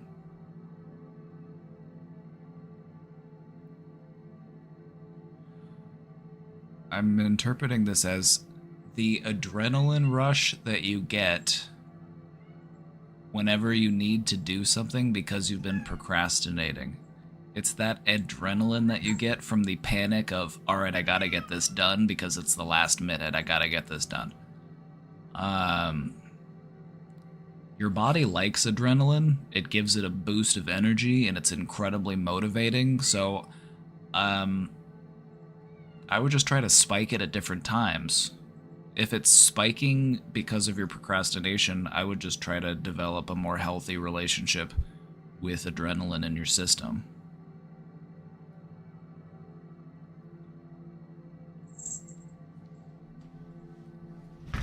Beaver. Beaver? Where's my cat? Beaver. Beaver. Beaver. Beaver? Beaver, come here.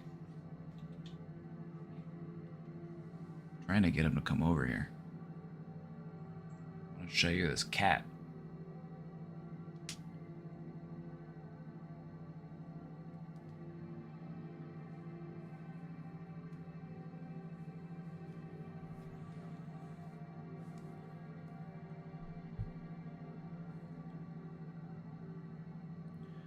Dealing with procrastination can take time and it can take effort. It's one of those things that it's a long-term project.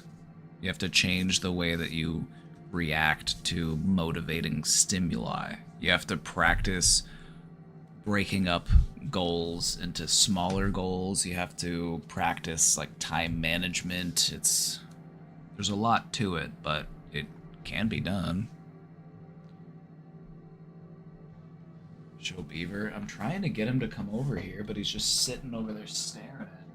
Beaver, come here. He's staring out the window. Oh, you can't see him. There he is. Beaver?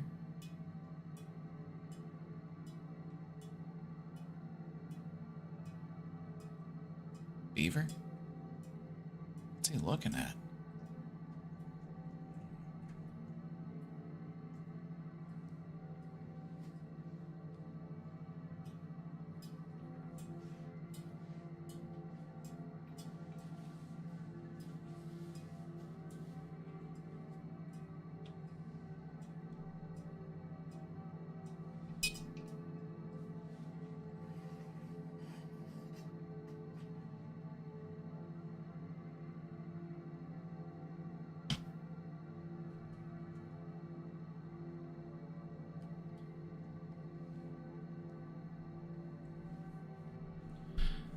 My mental health has badly affected my grades.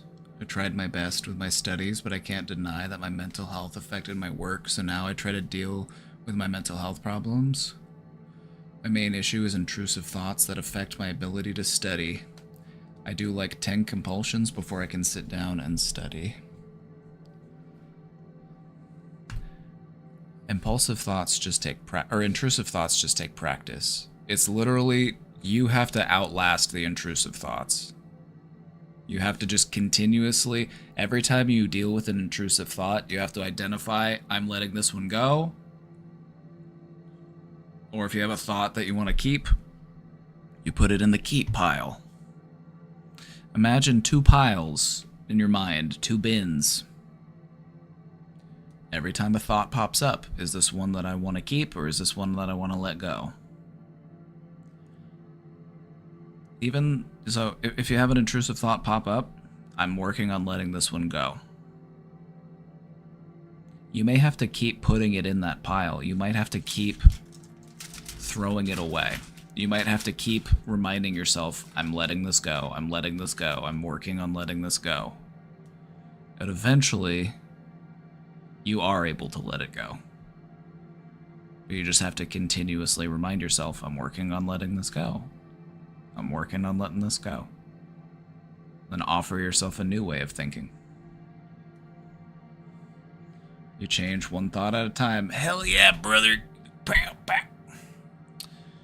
Take it one thought at a time.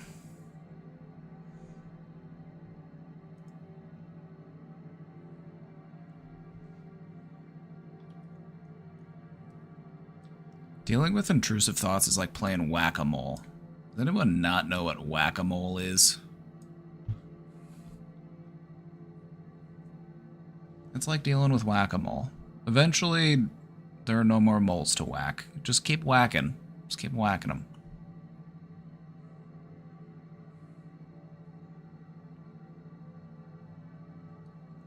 Also, what I've noticed about intrusive thoughts is that even if you get really good at dealing with intrusive thoughts, sometimes your intrusive thoughts just become even more sneaky.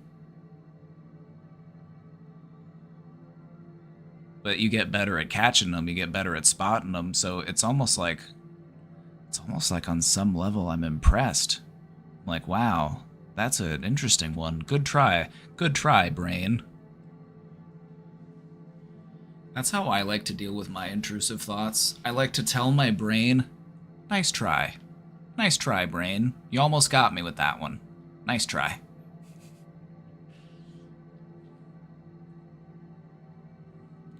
Hi, Papa. I've recently realized that I probably have sensory issues, but I wouldn't even know where to begin with figuring out what issues I have. Even if I did, I have no idea what to do about it. Help, please.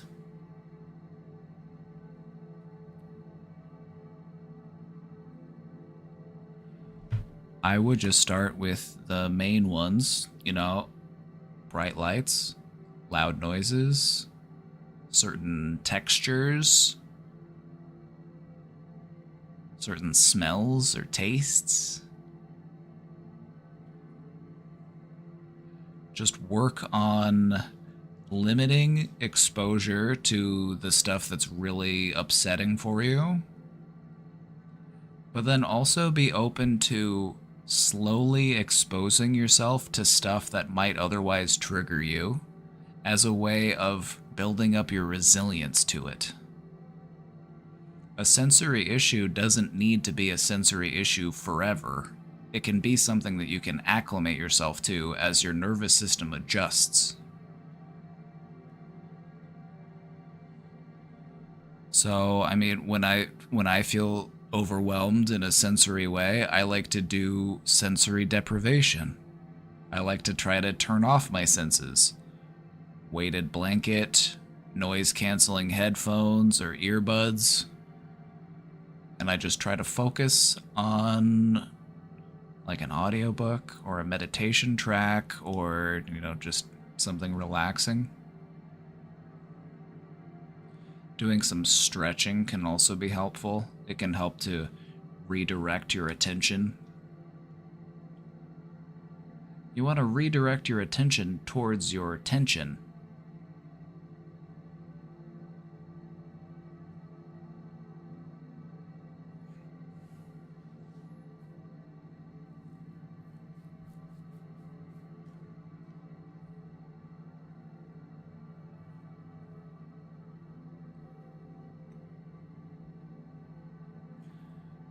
If you want to know where to begin with figuring out what type of issues you have, just listen to your body. Just figure out what makes you feel comfortable, what makes you feel uncomfortable. Try to figure out what that threshold is. Like me, there's a certain volume level for like music and stuff, and it's like I can notice that like at a certain level or like up to a certain level, it's fine. But if it exceeds that level, it starts to become physically uncomfortable for me.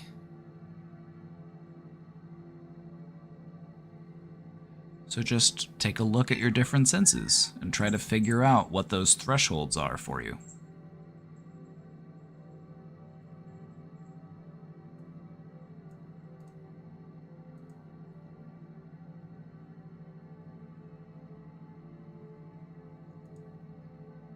Anyone have experience taking Seroquel? I knew tons of people who took Seroquel. It was one of the most commonly prescribed medications at the mental health facility I worked at for a while. There were a lot of people taking Seroquel.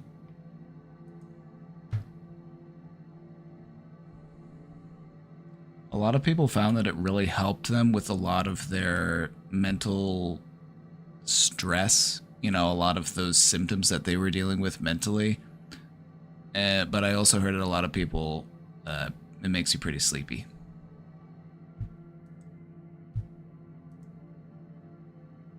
Most mental health medications, it's a bit of a trade-off. It's like you're managing one symptom, but then you get some sort of side effect or other symptom as a result of the medication.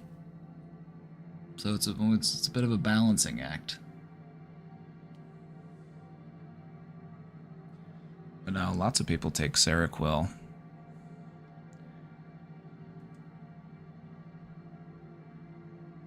It's a pretty common one.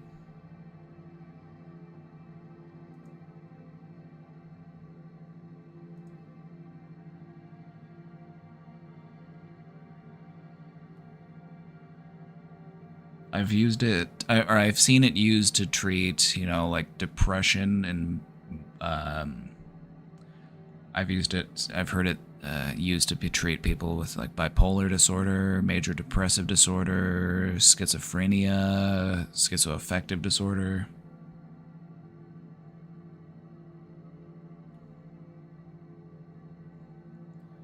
It's an atypical antipsychotic, which means it's one of the newer generation of antipsychotic medications.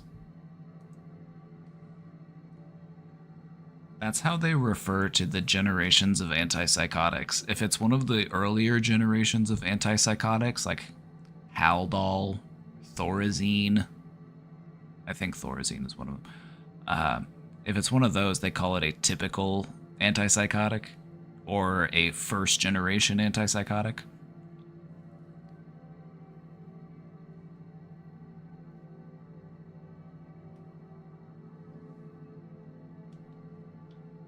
My doctor prescribed it to me for dissociation and anxiety. 25 milligrams helped me sleep, but didn't help with the anxiety and dissociation.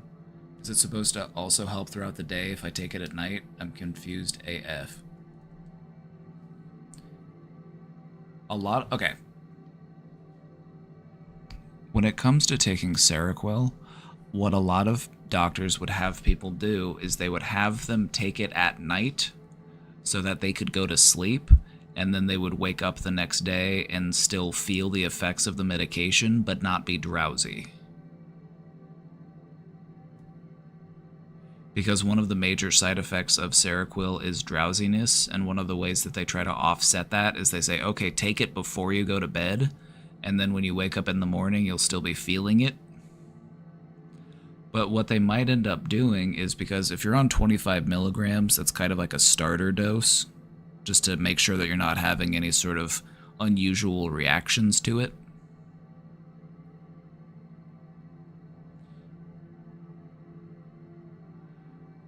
So they might end up looking at a higher dosage potentially.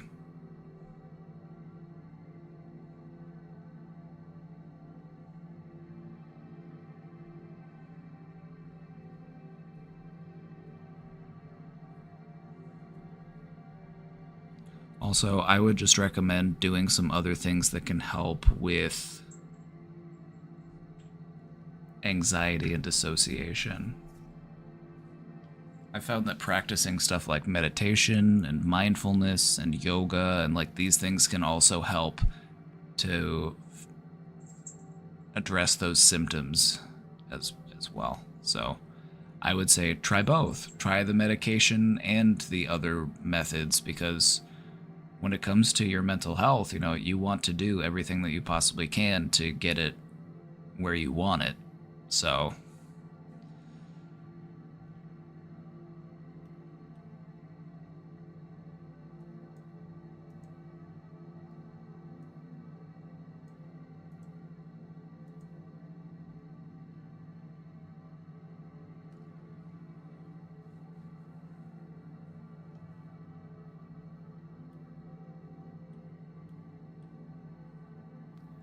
clonazepam's not working for you either. Yeah, that's another benzodiazepine. That medication group, we call them benzodiazepines. It includes stuff like that, clonazepam, which is Klonopin, but then there's also like Valium and Xanax, and there are multiple drugs in the benzodiazepine group. Basically what those do is those are basically like tranquilizers.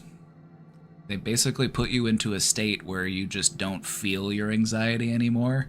It doesn't actually do anything to change your life. It doesn't do anything to change the way that you think about your anxiety. It just helps you to not feel it. And so when it comes to actually improving your relationship with your anxiety, that is stuff that we do internally. That is stuff that we help ourselves through. We have to practice those new coping skills, and we have to practice things like reframing and just getting a better handle on our anxiety rather than just trying to make our anxiety go away. Anxiety is a tool. You just gotta train it.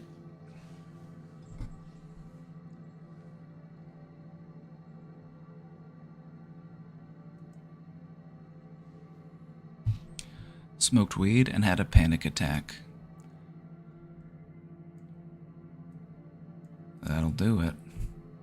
That can happen. Smoked weed and had a panic attack. Was dissociated a day after, but it wasn't hard to recover from. Got a bit drunk 2 weeks ago, and for the first time since the weed, I felt so much anxiety and almost had an anxiety attack. I never had anxiety on a daily basis like this before. I just want to point something out to you, and this is something that could be really important and really helpful to you in your long-term prognosis, your long-term ability to work on your anxiety. I want you to revisit that situation, and I want you to think back through it and say, okay, I almost had an anxiety attack. I almost had one, which means that in some way, shape, or form, I was able to help myself get through that, and I was able to help manage it on my own. So what did you do? What helped? What worked for you? That's really important information, because those are the skills that you're going to want to keep exploring and keep working on.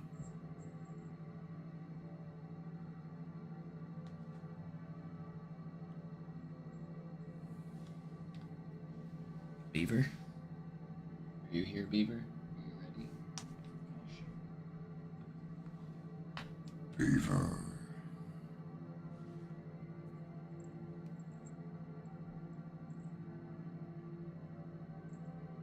It's a big cat. Hey, Beav.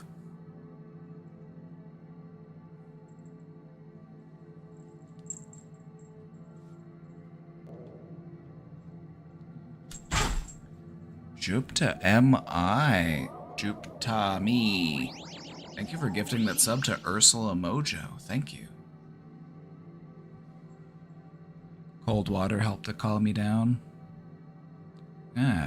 Cold water releases dopamine, and dopamine can help to relieve anxiety. So that's why, for hundreds of years, people have been like, splash some cold water on your face if you're feeling anxious, because it literally can help.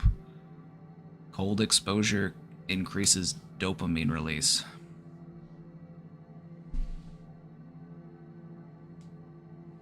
That's why cold showers feel good. Yep, that's why cold showers feel refreshing, and you actually feel more energized after a cold shower than after a hot shower.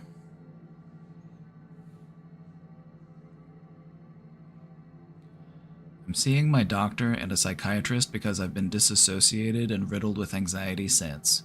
But how the hell did the alcohol cause the dissociation and anxiety? Last time I drank prior to that was 6 months ago, and I haven't smoked since a few months ago. I'm on Adderall for ADHD, but that's the only other drug that I took that day. Sometimes alcohol can put you into a state of mind where you just don't really have the mental capacity that you would normally have. It just kind of, what alcohol does to your brain is it constricts your blood vessels. It causes a decreased amount of blood flow into certain parts of your brain, and so it changes the way that your brain works. It can make you feel more vulnerable.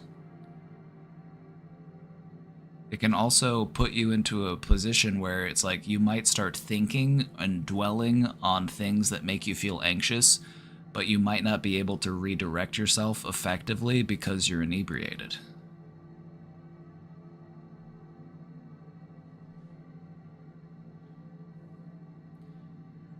You'll have to try it. Okay, when it comes to cold showers, some people are really hardcore about it and they just take the whole shower cold, but it's also okay to take a warm shower and then just turn the water down to cold at the end and just get like a nice blast of coldness. Just try to do it for at least like 30 seconds. They say that you're supposed to expose yourself to cold for like 2 minutes or something to release the most dopamine, but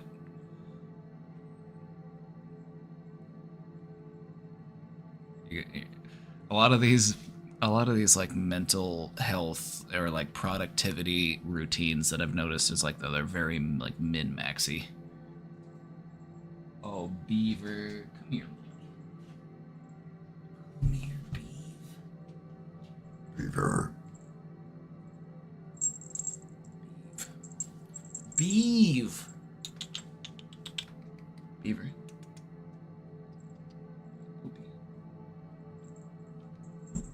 He wants to leave. He wants to leave the room. Let me go let him out real quick. Trying to min-max your life is the worst, right? Like, save your min-maxing for your Dungeons and Dragons characters. Don't min-max your own life.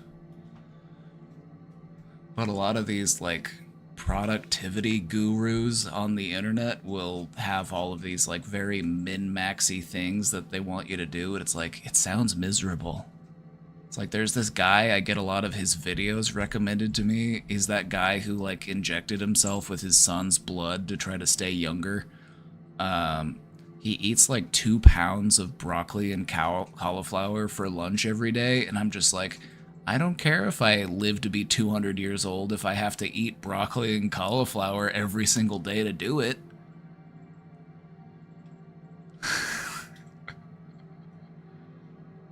Like, no thank you. Like, no thank you. Alright, let me free this cat real quick.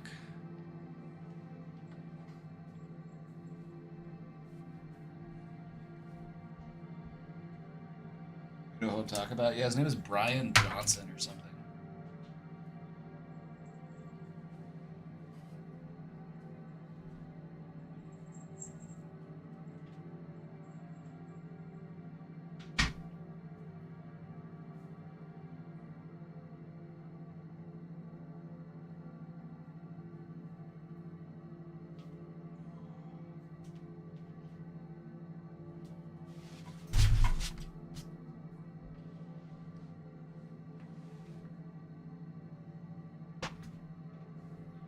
You could probably eat broccoli and cauliflower pretty much every day if it's cooked right. He has it boiled.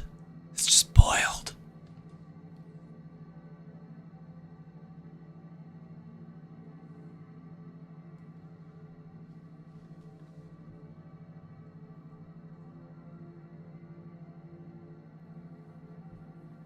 He just has it boiled. It's just the grossest way to eat broccoli.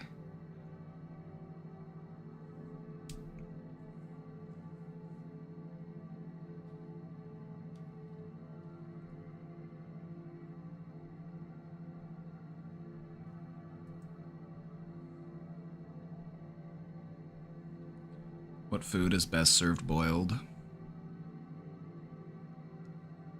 Egg.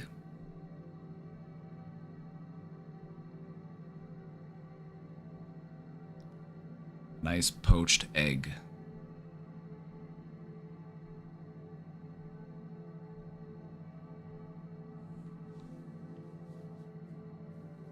Pasta.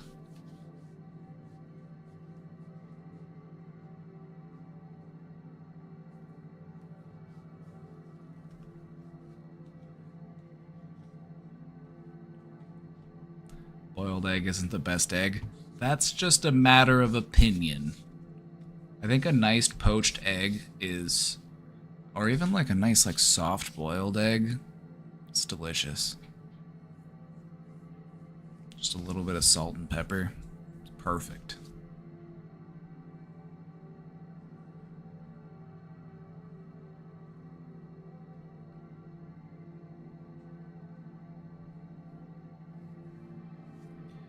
Maybe my brain panicked because it's scared of weed and sensed the alcohol in my system, which is also a drug. It's like my brain went online while drunk and realized it didn't like being drunk and vulnerable and it got scared.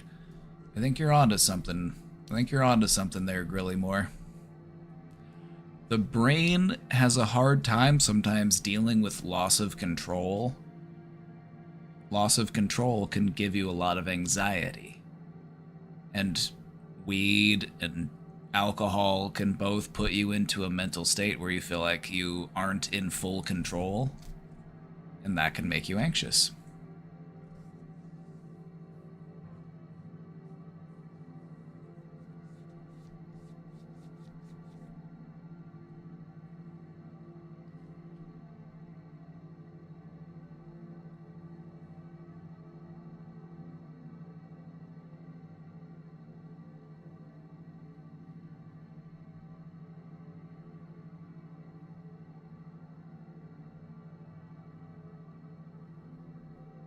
Very helpful. ILY2. I'm trying my best. Your boy's just trying to be useful. Alright. Let's do a presentation. We've got a vote to do. We've got a vote to do between two different presentations, so we're gonna do another poll. Do we do the one over trauma, or do we do the one over the love languages? So we're gonna do a vote.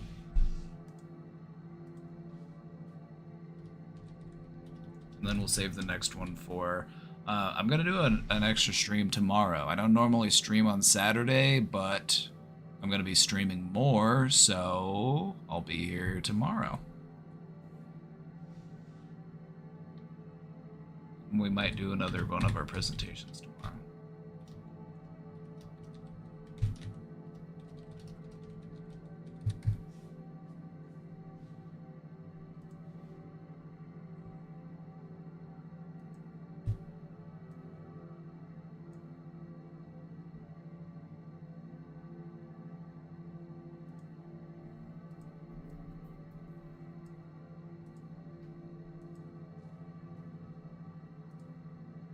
Oh, it's close. It's close right now.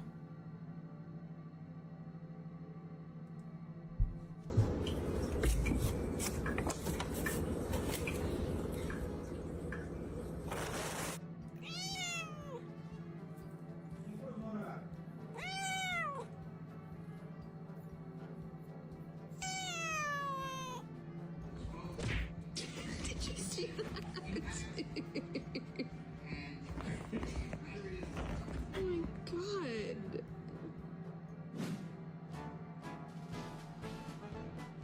The ultimate feline foodie be like, this has fish inside, right?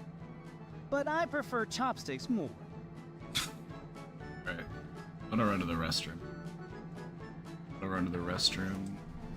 Make sure you submit your answers to the poll, because right now it's tied. It's tied 5-5. And I'm not doing both. I'm not doing both. You can try to trick me, but I'm not doing both. How many tuna should we pay this clumsy furry actor?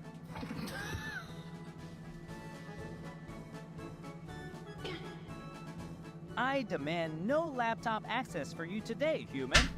This cat supervisor said. I'm like trying to wrestle it out of his mouth, and the lizard is on his lip. Kano, this is what you get. Oh my. Seriously? Well, well, well. This is sibling rivalry since day one. Benjamin. Benjamin. It's corn on the cob. What are you gonna do with it? Where are you taking that corn? Where are you taking it? Benjamin. Look at this devoted window cleaner. Remember to pay him big treats tonight.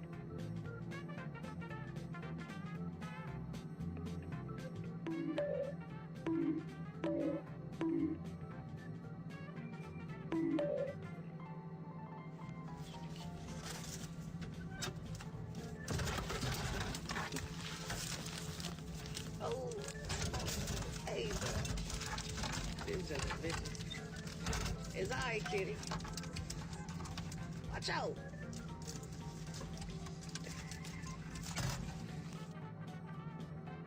Orange twins. Mirror, mirror on the wall. Who's got the same energy of them all? The burgers here are good, the chicken nuggets are good, the fries are good, and the soda pop is really good.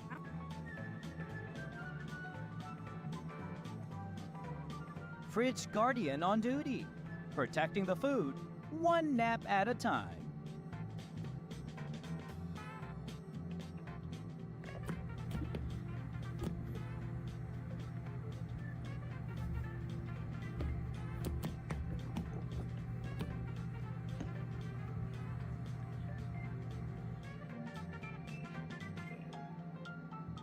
Breaking news! Cat astronaut has reached the unknown planet.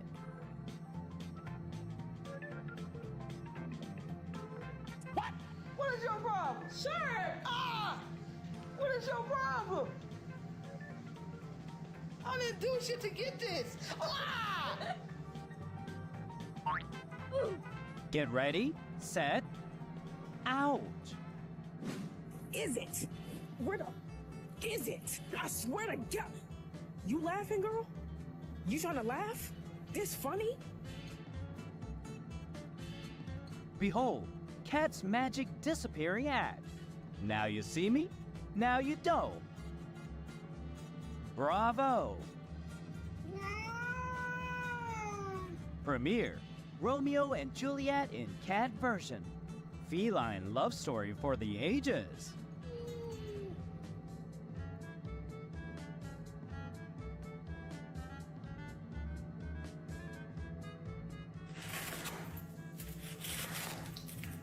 It's true that toilet paper is Cat's ultimate nemesis. It's not just for humans to enjoy.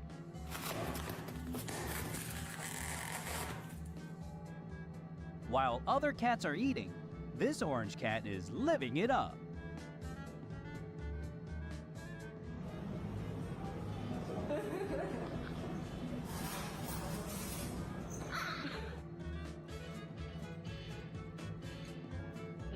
The cat under the sofa be like, oh no, he's acting up again. Everybody, hide for your lives.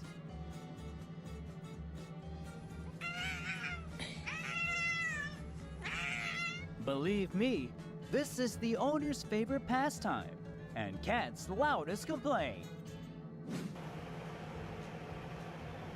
Can I just have this? Can I have this? Please? Thank you.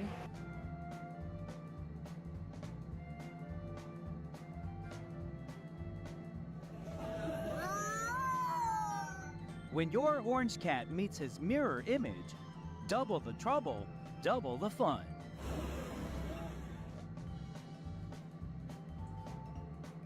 Looks like someone's Ooh, been get those indulging in a votes few in. too many treats. Let's hit the gym.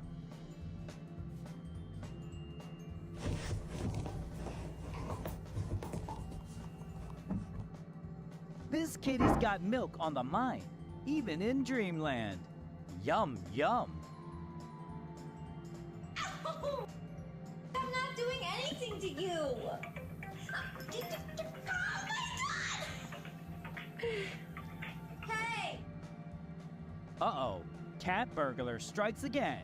Somebody call the police. Ugh. Brother, ugh. What's that? What's that, brother? Bathroom acrobatics or cat yoga. Either way, it's impressive, isn't it?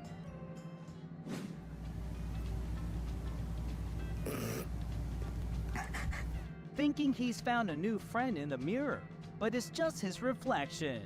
Silly cat.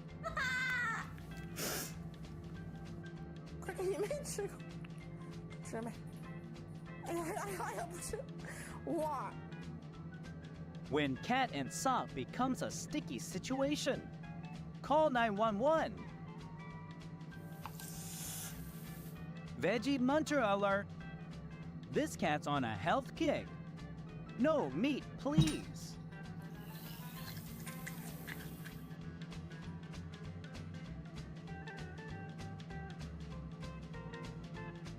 Oh my god, what is that? Oh my god! What is that?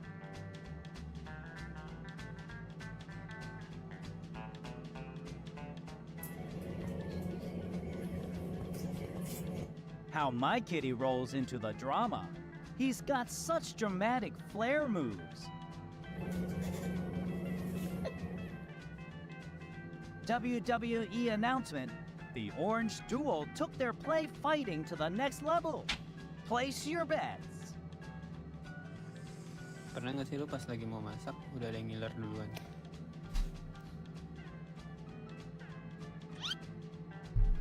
Oh, it's almost time. Today I decided to poop in my mum's big tree in her big plant box. She was not very pleased. So, to say sorry, I flipped dirt onto her carpet. And there was a day in my life. When you're giving your cat a pedicure, but he's giving a bite for bite back.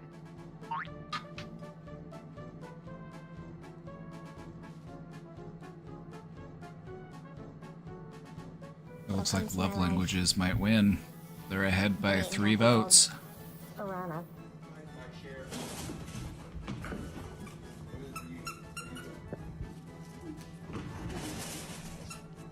Cat's #1 mission must destroy all chargers.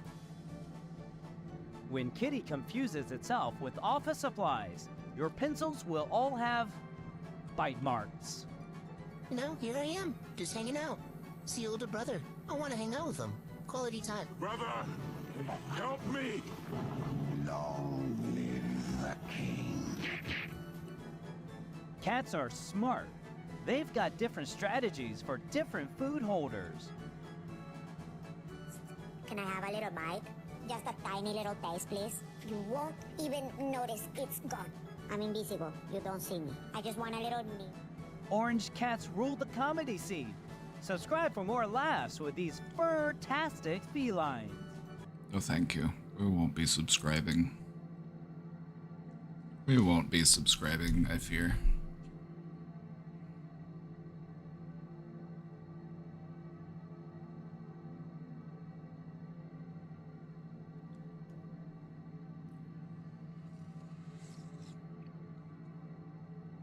Alright, I'm back.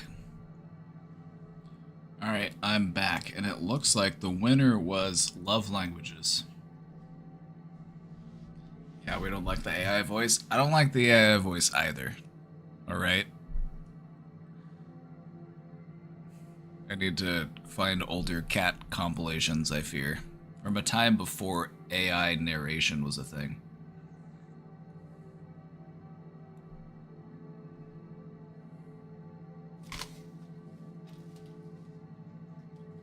Do you forgive me? Are you mad at me?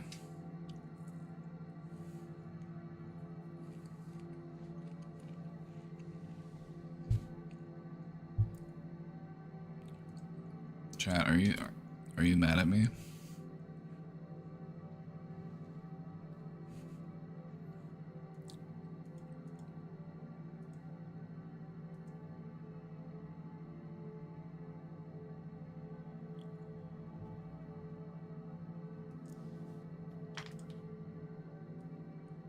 I'm extremely depressed and lonely. Thinking about getting a pet. A cat, probably. But I'm extremely scared that I might fuck up or might not be up for the challenge, and I don't want them to suffer. Hey. I would say try it, and if you find like you're not able to meet up to the cat's needs, then find it a good home.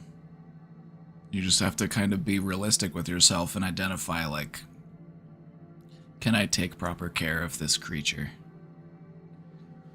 You'd be surprised, though, just how motivating having a cat can be.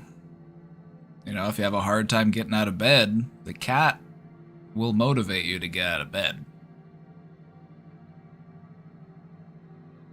You might find yourself feeling more energy. You might find yourself feeling more connected. You might find yourself having a little bit more of a sense of purpose. Cats are great for that kind of stuff.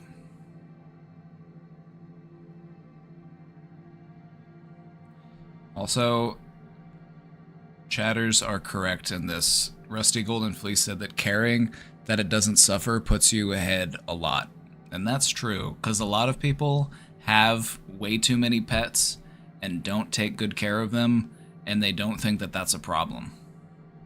But the fact that you're already being so compassionate that you're concerned about that, that to me says that you're probably going to do just fine. You're probably going to do great.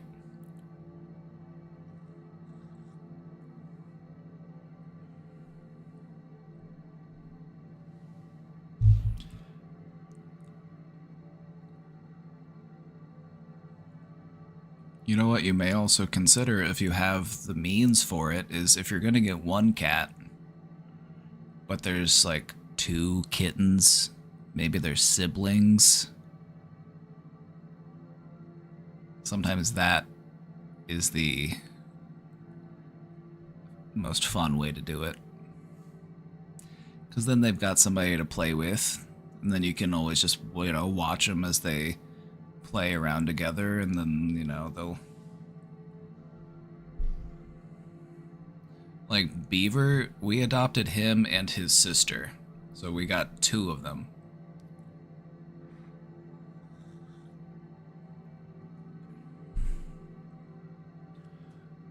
Also, for socializing cats, it's best to, like, get them together. It's easier to socialize them if they...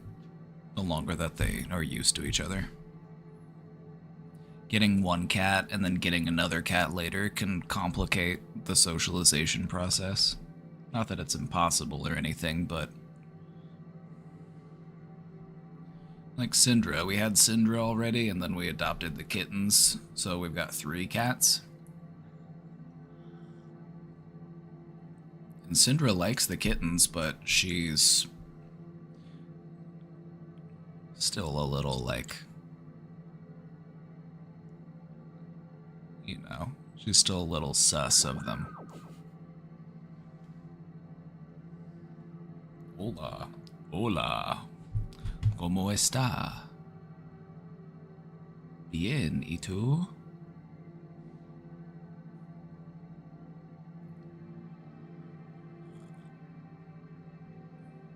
Syndra's one of a kind. Syndra's such a good cat. I love that cat so much. She's such a good kitty. She's very sweet, very timid, but she's also very brave. You know, she'll go outside and she'll hunt. She's a very skilled hunter. She basically single-handedly took care of the, like, mole problem that we were having in the backyard. We had an issue where, like, these little ground rodents were, like, leaving all of these tunnels and mounds in the backyard, and Syndra just... she took care of them.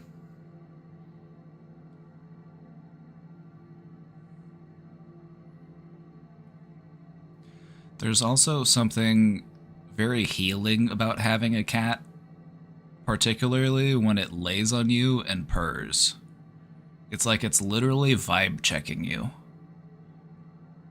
Because cats purr to regulate their own bodies. They purr to, like, regulate their mood and to stay calm and to feel relaxed. And sometimes they'll lay on you and just do that, and it's like you feel like they're trying to help you relax.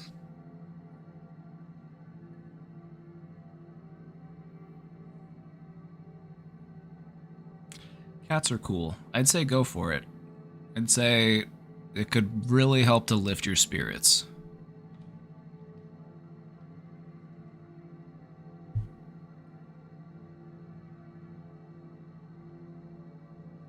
Miss your cat? Sounds like it's time for a cat.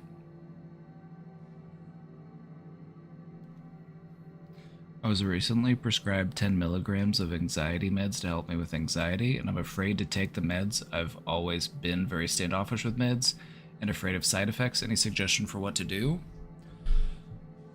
The thing about anxiety meds,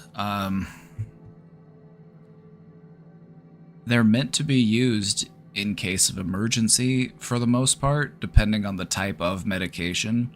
Like if you're taking a benzodiazepine, if you're taking something like Klonopin or clonazepam, or you're taking, Valium, or you're taking Xanax, or you're taking something in the realm of the benzodiazepines, and you said you're taking 10 milligrams, which to me makes it sound like you're probably taking something in the realm of benzodiazepines because those dosages tend to be pretty low.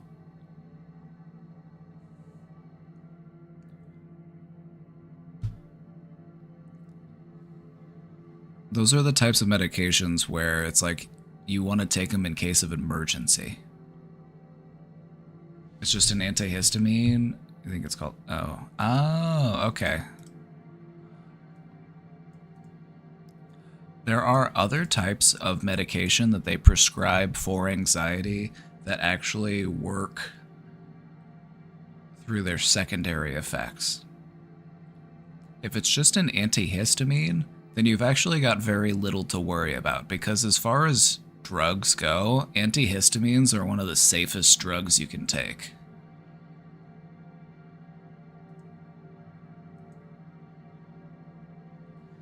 When they prescribe medications like that for anxiety, what they're trying to do is help you to reduce the physiological aspect of your anxiety, because anxiety doesn't just exist in the mind, it also exists in the body. And so sometimes for anxiety, they'll prescribe you drugs that can help to calm your body down. Like maybe it'll help to decrease your, sometimes they'll use medications for blood pressure. Sometimes they'll use medications that aren't normally designed to treat anxiety, but they help with anxiety because they help to reduce the physical symptoms of anxiety.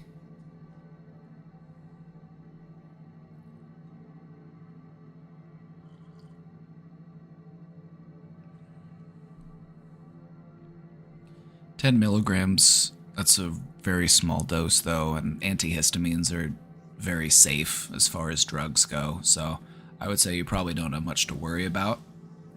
I would just say just to try to focus on continuing to learn how to get a better handle on your anxiety, because that's the end goal.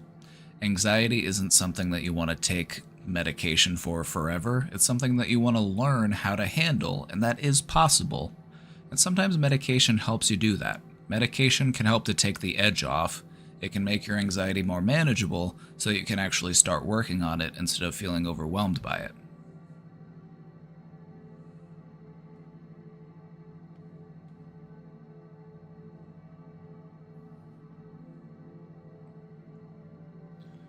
Also, questioner, if you do get a cat, you know the rules. You have to post pictures of your cat on the Discord. If you get a cat, you gotta show me that cat.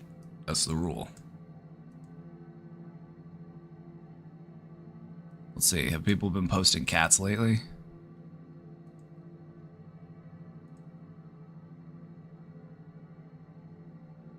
This is Chief. He's from Russia. Russian kitty. Oh, here's an orangey. He said, no thank you. He said, no thanks.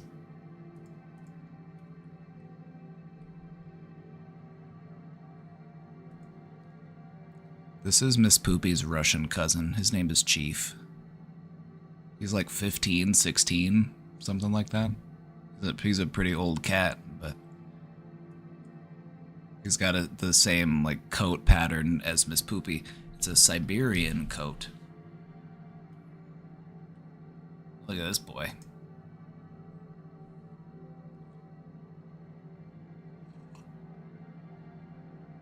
He's just so happy. Looks kind of like your dog. Isn't he cute? If I had to guess what B. Wayne's dog looked like, I would guess that it looked something like this. Just a very happy, friendly dog.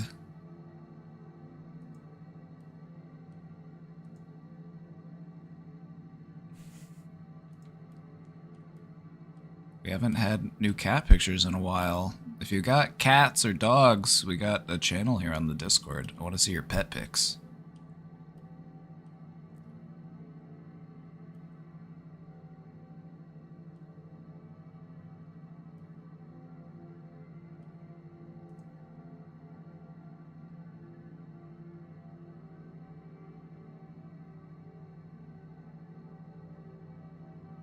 He said, "You're not getting any work done today, I fear."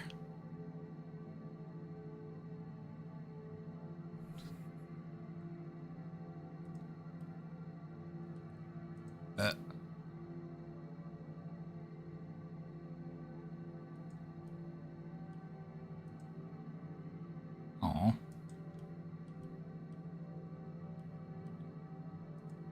All three in one tree. It's like a solar eclipse. That cute kitty.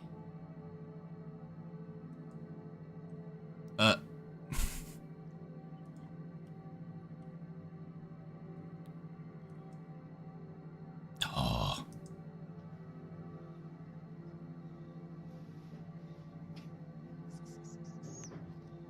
Конфета. Конфета. Конфета.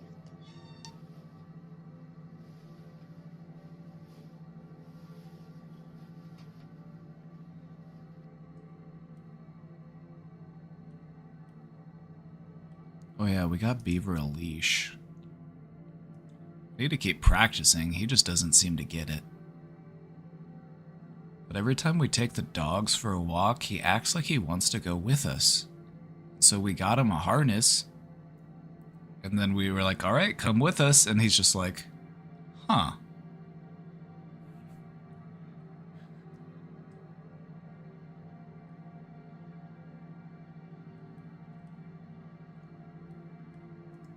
The size of him. He's gotten so big. 2 orangies? How do you manage? I couldn't imagine having 2 orangies. They would eat me out of house and home. Like, I have a hard enough time feeding Beaver. Oh, here we go. Oh. Whenever I bring boxes home, I like to just throw the boxes around on the floor and let the cats play in them for a while. They love a good box. It's Isaac. Oh.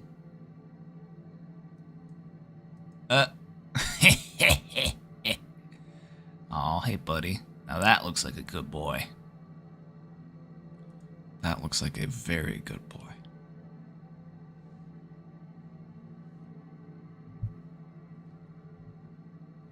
I think he wants a sausage. I think that dog wants me to give him a piece of sausage. I think that's what he's trying to communicate with me.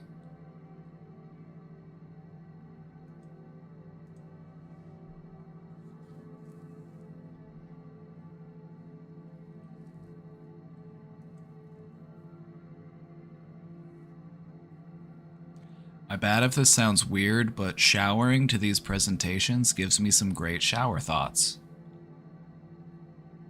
You know? If it works, it works.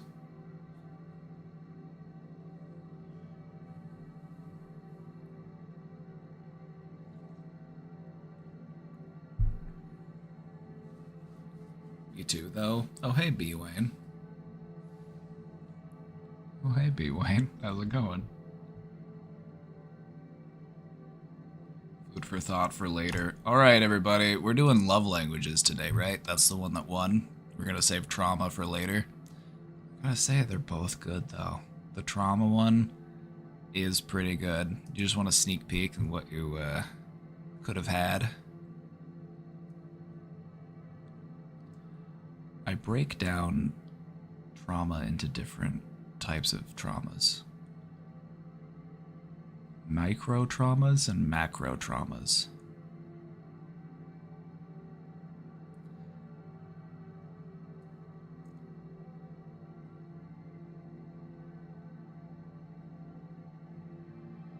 So this is the one that we'll do in the future.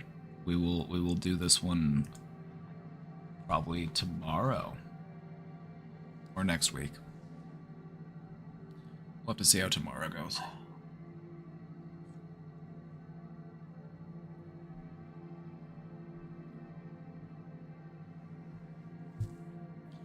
So we voted love languages, right? That was the winner.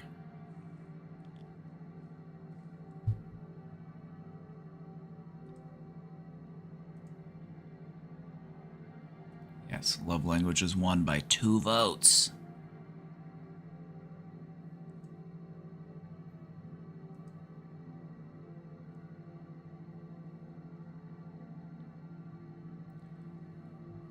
Which just goes to show, if you wanted the other presentation, you should have voted. Got it. Every vote counts. It's very close. They're both good presentations, though. I think you'll enjoy this one. Alright, if you have any questions for the question box, feel free to drop those in, because I'm going to check the question box again after our presentation here. But for now, just feel free to make yourself comfortable. If anybody wants to subscribe or gift a sub, now's a great time. We'll just take a little moment here if you want to get that out of the way. Just like to remind you that we're able to do this because of the support of viewers like you. You know, a lot of people come here looking for help, and asking for help is hard. Just like I'm asking you for help right now.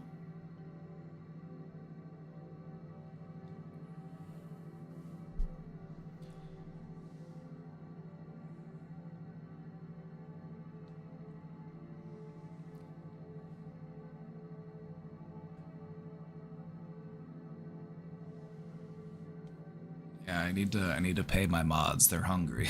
I need to pay them.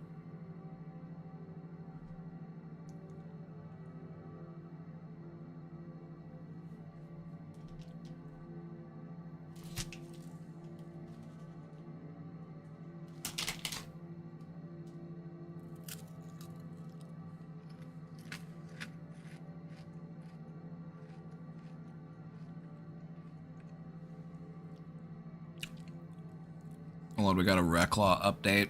Let's fucking go. Alright, Reclaw, let's see what's going on. Random status update. I'm making a lot of progress in my therapy and psychiatric visits. Finally got the determination to apply for general assistance from the county. Hopefully it goes through. Trying to get back into the workforce. Thank you, Bragan, and everybody else for helping me through one of the hardest times of my life.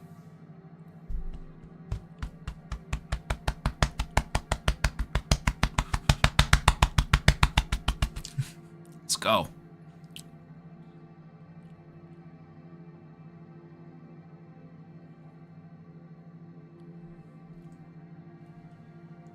Let's fucking go. Good shit.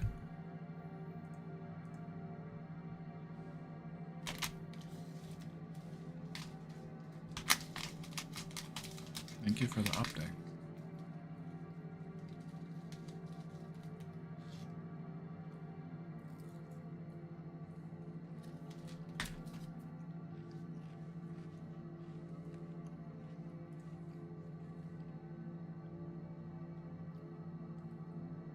Love languages. Love languages. That's the slideshow today. Is this new to anybody? Has anybody not heard of love languages before?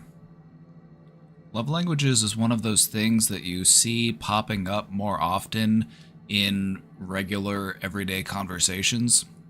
This is something that happens every once in a while with a psychological concept as it works its way into the zeitgeist.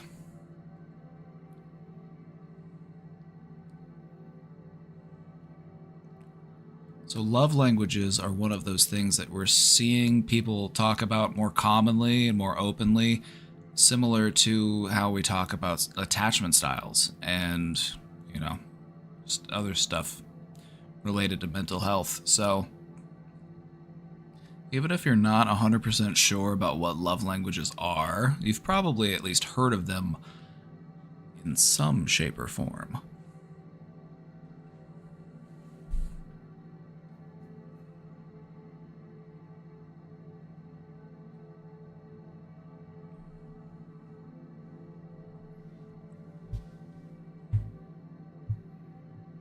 Are y'all ready for this?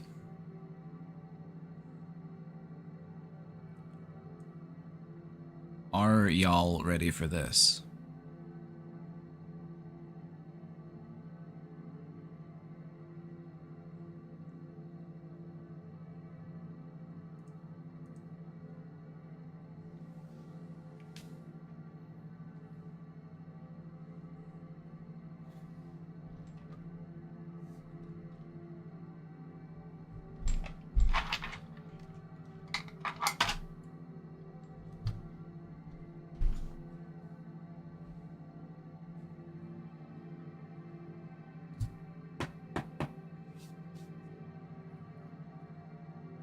I can't hear you. Are you ready? Can you dig it? Have I seen The Warriors? Pretty cool movie.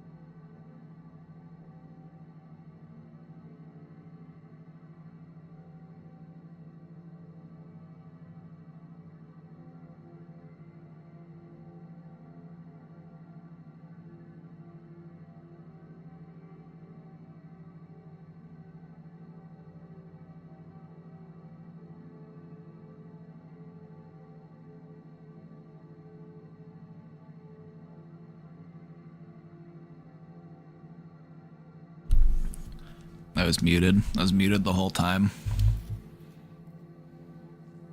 That's fine. It was just a warm-up. We were just warming up anyway.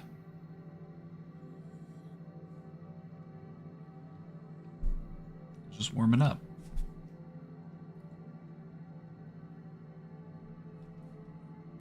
It's fine. From the top. So, what are love languages? Love languages are how we give and receive love. Some people communicate love differently from others.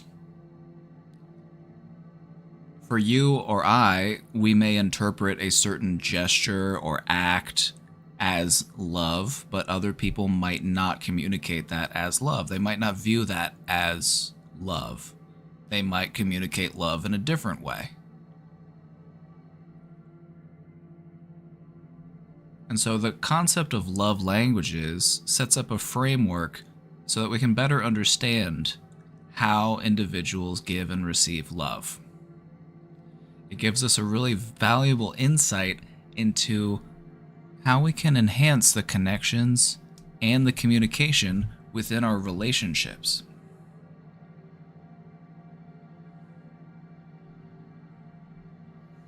Does anyone here know what their primary love language is? Is anyone that familiar with love languages that they actually know their love language? I know some of you do. I just want to get an idea of who all might know.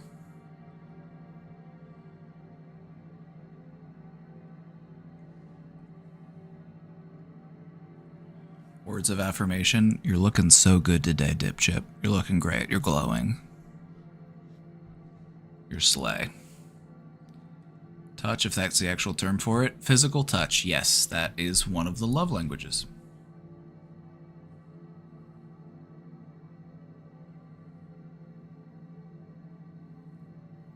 Throwing myself in the fire. Okay, I would say that might count as act of maybe that's an act of service.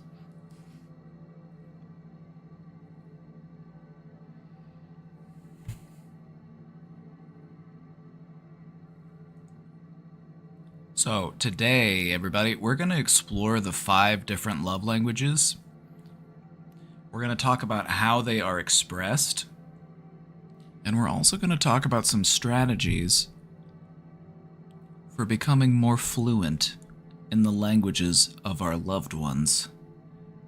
Because if we want to communicate love on a deeper level, if we want to understand love that people are trying to send our way, what helps us do that is to understand their love language. And that way you're able to view the things that people do as love.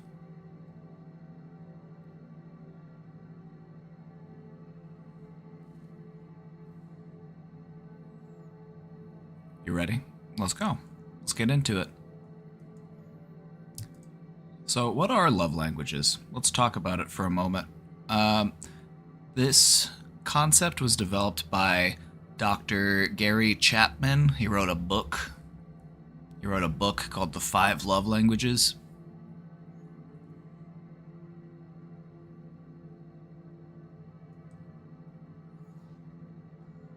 And love languages are the primary ways that people express and interpret love.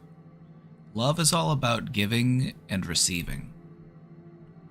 We don't just want to learn how to give love more effectively, we also want to learn how to receive love more effectively.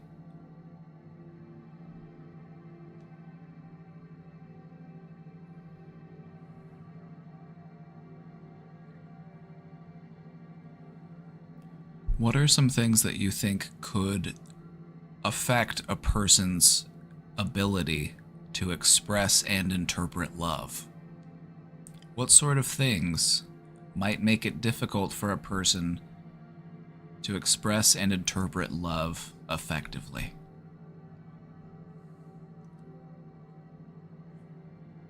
I'm making you use your thinking caps today.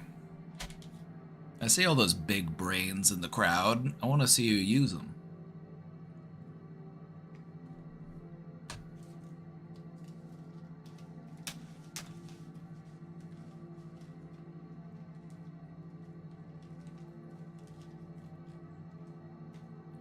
Triggers, good. Generational traumas, good.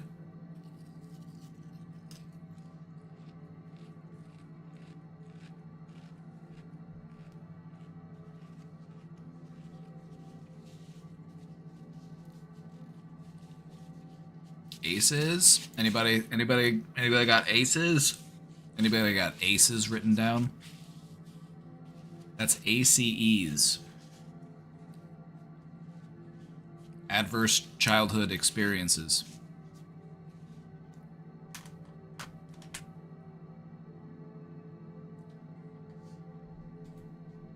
All of these things that we've mentioned and talked about, these are all things that can influence your expression and interpretation of love. And once you understand the ways in which you are wounded, you are then empowered to heal those wounds. Once you understand the location and the form of your wound, you are then able to do more healing with it.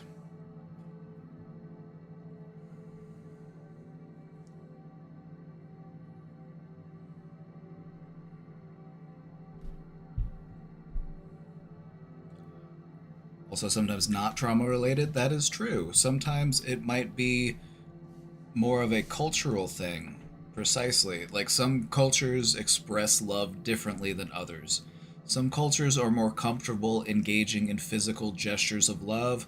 There are cultures, Like, think about India, for example. Like, in India, like, two men who are friends are more willing to, like, hold hands with each other.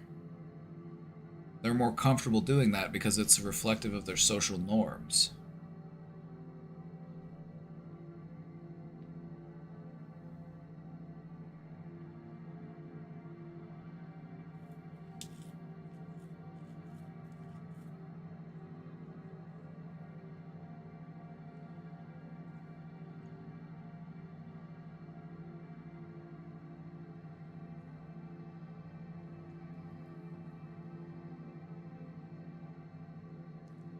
So, developed by Dr. Gary Chapman, the 5 love languages are words of affirmation, acts of service, receiving gifts.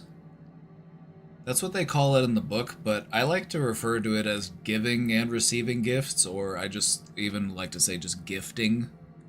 Because when I think about gifts, it's like there are aspects of love in which we are able to, if we receive a heartfelt gift, we can feel that love, but we can also communicate and express love through giving gifts. So for some reason in the book, they just call it receiving gifts, which kind of makes it feel a little bit more one-dimensional. But I feel like, it does go both ways. It is about the giving and in the receiving.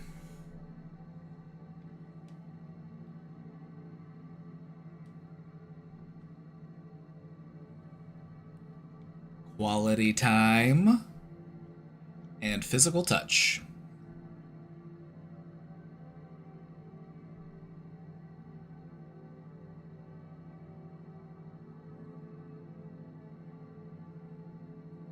I don't know how to receive gifts. It's really easy. You just have to say, "Thank you so much. This is very thoughtful of you. I really appreciate this." Try to feel the joy that they want you to feel in this gift exchange.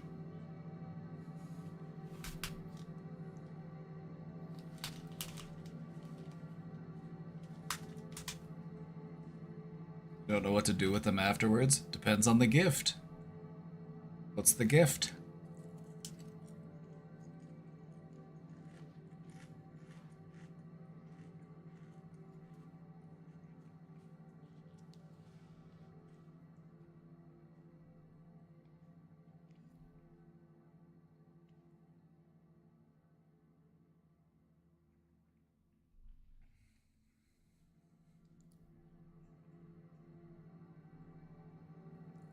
It's always closed because they want you to dress like they want to dress you like a doll. Oh, well then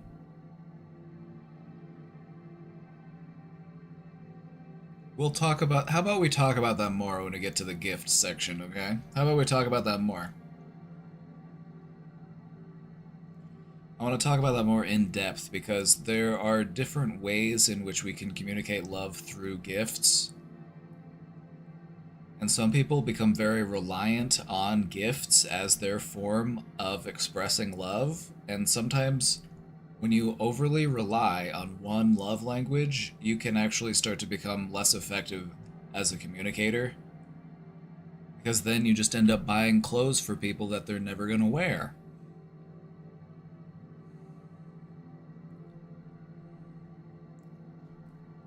Don't we want all 5 though?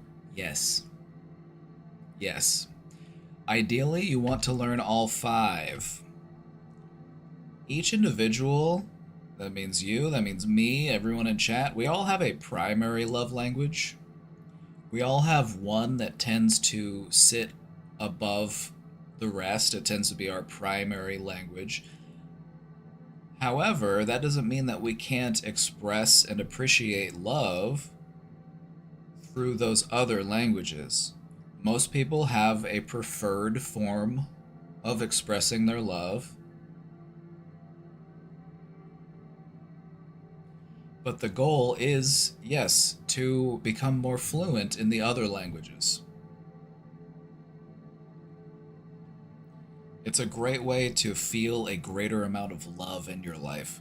Is there anybody here who doesn't want more love in their life?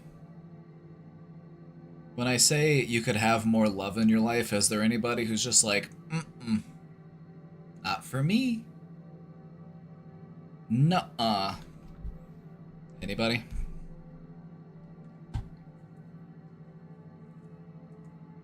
Is that any of you? Just asking.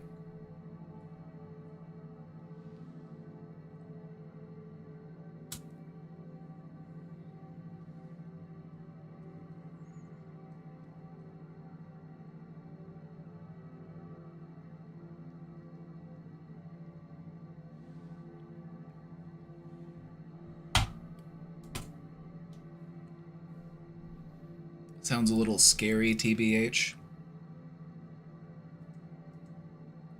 You know, especially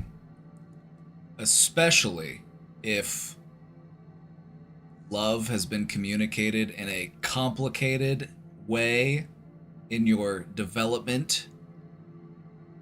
It can make it confusing and difficult to properly interpret love as an adult because the concept of love was so skewed by the relationship that you had with the people who were supposed to love you the most, your parents, your caregivers. They gave you a complicated idea of what love is, and because of their example, love has to be complicated.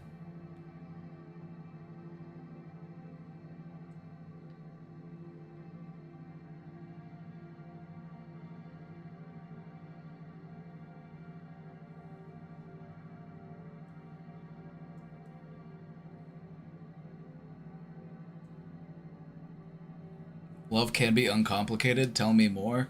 Love is supposed to be very simple.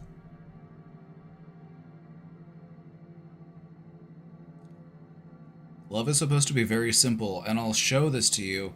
Just put your hand over your heart. Just put your hand over your heart and try to feel the love that your heart has for you. No matter what you've been through, your heart has continued to beat for you. It wants you to keep going. It loves you.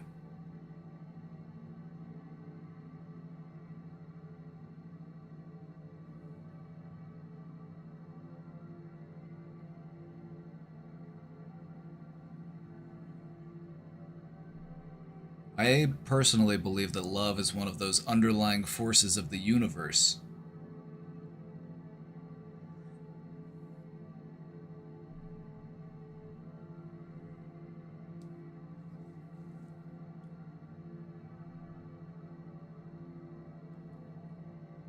There's a very common saying, love is pain, and I don't like it. Okay. Love can be painful. You can love someone or something so much that it hurts.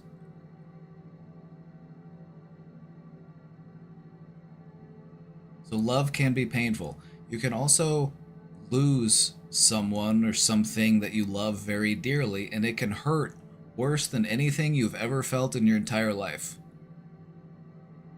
So yeah, love can be painful. But it's worth it.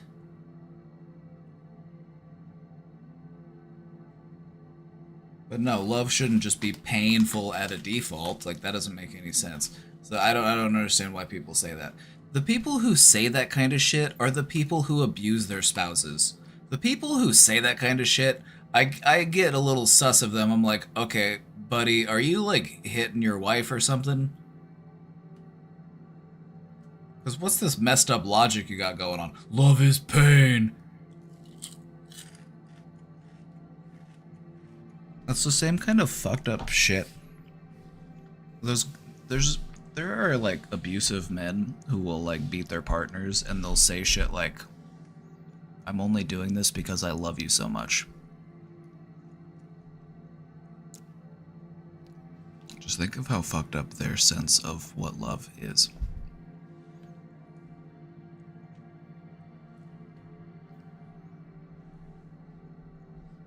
Parents say that to their kids. Yep. Yep.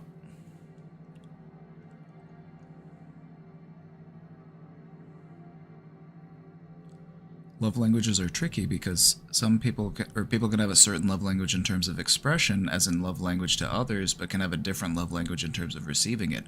That is true. Good point. Thank you for mentioning that. That is something that we'll want to remember as we go through these different love languages.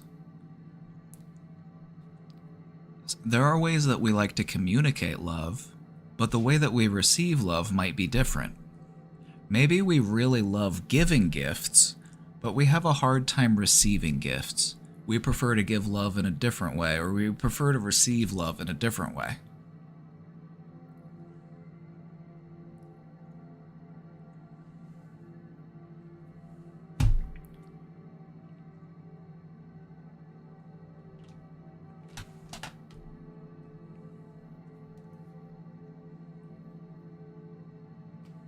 Physical touch is probably your least favorite of all, but I'm working on it. You better work on it, because eventually one of these days there's a hug coming your way.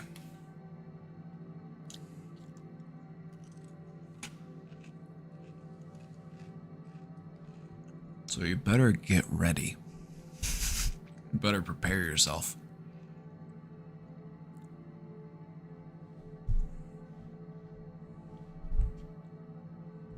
Been told that I give good hugs, so I'm sorry, but if any of us ever meet in real life, sorry, just a fair warning, I'm probably gonna offer you a hug. But I will respect if you don't feel comfortable with the hug. I'm not gonna violate anyone's boundaries. This is a consensual hug, but I will offer it. But I will respect your decision either way.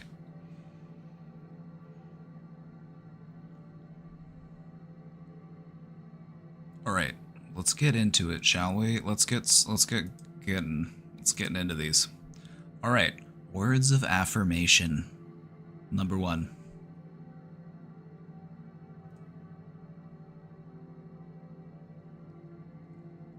Words of affirmation is pretty easy to understand as a concept. This is the expression of affection and appreciation through verbal affirmations. Just literally saying nice things to someone. Hey, great job. Hey, thank you for doing that. Hey, you look great today. Or telling somebody that you love them. Words of affirmation.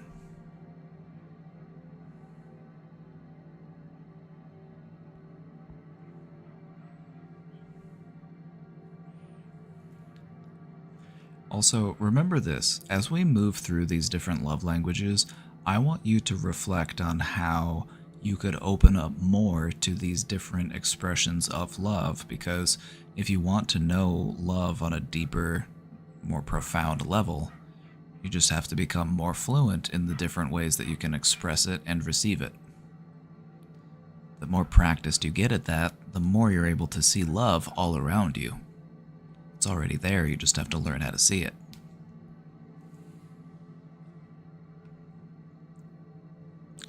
Saying I love you, offering compliments, and expressing gratitude. Very simple. It's easy to understand this one.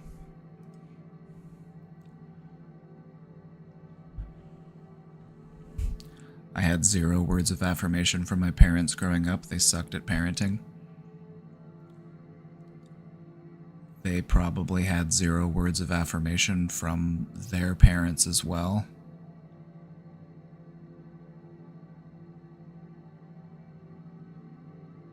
Like, my parents weren't perfect, but they tried their best. It's like, did they make some mistakes? Sure. Every parent does. I think what we want to try to do is acknowledge that in spite of whatever I went through, in spite of everything that may have happened in my development, it's my life now. I'm the one in this moment who can decide where I want to take that. I can decide what my direction is.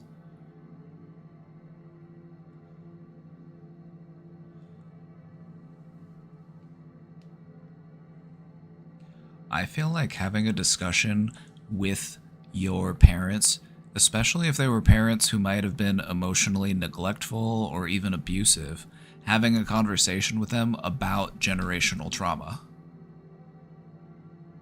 Recognizing that pattern.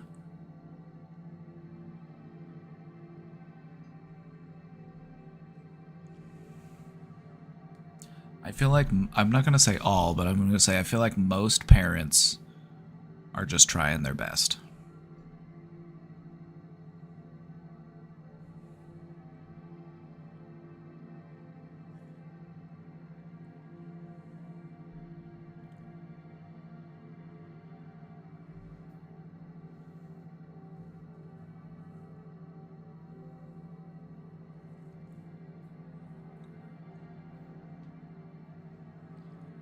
That's a conversation I need to have. Have it when you're ready. Just leave it on the back burner, let it simmer for a while.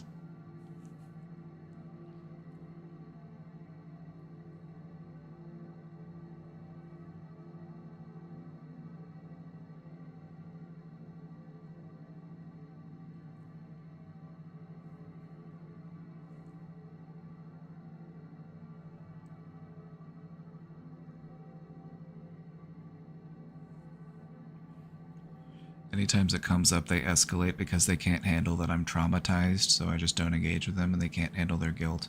I can't go back in time and unknit my experience. No, but you can continue those threads and you can weave a new pattern. You can knit a lovely design around it.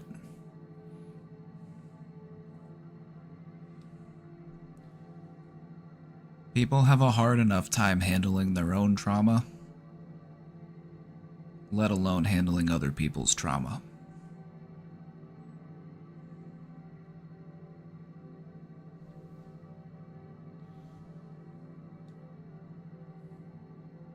I've learned to be more forgiving for people who have a hard time offering empathy and understanding to other people who have experienced trauma, because they probably can't even handle their own trauma.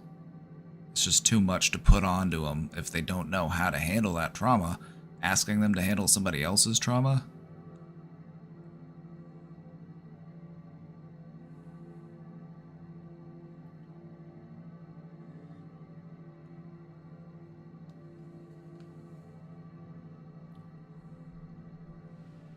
To your reframing talks, I'm working on giving myself words of affirmation to my inner child, but I forget sometimes to stay consistent. That's the only way you can do it. Expecting consistency from yourself from the get-go, it's like, that's like you might do that, but that's wishful thinking. It's all about making that progress towards being, you know, offering yourself those continual polite reminders. Those gentle little nudges back into the right direction. Just gotta stay on the path.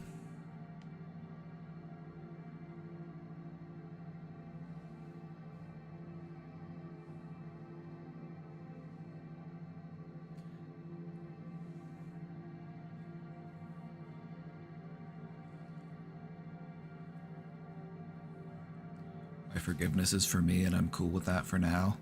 There you go. There you go.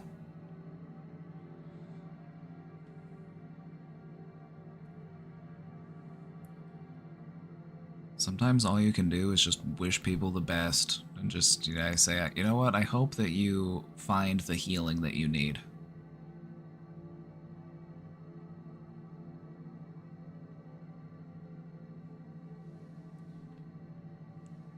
One of the things that always comes to mind is that old saying that you can lead a horse to water, but you can't make them drink. The same is true of a person's mental health. It's like you can show them all of the steps and everything that they need to do in order to feel mentally healthier, in order to let go of guilt and shame and to start becoming a positive force within their own life. And some people will still just cross their arms and just be like, nah, don't want to do it. Sounds too hard. Not really interested. Don't really believe that it works. Just all the different ways that we convince ourselves that not doing anything is the right decision. We either say, I don't believe in it, I'm not sure it actually works. Even though there are tons of people who are like, please do it, it actually does work. What are you waiting for? The sooner you start, the better. It's like they're just gonna convince themselves that. You just gotta remember, half of all people with mental health issues never talk to anyone about it. The way I see it, pretty much everybody has something going on with them mentally. How could you not? You've lived a human life. Human life is full of suffering and trauma. How could you not be affected by it? Everybody's got something going on.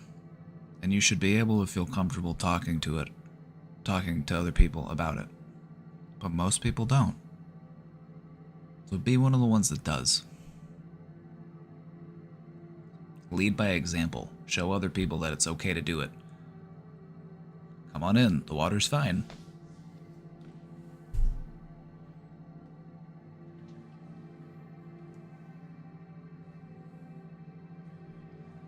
Can't fathom why. It's an easy answer. It's a 4-letter word.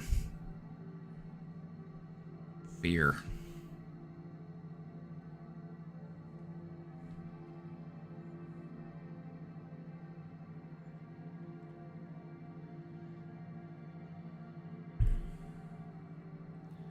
Fear of being judged, fear of change, fear of the unknown, fear of revisiting painful old memories.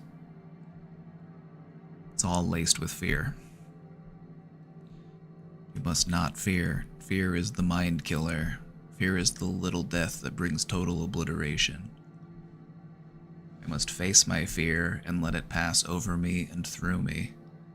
And when it is gone, I will turn the inner eye to see its path, and there will be nothing. Only I will remain.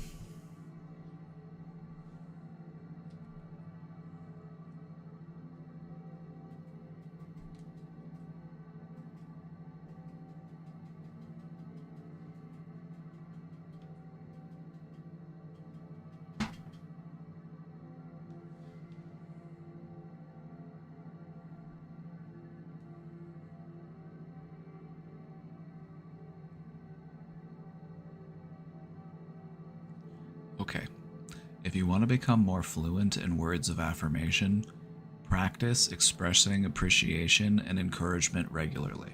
Just try to do it as often as you remember. Whenever somebody does something for you, just say, thank you. Just try to say it as genuinely and kindly as you can. Just let them know that you are thankful for what they did.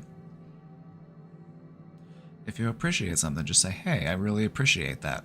Just adding more words to it. This is you practicing communicating words of affirmation. Instead of just saying thanks, you are saying, hey, thank you. I really appreciate that. Practice. Instead of lifting a tiny little weight, you move up a size and you start lifting a slightly bigger weight. Challenge yourself to give people more compliments as well. If you are walking around and you see somebody and they got a shirt that you think is cool, be like, hey, that's a cool shirt. Hey, those are cool shoes.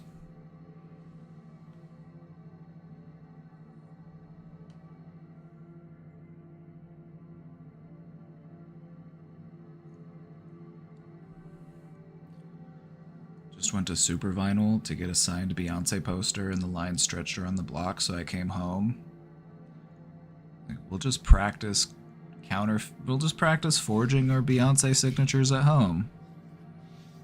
I'll just go on eBay and I'll just find a copy of something that she signed, and then I'll just recreate that signature on my own poster.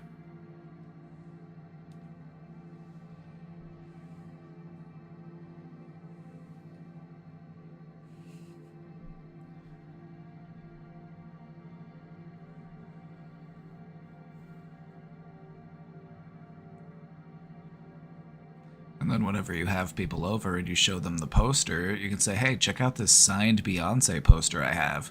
And they'll be like, ooh, Beyonce signed that? And you'll be like, no, actually I signed it. I just wrote her name. Isn't that kind of funny? And then you get a laugh, they get a laugh. It's funny. It's a conversation starter.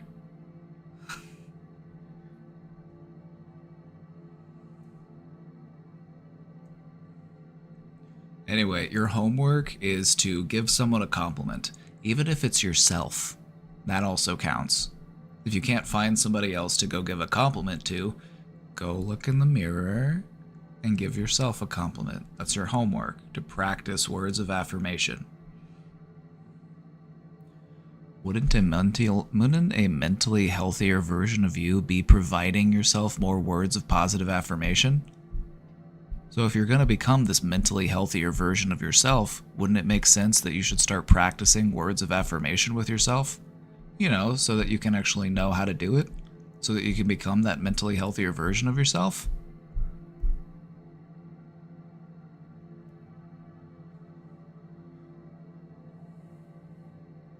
But it feels silly.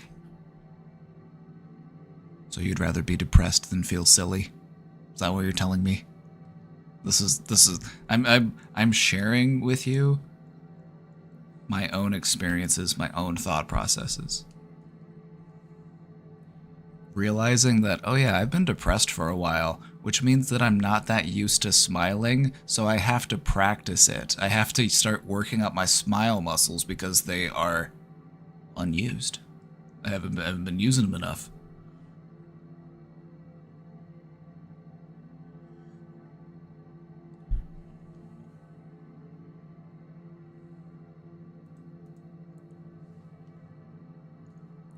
I did great on my presentation today. Let's fucking go. Good work. I knew you'd do great. I never doubted you for a second.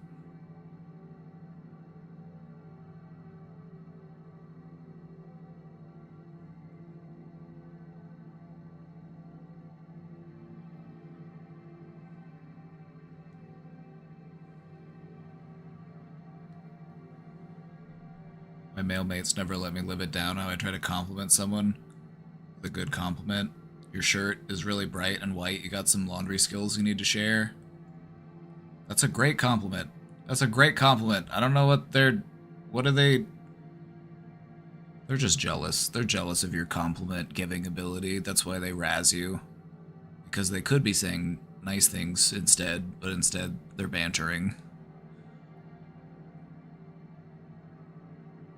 Just like me grandmammy said, if you ain't got nothing nice to say, you ought to be saying nothing at all.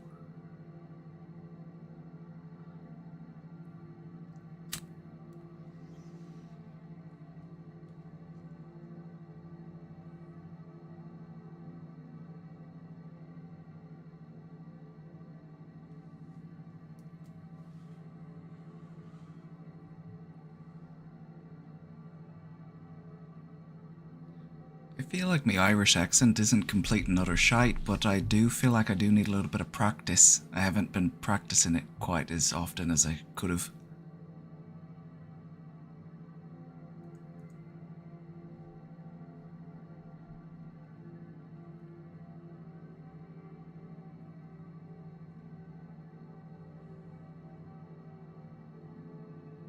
See, that's my problem, is I slip around regions. I would never fool a local.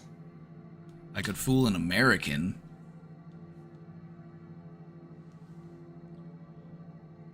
You got some taxes done? Doing half to my motivational advice? I'm glad to hear it, friend. I'm glad to hear that I was able to help in some way. Normally I'd say that I am entitled to half of your tax return, but I'll let you keep the whole thing. The advice is free.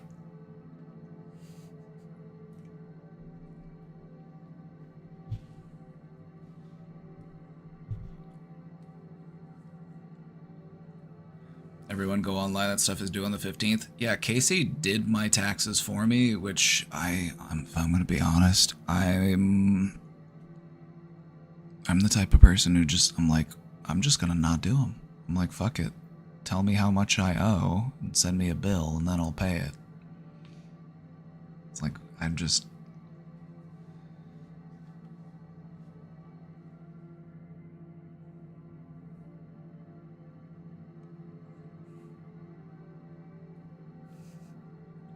Don't be like me in that regard, okay?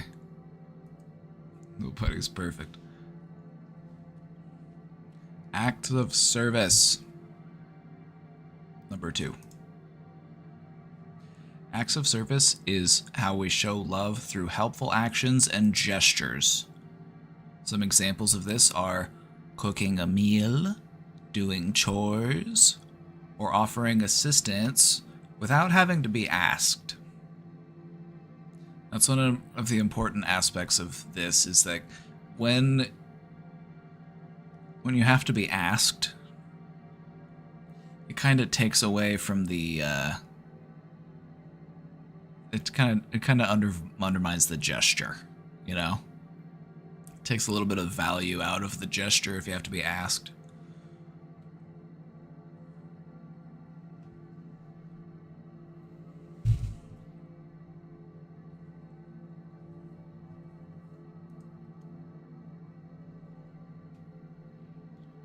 If you want to become more fluent in acts of service, you need to pay attention to your partner's needs, or whoever it is that you're trying to engage in this form of love with. You know, acts of service, it's stuff that we most commonly see in like a relationship. You know, you are a partner with somebody and you have like a mutual household to take care of. You know, you have mutual, you know, like shared like tasks and chores and stuff. You both contribute to the upkeep. But this could also apply to like relationships with your friends or your coworkers or just other people that you want to communicate love to. It's about offering support in practical ways. This is one of the practical expressions of love.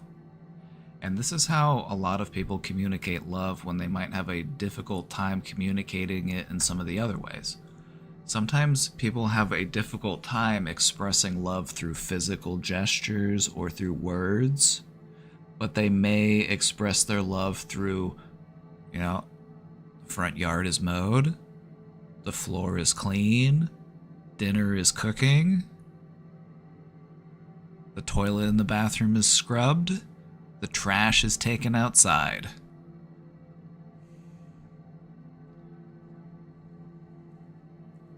This may also be one of the acts of love that might be most commonly misunderstood. If it's not your way of communicating love, this might be one that might be more difficult to receive as love if you aren't used to seeing it that way.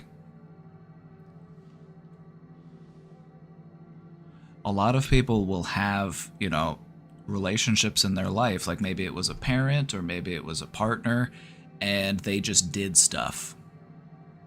And you were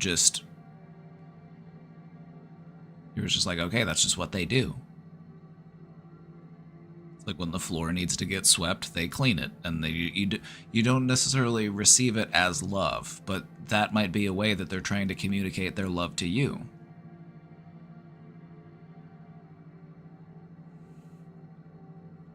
I'm sure many men feel this way because their moms often do most of the cleaning, etc. Right? Like, I did a lot of cleaning in my house. I was one of the #1 cleaners. Which is why acts of service is one of my love languages that I like to communicate with people. I would say that my top ones, because I've studied love languages a lot, and I've done a lot of thinking about how I can give and receive love, because I want to expand my understanding of it, and I want to know love on a deeper level. I want to know it on the deepest level possible. Acts of service is definitely one of the ways that I communicate love. You know, something needs to be done, so I'm the one who steps up and does it because I love the people that I live with, and I want them to, you know, have a clean bathroom or have a nutritious meal or, you know, stuff like that.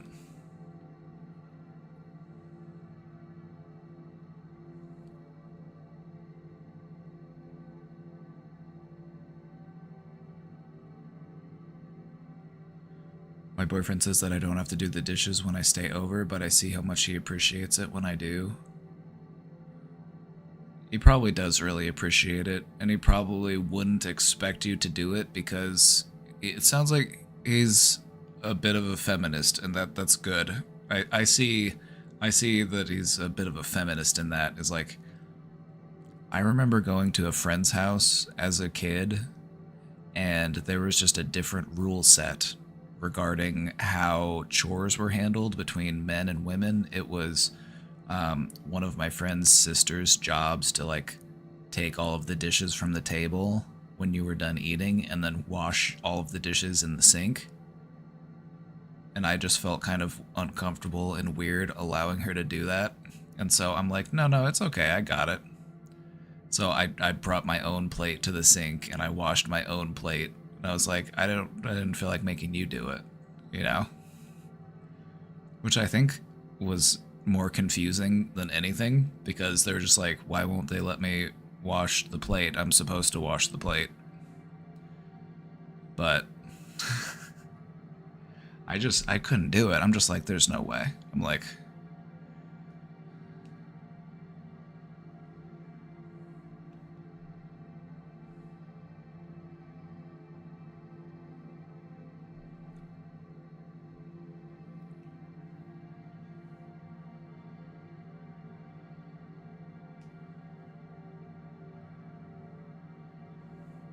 I don't want to let anyone doing my dishes because I'm ashamed at how bad I let it get.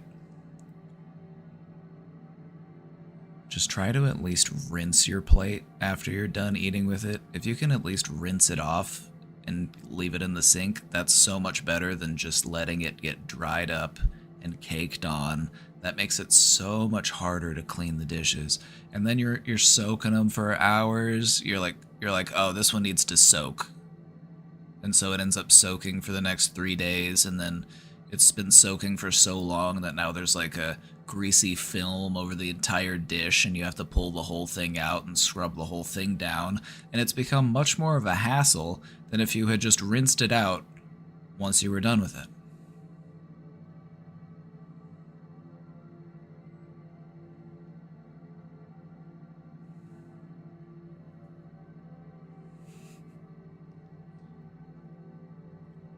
They say it's easier to keep things clean once they're clean already, so sometimes you do need to have those deep, cathartic spring cleans, you know, like maybe your house just gets a little messy because, you know, you went through the winter time and it was kind of hard to like be up and active and doing stuff because it's cold and you want to just hang out and eat potatoes.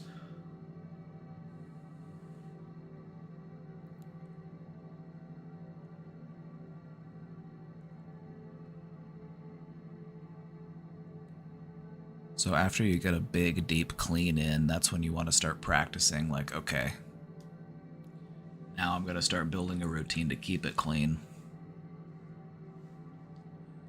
Honestly, having a clean room and a clean home environment is so beneficial to your mental health. A clean and orderly environment is a reflection of a clean and orderly mind.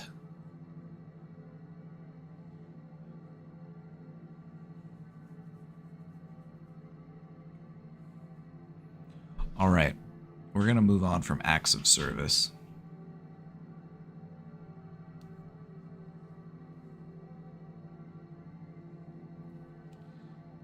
I stopped doing acts of service when I was the only one in the house of 5 adults doing all the cleaning and cooking. Yeah, that's not fair in the slightest.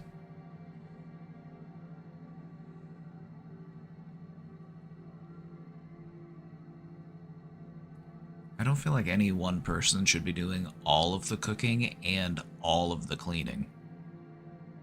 I feel like if you're an adult, you should clean up after yourself. I feel like that's the adult thing to do. If I make a mess, I should clean it up. I shouldn't leave it around and wait for somebody else to come clean it. Who's gonna come clean it? The maid's not here today. The maid's off today.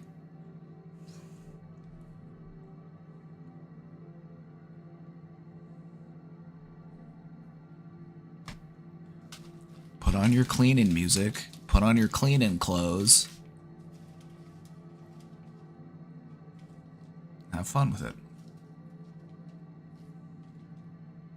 Such a weight off of your soul, I swear. Like, if you need to clean your room, just please clean your room. You will feel 1,000 times better once it's done.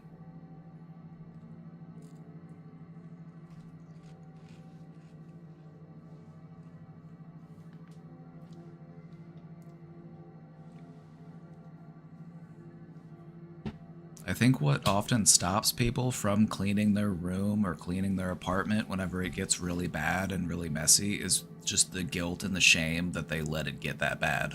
It prevents you from even starting. Don't you want to prove those feelings wrong? Don't you want to prove it to yourself that you do have what it takes to clean up this mess?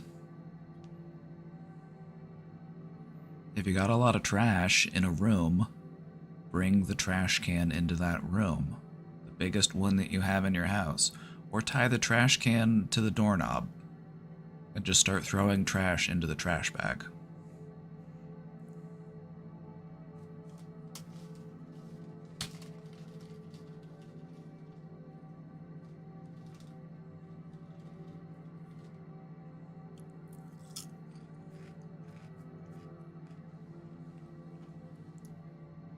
It's spring cleaning season. I want to see pictures of your clean room in the Discord. That's your challenge for spring, okay? No timeline or anything, just whenever you get it done. I want to see pictures of your clean room. And if you need more cleaning tips, hit me up. I've got plenty of them. One of the things that I loved doing when I worked in mental health was helping people clean up if their living place was really messy. That was one of the things that I actually really enjoyed. If I ever had to go back and get a real job, I think I would become a professional cleaner.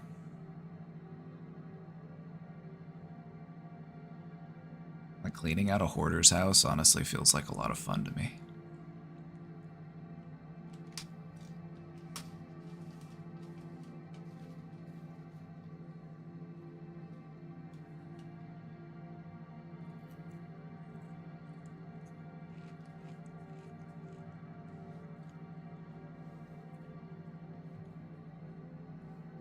Let go of guilt and shame.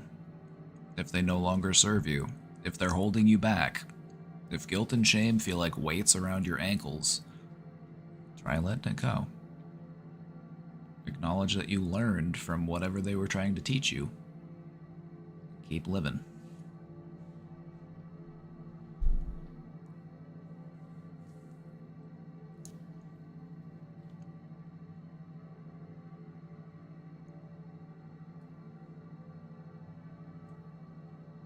Alright, it's time. Let's talk about gifts, shall we? Let's talk about receiving gifts as a love language. This one's pretty easy to understand as a concept, and that's the thing about love languages, if you haven't noticed, is that love languages are actually pretty easy to understand. Love is actually supposed to be simple. I hope you've picked up on that. None of these concepts are that out there or that wacky. Like, these are all pretty straightforward, easy to understand concepts.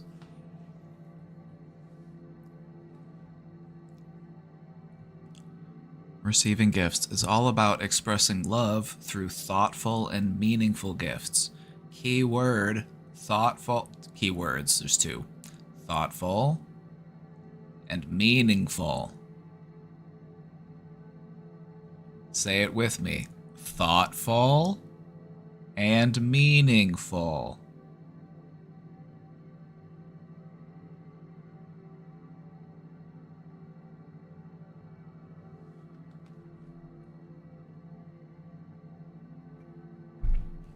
You don't like getting clothes? clothes? Do clothes feel thoughtful and meaningful? I guess what I would do is try to interpret thought and meaning. You don't have to wear the clothes, you don't have to keep the clothes, but you can appreciate that in the moment that that person was at the store or shopping or whatever, they were thinking about you. Doesn't matter what they got you, doesn't matter if you like it, doesn't matter if you're going to use it or wear it or if it's going to go to the dump. In that moment, they were thinking about you. That's what matters. They could have been thinking about anything else in the entire universe, and they were thinking about you.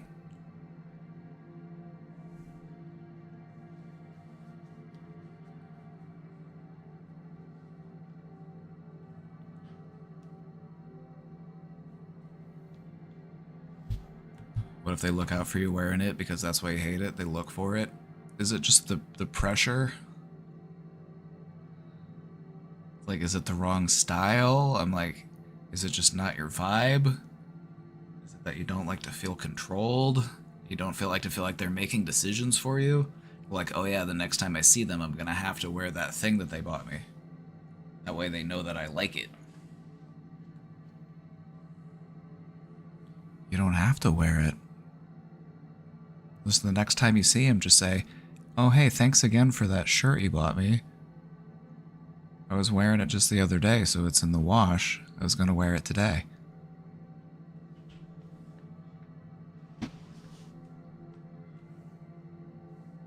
That might be unethical.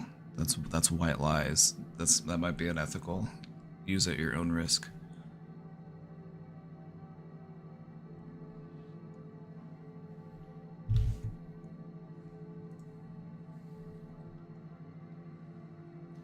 Gifts don't need to be extravagant, but they should demonstrate thoughtfulness and consideration. That's what it's all about. That's what it's all about. It just shows that that person was thinking about you. And they said, hey, they might like this thing. This thing might make them happy. I want them to be happy.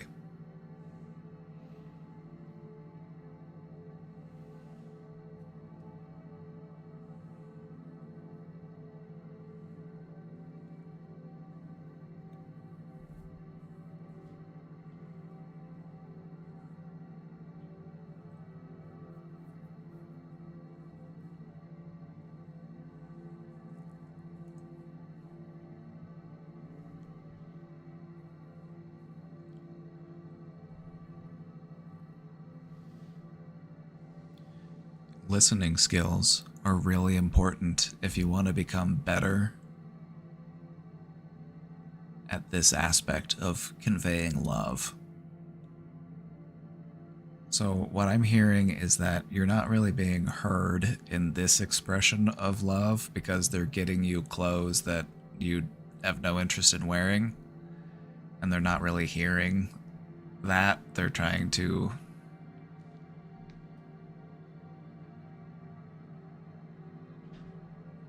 I don't know.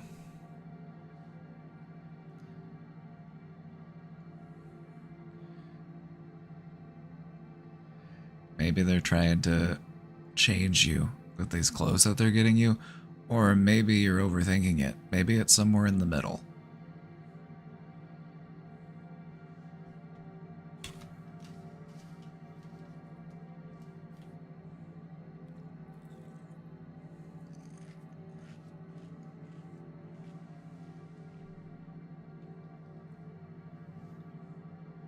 Just ask them if they had a gift receipt.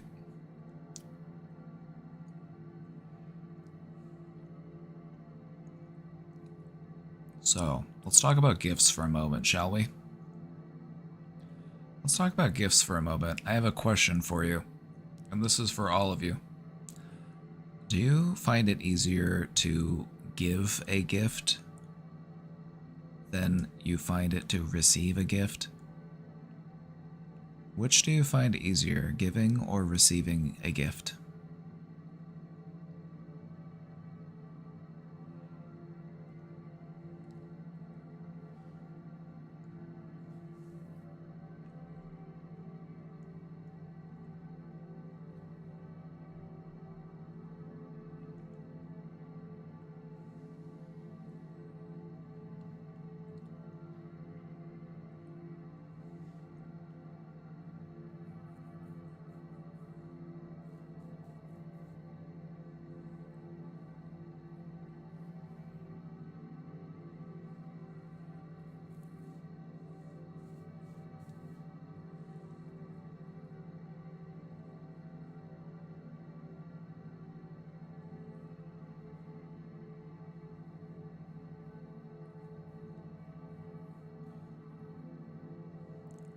think what we're realizing here is that love languages are something that can be practiced, and the gifting aspect of love languages, like this one in particular, for me, feels like one of the ones that we could really become more practiced at.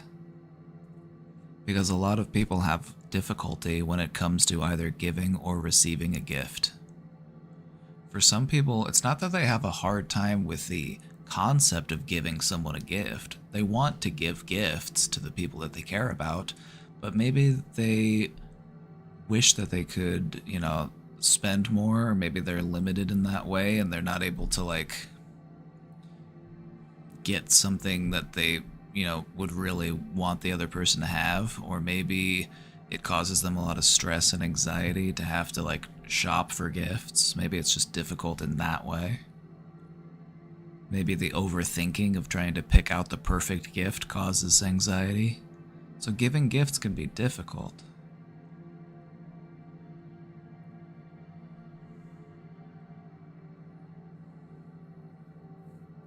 But so can receiving gifts.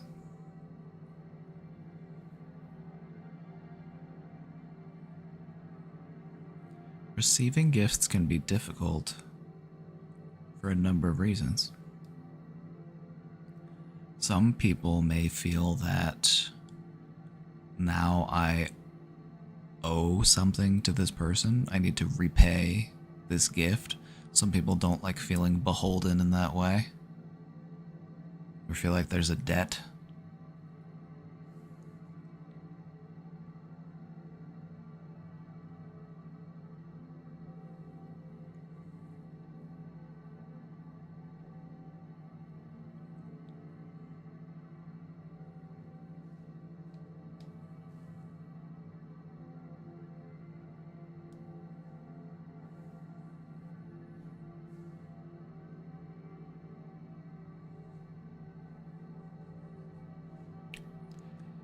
How could I help others get me gifts that matter? Like, do I talk about hobbies or wants more?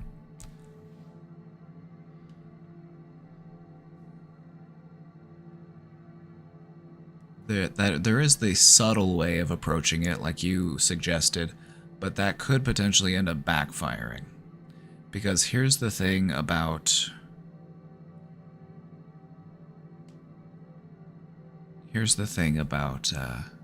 selecting a gift for somebody, especially when it comes to something related to a hobby. If you have a particular hobby and it's one that you're especially invested in, you have a better idea of the types of things that you need to take that hobby to the next level. Whereas somebody who's buying you a gift related to that hobby, they might not know where to begin. They might not get you anything that you could actually use, or it might be something that you already have. You know, if they don't understand the hobby to the same degree that you do, they might have a hard time getting you a gift that can appropriately appeal to that hobby. It's like saying, oh yeah, I like painting, and maybe you've got a bunch of art supplies at home, like you've got nice brushes, you've got easels, you've got paints. And then, you know, a distant relative is like, oh yeah, I know you like art, and they get you like a starter's art kit. It's like a starter's art kit. Or they're like, oh yeah, I heard you like gaming, and they get you one of those bootleg handhold consoles. It's got 500 games on there, and half of them are Donkey Kong. I heard you were a gamer, so I got you 500 games.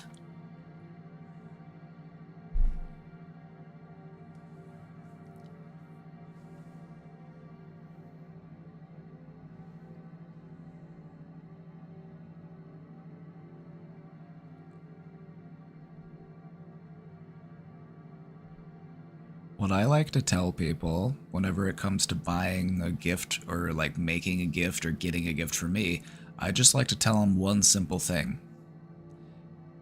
Get me something that makes you think of me.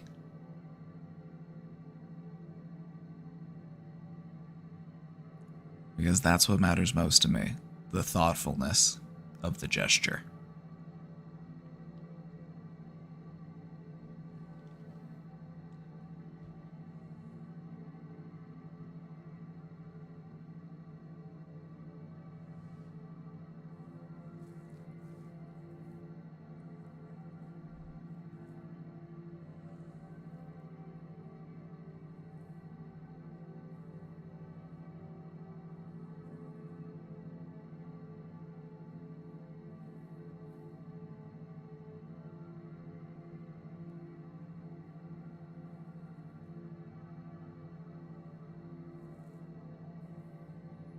You like that line? I found that it doesn't disappoint.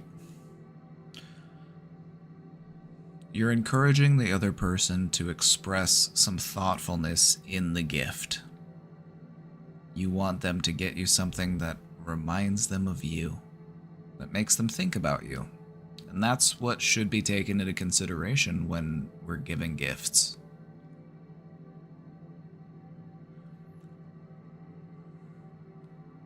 Whenever we're selecting a gift for someone else, sometimes people will get something for the other person that they think that they would like because it's actually just something that the gift buyer likes. I've been there. I've been that gift giver where I've given somebody a gift of something that I thought was cool. And so I just assumed, well, I think it's cool, so they'll probably think it's cool too. So yeah, I would avoid trying to do that.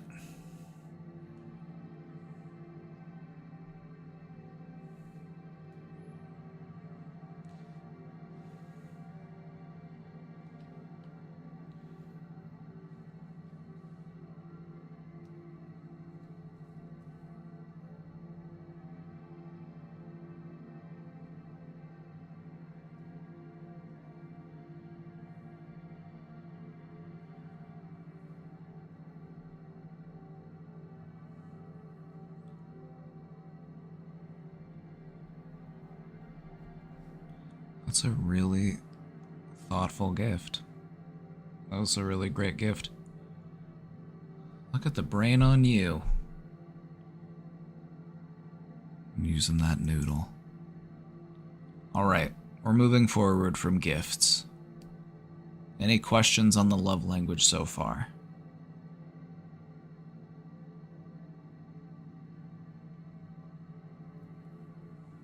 How do I handle the fear of the other person secretly not liking the gift? As long as it's secret, doesn't really matter. As long as they're a good actor and they're able to pretend that they like it, just roll with that. There you go.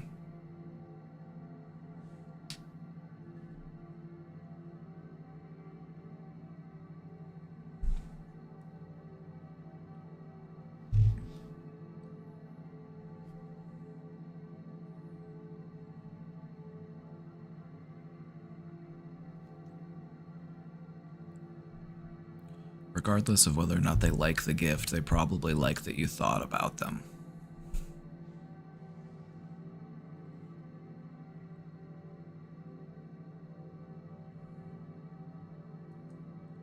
Quality time. This is another one of my go-tos.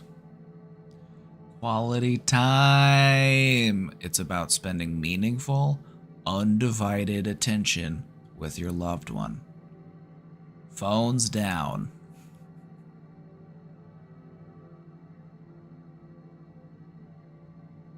Undivided attention.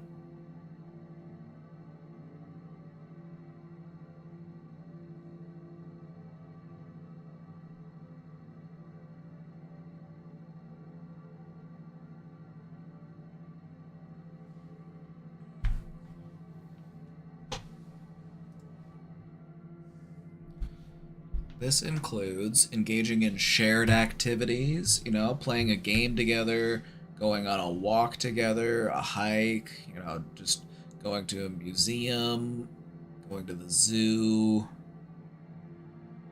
you know, just doing something together and enjoying each other's company. This also could be having deep conversations or simply being present together.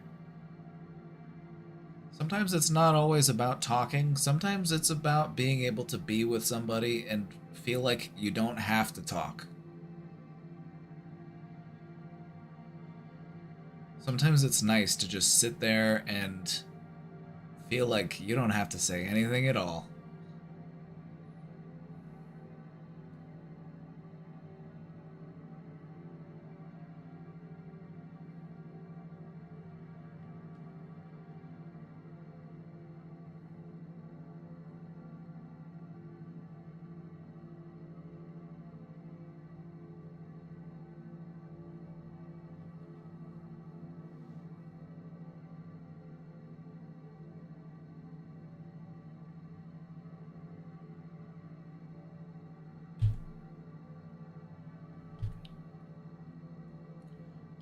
if you want to become more fluent in quality time, try to make it a priority to spend some uninterrupted time with your partner or with your friends or with your family, whoever it is that you are trying to express love to through quality time. It's all about creating opportunities for meaningful connection, getting to know them better, spending time with them, growing closer. Quality time is a big one. I'd say it's probably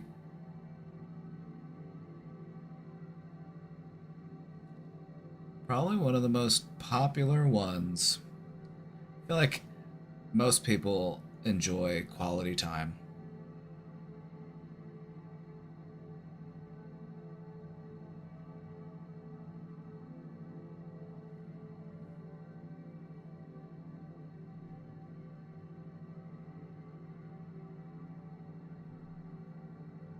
Oh, let's keep moving. Physical touch. This is the expression of love through physical affection. Hugs, kisses, holding hands.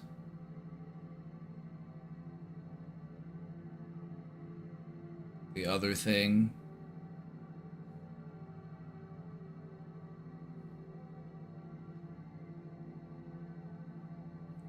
Hugs are great for morning anxiety. It's true.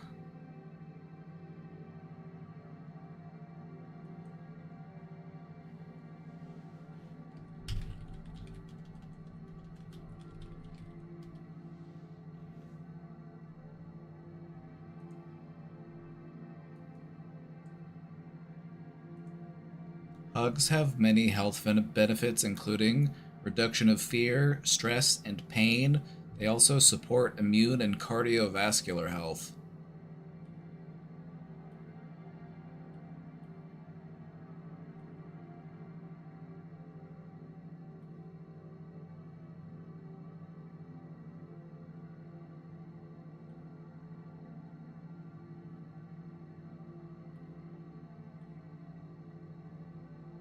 We need 4 hugs a day for survival, 8 hugs a day for maintenance, 12 hugs a day for growth.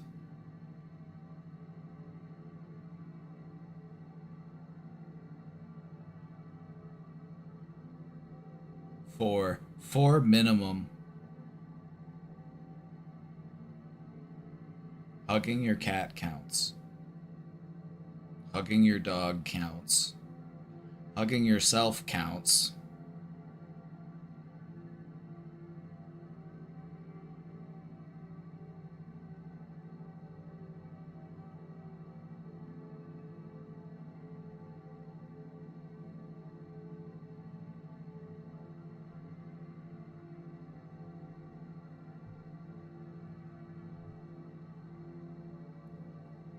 That's your other homework assignment. Find somebody to hug.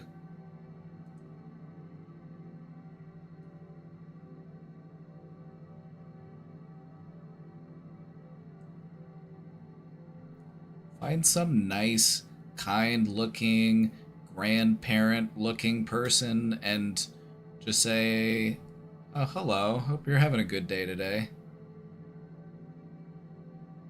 Let's see if they'll give you a hug. I bet they will. There are people out there right now who would be very willing to give you a hug, because they need a hug too.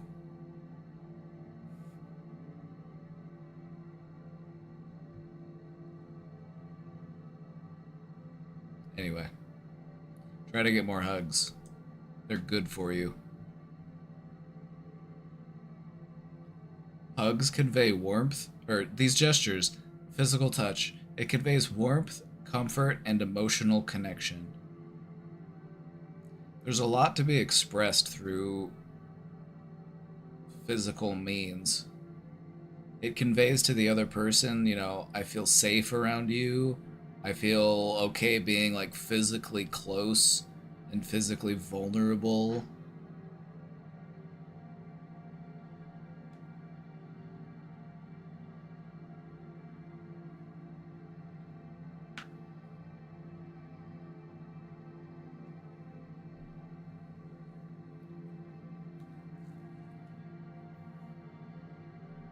How many hugs do I need? 0?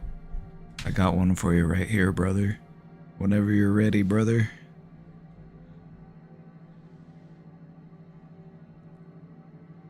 It's tough out there on your own, brother. Sometimes you need a bro to watch your back and give you a hug if you're feeling down. You don't have to be tough. Nobody's got to make it on their own.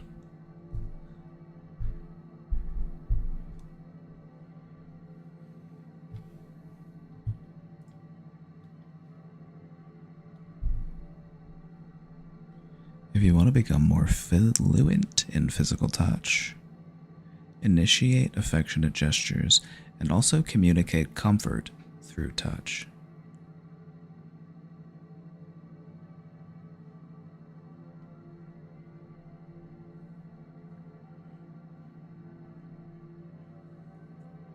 Physical touch is a pretty easy one to understand, and it's also pretty easy to understand why it might be difficult for some people. Some people may not have had love communicated to them through physical touch when they were little. Maybe their parents didn't hug them very much or give them, kisses or anything like that. Maybe they were a bit more cold and distant. And so you didn't really learn how to communicate love in that way.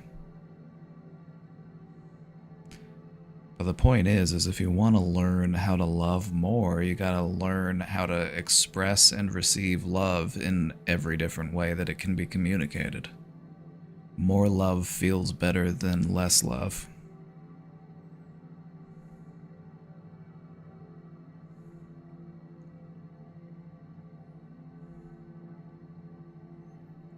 I'm proud to say I introduced hugs to my family.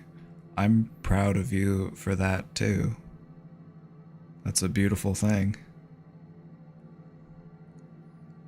I was touch-starved as a kid, so now it's pretty hard for me to receive physical touch. Thankfully, we can acclimate.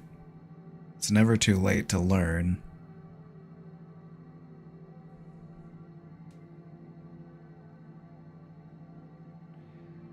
And what you'll find is that even though you didn't have it, you can still feel the absence of it. It's like you know that something was missing.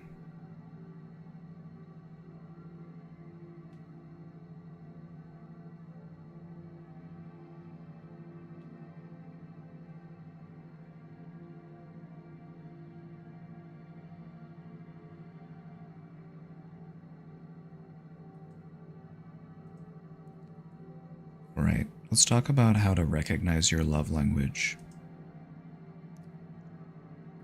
I want you to reflect on how you prefer to give and receive love in your relationships.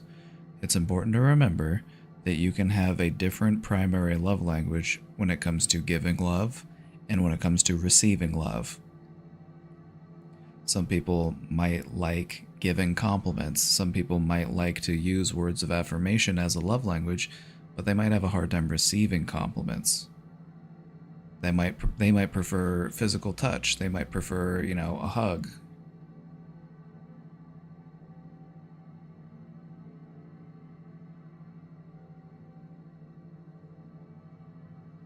So in learning about these love languages, have you learned anything about yourself today?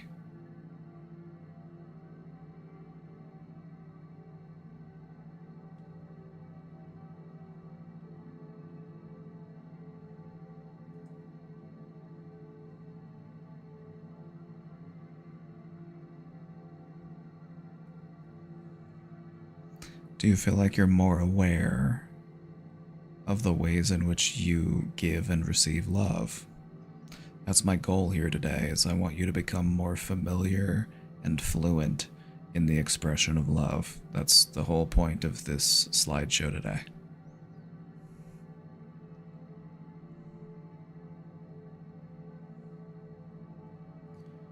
Take a moment to consider your emotional responses to different expressions of love, and try to identify patterns in your behavior. Historically, how have you responded to certain expressions of love? whether it be gifts or acts of service or physical touch, words of affirmation.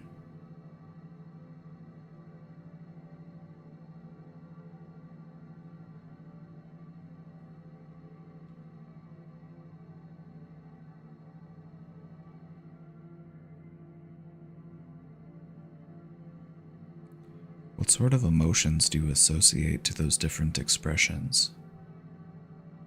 What sort of emotions do you associate with physical touch? What sort of emotions do you associate with giving gifts, or acts of service, or words of affirmation?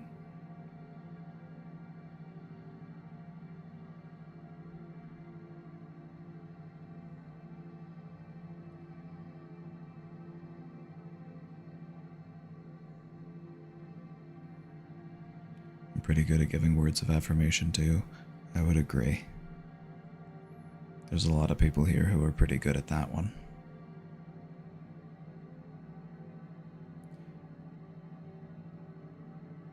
Like me personally, I feel like giving words of affirmation is easier for me than receiving words of affirmation. And it's not because I didn't receive words of affirmation as a kid or anything like that. I just feel like I received it a lot.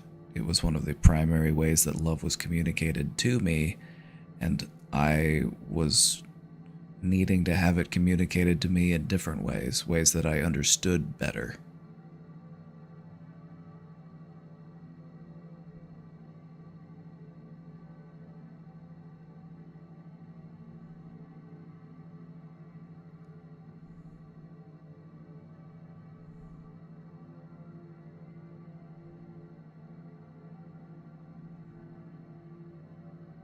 You wish you were good at that? How about we reframe that? I'm getting better at that. How about instead of I wish I was good at that, we say I'm getting better at that?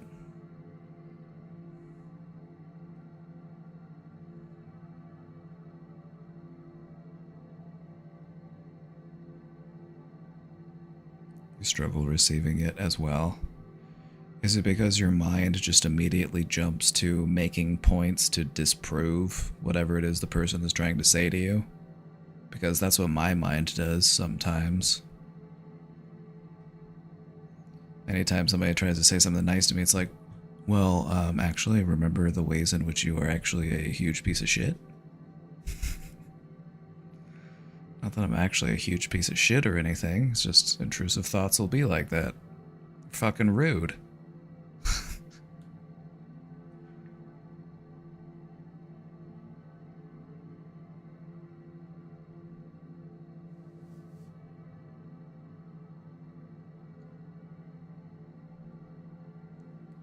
Cognitive dissonance or whatever. Right? It's like one of the things that I feel like happens when you are like working on dealing with intrusive thoughts is it's almost like you're dealing with a heckler at a comedy club. Like you're up there trying to give a performance. You're up there talking into the microphone and there's somebody in the audience who's just like, boo, you suck. Get better jokes. But then you realize that you are the heckler. That is also you. So you have the power to kick that asshole out of the club and go on about your day.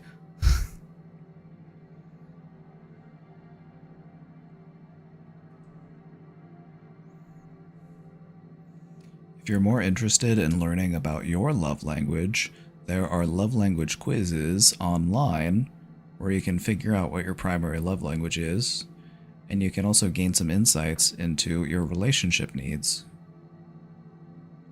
This is a fun thing that you can do together with a partner, or even with a friend, you know, just recognizing what the other one's love languages are, so that you can better communicate love to them.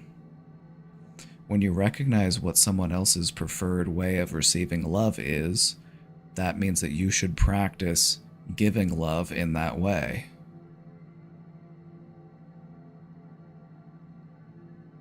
and vice versa. It's all about becoming more fluent in the languages. The goal being you want to learn how to speak all of them. You want to be able to interpret love in every way, shape, and form that you can.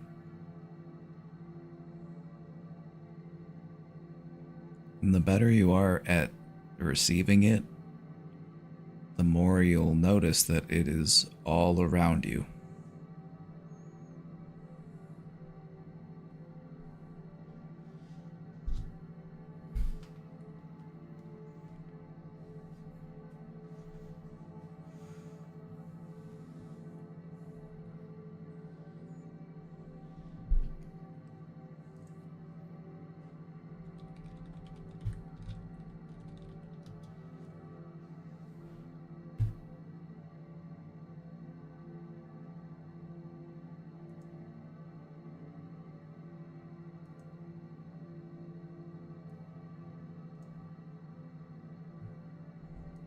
Should we take the quiz?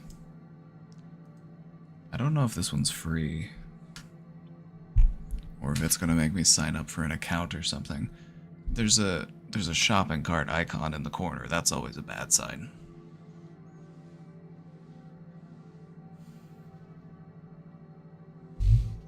This is 5lovelanguages.com. I'm gonna try to take this quiz and I'm gonna see if they make you sign up or something. Or if it actually is free. How would you describe yourself? I am an adult. It's more meaningful to me when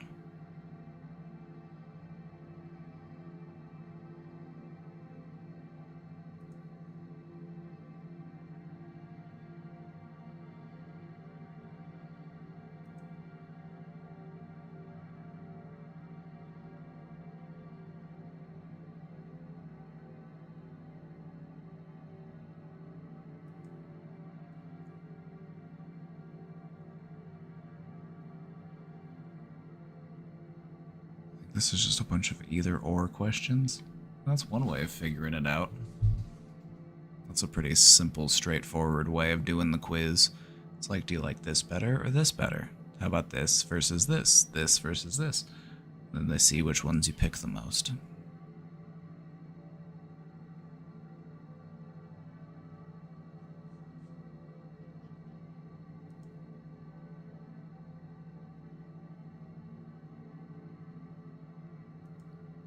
I'm learning that, physical touch is definitely a big one for me, but that's no surprise. Like, I'm pretty in tune with my love languages.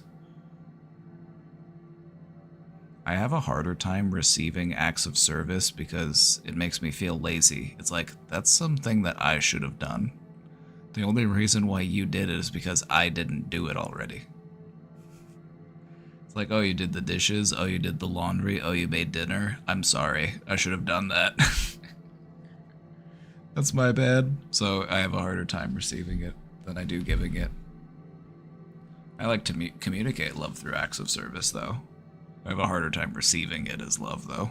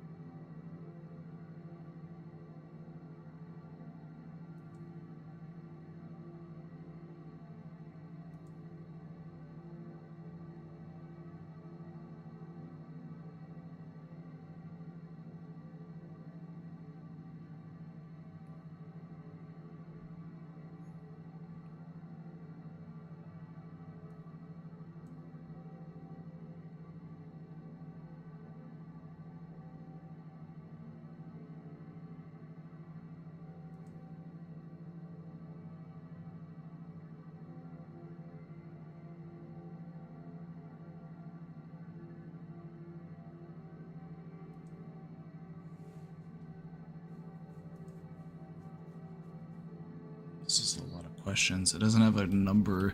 Oh wait, no. I'm at 28 out of 30. Okay, we're almost there. We're almost there. My partner helps me out, or my partner specifically tells me I like to be appreciated.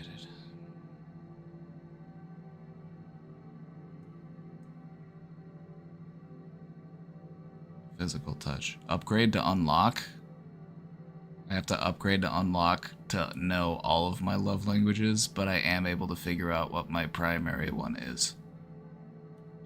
Physical touch. $35? Jump scare. I mean, I could tell you what mine are just based on remembering my own answers to the question. It's like physical touch is my top one. Actually, the way that they're arranged right here looks like that is my order. Physical touch and quality time are up at the top, and then it's like words of affirmation, and then acts of service and gifts are at the bottom for me. But these are like my top 3 for sure.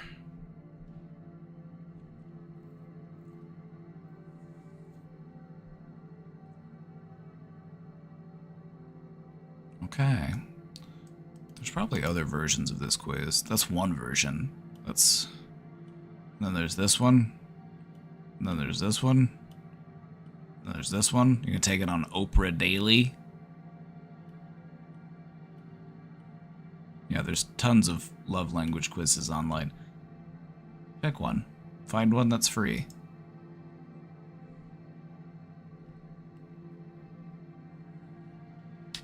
Like gifts either.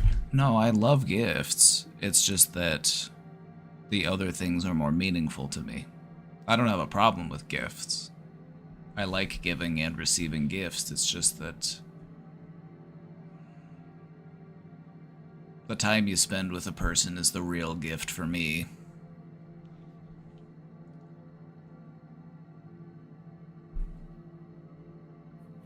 I view gifts as just like a nice bonus, you know what I mean?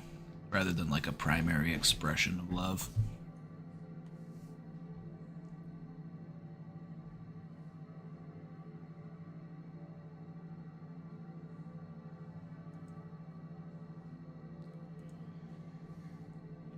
Let's talk about learning others' languages, shall we?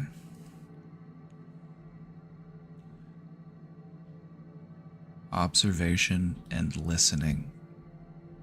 Going to be your biggest 2 skills here. If you want to find out more about the way that your loved ones communicate love. You can even take a quiz with them. You can have them take a quiz too, and you can figure out what each other's love languages are. But also, it's not just about the quiz, because sometimes in the quiz what we do is we answer the question based on what we would like the answer to be rather than what the answer actually is. And so sometimes just using your ears and listening to the person or just observing them, you can actually get a better idea of whether or not that is actually accurate. Like, let's say, for example, somebody wishes that they were more complimentative, and so they really lean into the words of affirmation as being their love language, and it might not be, but maybe it's just the one that they wish they were. People tend to do that whenever they're taking those types of quizzes, is they don't answer based on reality, they answer based on what they would like the answer to be. Just try to be mindful of that if you end up taking any sort of quiz online. Not just this one, but like any quiz online in general. Just try to be as honest as you can.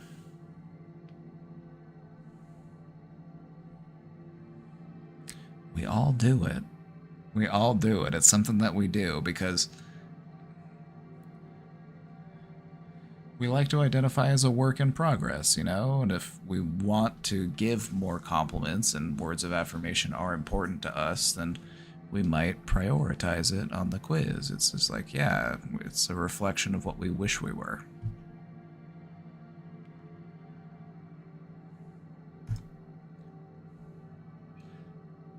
Ask open-ended questions to your partners or to your friends or to your family, what is an open-ended question? Can somebody tell me? What is an open-ended question?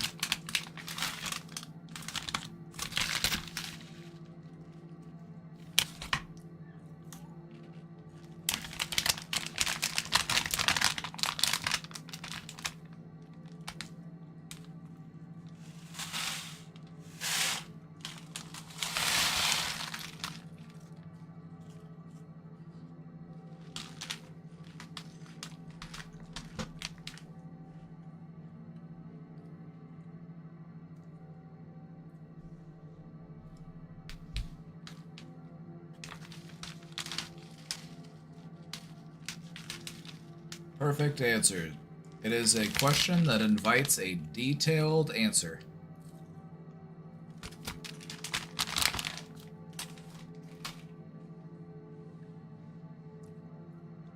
In other words, it is not a yes or no question.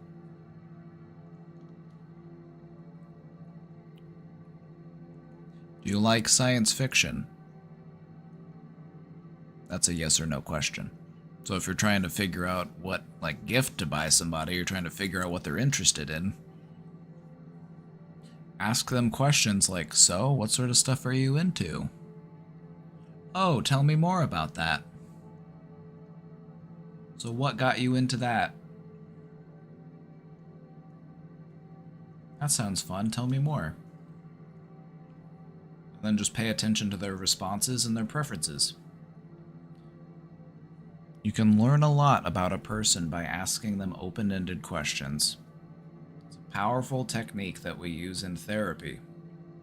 Therapists work really hard to avoid asking yes or no questions, because they kind of stop the conversation. Open-ended questions keep the discussion going.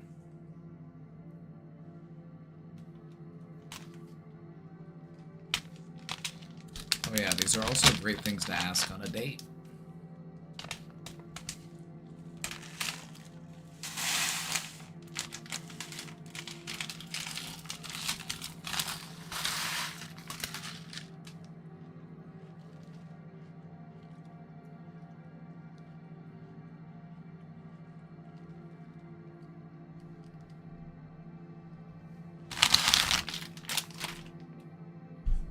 Alright, here's an example. Here's an example of a closed-ended question. A closed-ended question would be, do you want anything from Taco Bell? It's a yes or no question. An open-ended question would be, what do you want from Taco Bell?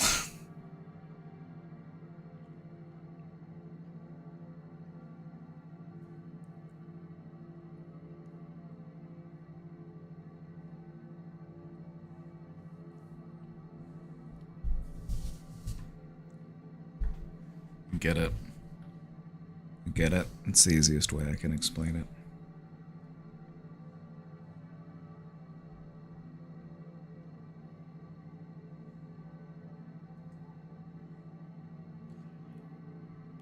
Try experimenting with expressing love in different languages to see which resonates most with each person.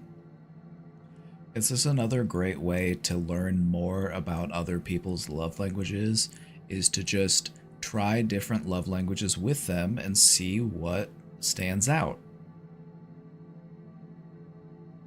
Like maybe you try to give them a hug, but they kind of tense up and they don't really reciprocate. And it's like, okay, maybe physical touch isn't really their thing.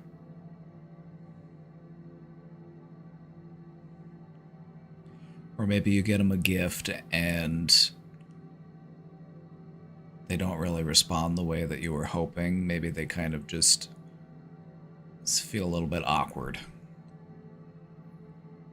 Just test out the different love languages and see which one they resonate with. See which one lightens up their face. See which one makes them act a little bit more, excited in their body language.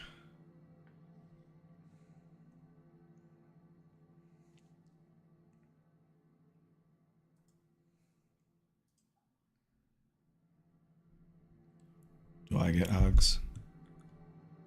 All the time, bud. You want one? If you're offering, I'll take it. I'll never turn a hug down.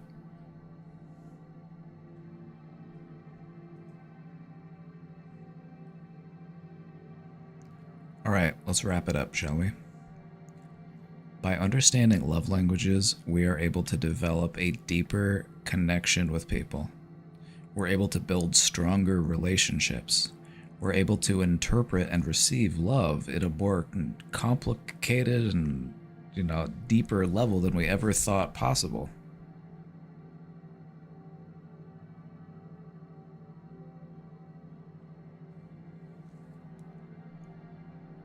Doesn't that sound kind of nice?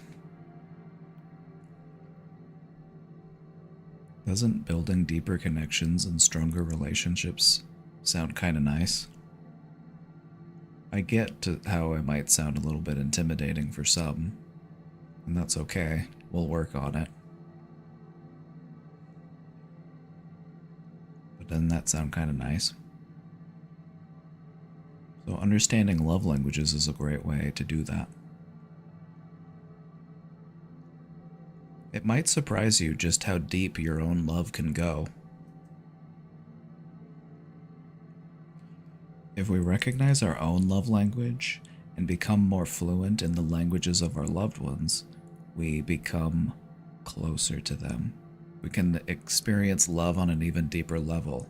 That means greater intimacy, greater empathy, and greater harmony within our relationships. Anyway, you get it?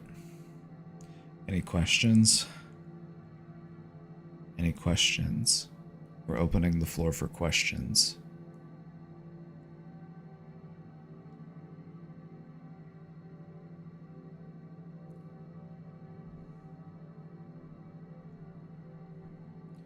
Let me just say this, chat, in a non-parasocial, platonic way.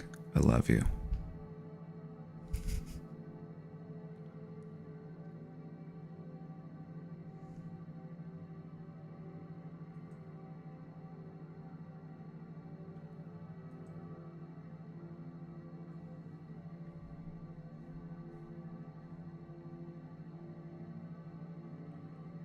Alright, that's the presentation. Thank you for coming to my TED Talk. Thank you for coming to my TED Talk. Thank you. Thank you. You're too kind. Thank you. Oh, please. Thank you. Thank you. You're too much. Oh, you're... Please. Thank you. Oh, thank you. Alright, stop clapping. It's enough.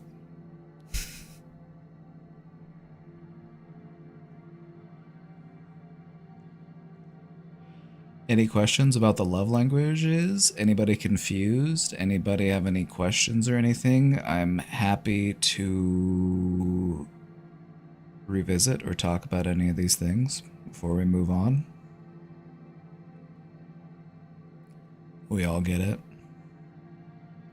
Question, is there a movie night tonight? Yeah, I need to figure out if I can find this movie that we were supposedly going to be watching. I have to see if it's actually available somewhere. If not, I'll probably have to find a different movie, but yeah, I want to do a movie tonight.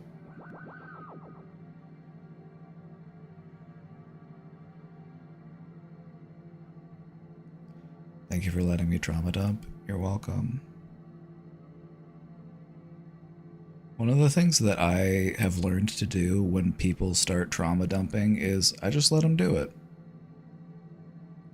I don't feel like I have to like dive into all the trauma with them. I just want to let them know like, hey, I hear you. Like, get it all out. Like, because most of the time when somebody's trauma dumping, it's like they're gonna work through it. They're gonna figure it out. They're gonna like, they're having a moment. Like, let them do their thing and just be supportive.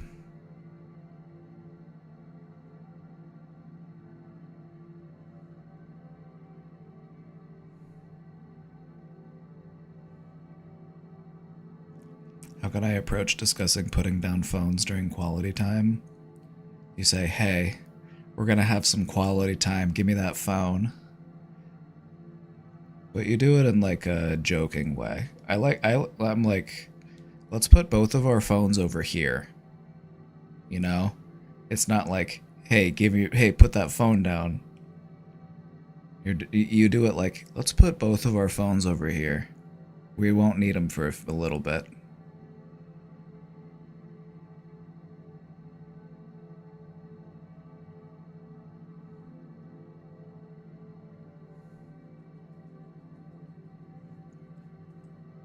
I used to love my phone, but now I have like I definitely have a love-hate relationship with my phone. I'm kind of just more annoyed by it these days than anything else. I'm just like, it does nothing for me. I mostly just use it for Discord. Streaming stuff to my TV. Or listening to audiobooks.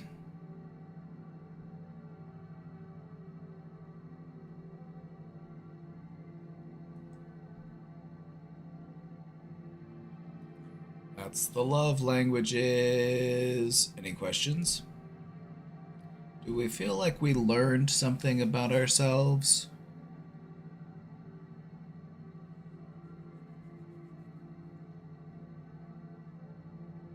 Hopefully this gets you more excited to go practice expressing and also receiving love. I feel like that's a huge component in feeling mentally well. Getting and receiving enough love. Because it's not just about getting the love. If you're not also giving the love, you're still going to feel dissatisfied.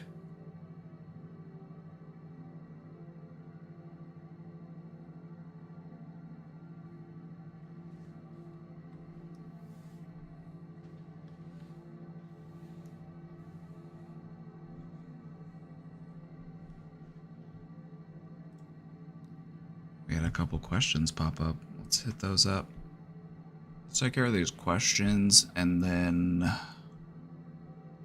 probably gonna go work on making dinner. But yeah, for movie night in the Discord, it will be tonight. I don't know, we might start it a little later. Might start it more around like 9 Central. Just give me more time to like make dinner and stuff and find the movie.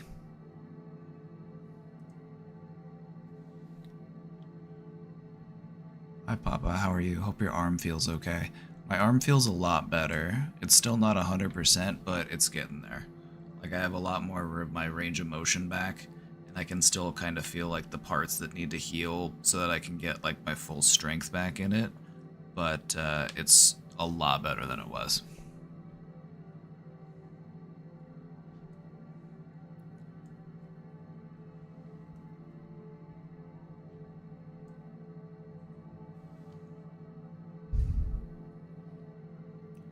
I've been thinking about something for a while. It's been making me feel really confused and conflicted about what I feel. I have a nephew who's only 1 year old, but he acts exactly like my abusive brother, according to my parents, and anyone who knew my brother as a baby. And I'm really scared that he'll grow up and be like my brother. Alright, let me just stop you right there. He's a baby. He's 1. Don't worry about how a baby acts when they're 1. Don't worry about how a baby acts when they're 2, or 3, or 4. If he's still acting this way and he's 7, then it's going to be kind of concerning. That's when you can actually start doing something about it. But a baby, a toddler,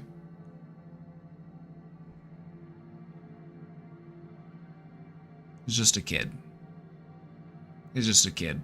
And kids, you know, they act like kids. Like sometimes toddlers and babies will just like smack people or hit people, and because they just don't realize, they don't have the capacity to realize what they're doing is wrong.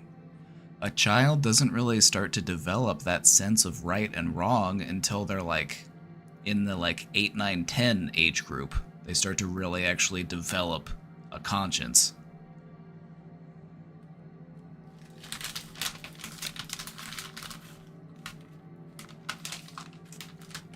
But yeah, he's only 1. Okay, if it's any comfort, I just want to say that this is stuff that we don't want to do when it comes to like treating children from a psychiatric standpoint. It's like they don't want to treat toddlers and stuff because toddlers act like toddlers.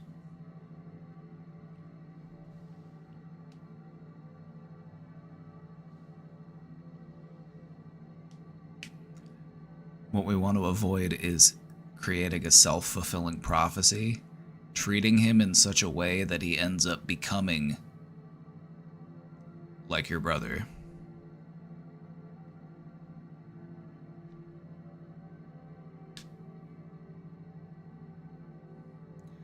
That baby is still his own person, and his future is not determined yet, so he could be anybody, saint or sinner.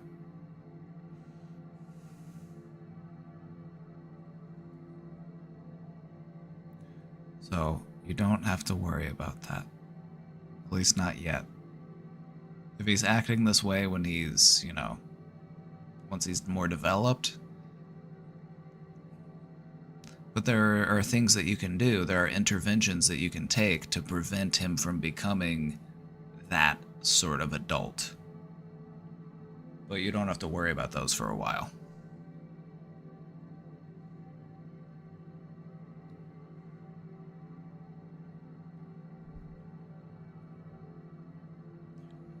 And for that reason, as much as I love him, I started to kind of feel like I'm starting to have the same feelings that I have for my brother, the hate, the anger, the everything. I don't know what to do about this. I know it isn't fair to my nephew, he's a little boy after all, but I still can't stop feeling that way, even though I still love him. I'm really scared he'll turn up to be the same.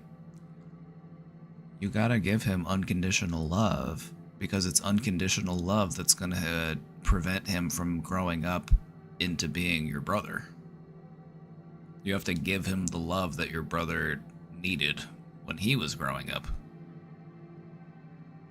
If you treat him that way, he's going to end up becoming that way. You know, you don't want to teach this child that he is bad. He's just a kid. If you teach a child that they are bad, they will say, okay, well, I guess I should act bad. I guess I should do bad things because I am a bad kid.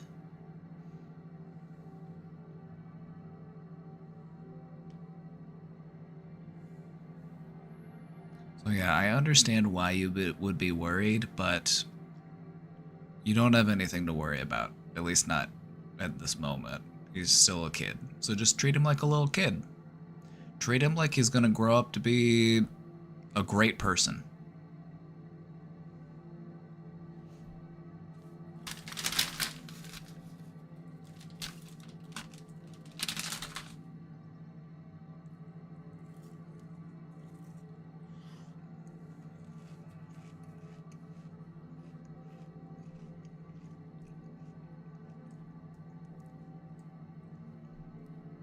Women should have paid leaves for periods each month. I swear to God, we already get paid less. I'll agree with that. I'll agree with that. I think that we should also start making some efforts to synchronize periods to the best of our ability. We should try to make it so that periods happen across the country consistently within a certain time frame, and then everything should be closed. Nobody has to work. Everybody gets time off. We just take a few days off every month. Everybody.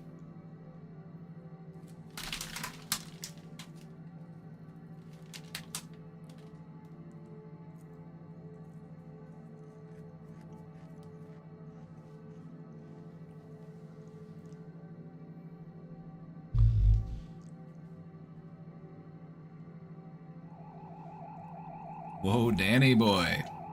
Thank you for subscribing for 5 months.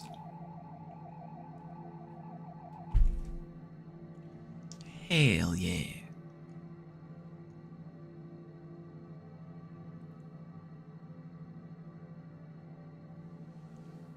Three weeks a month? I think we should.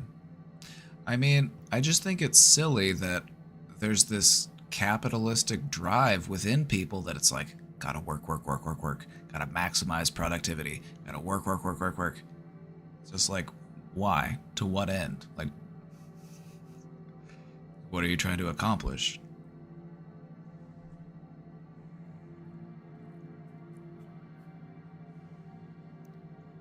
We don't want to live to work. We want to work to live.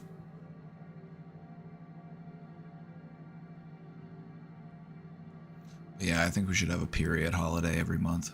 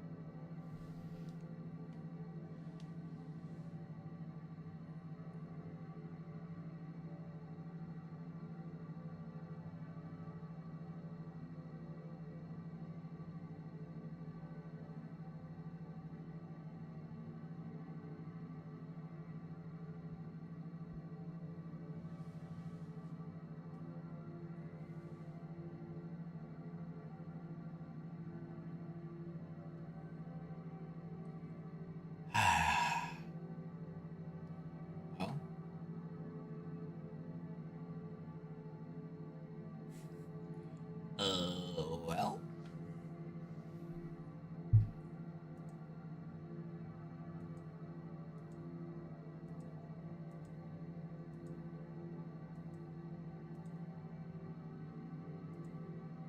It's about that time again, I fear.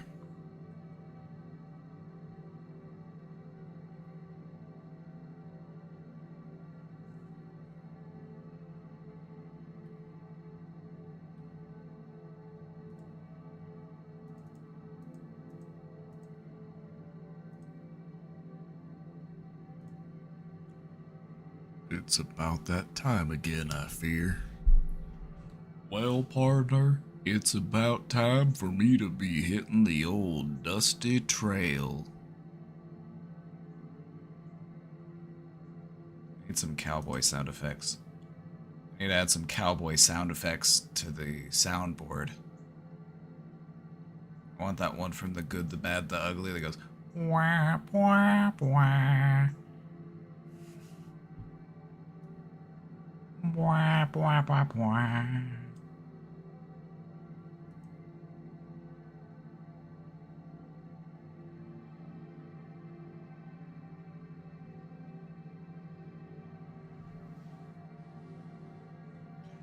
Would you hate me if I said most reproductive issues have no tissue damage but neuroplastic tissue damage, which is still valid tissue damage? What Substitute Scholar is saying is that a lot of issues that people face with reproductive issues are resultant of issues in your mind. Basically, an expression of your anxiety. Anxiety is connected to a lot of our physiological and processes within our body. Anxiety manifests as a wide array of different physiological ailments. Absolutely, yeah, it's still valid, it's still real, it's still a wound that you're trying to heal.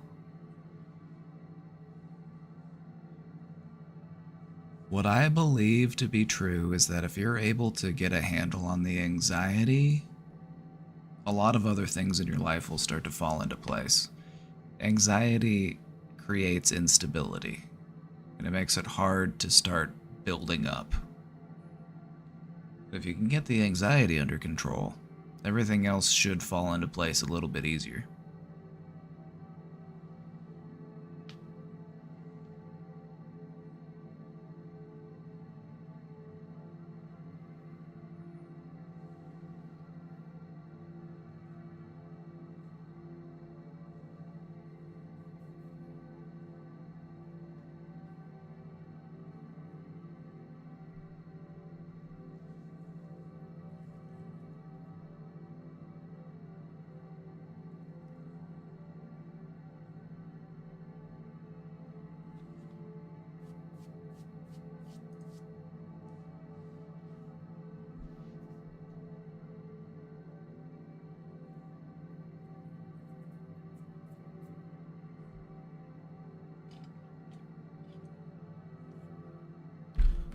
Just keep working to get it sorted out. Sometimes you gotta fight for the right diagnosis. You gotta fight for your right diagnosis.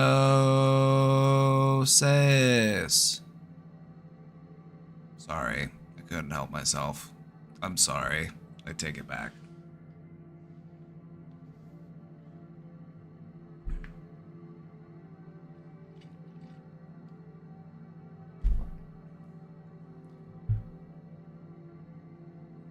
Leads into a cycle of depression and anxiety, which leads to more suffering. Yeah, break the cycle. Break the cycle. Which one of those links in the cycle do you think would be the easiest to break? Me, personally, I would go after anxiety. Anxiety is the one I would go after first. After you handle the anxiety, then you can start handling the depression.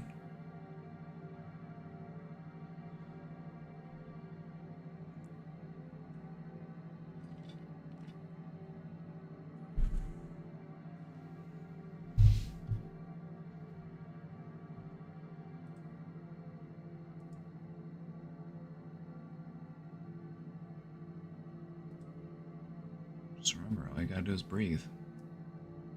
All you gotta do is breathe like a calm person, and your body will calm itself.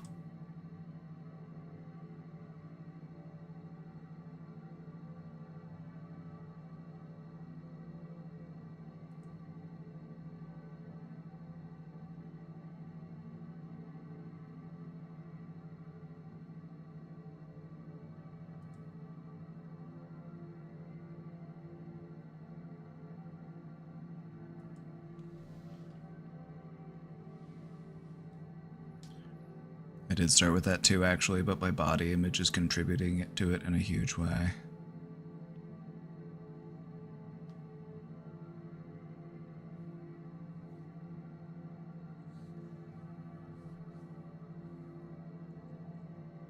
I would rather be mentally well and physically out of shape than physically in shape and mentally unwell.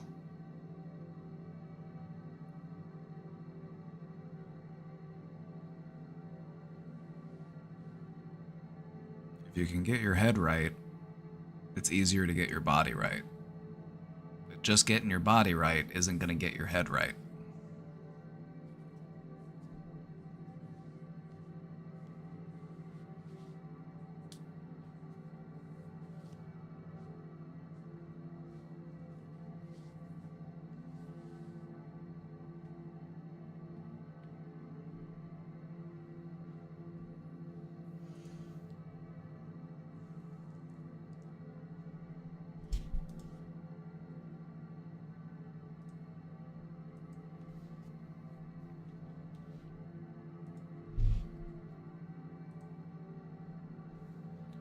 Right, gamers.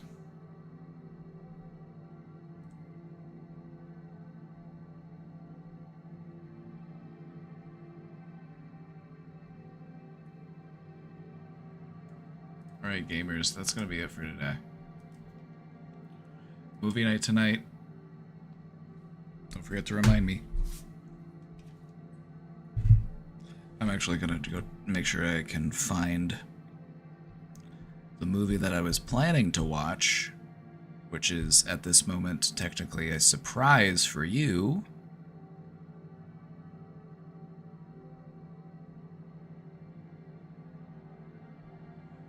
So hopefully I am able to find it.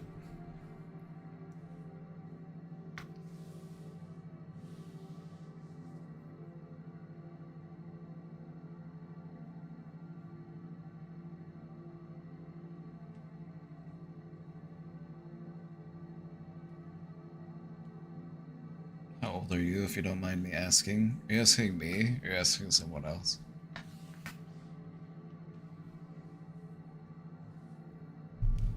Me, I'm 57 years young.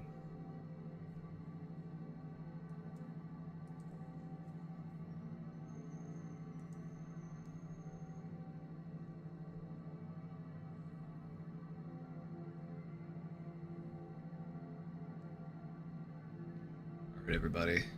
Movie night tonight. Weekend stream tomorrow. We'll be back. Weekend stream. Who knows what we'll get up to tomorrow. Alright, everybody. Have a great night.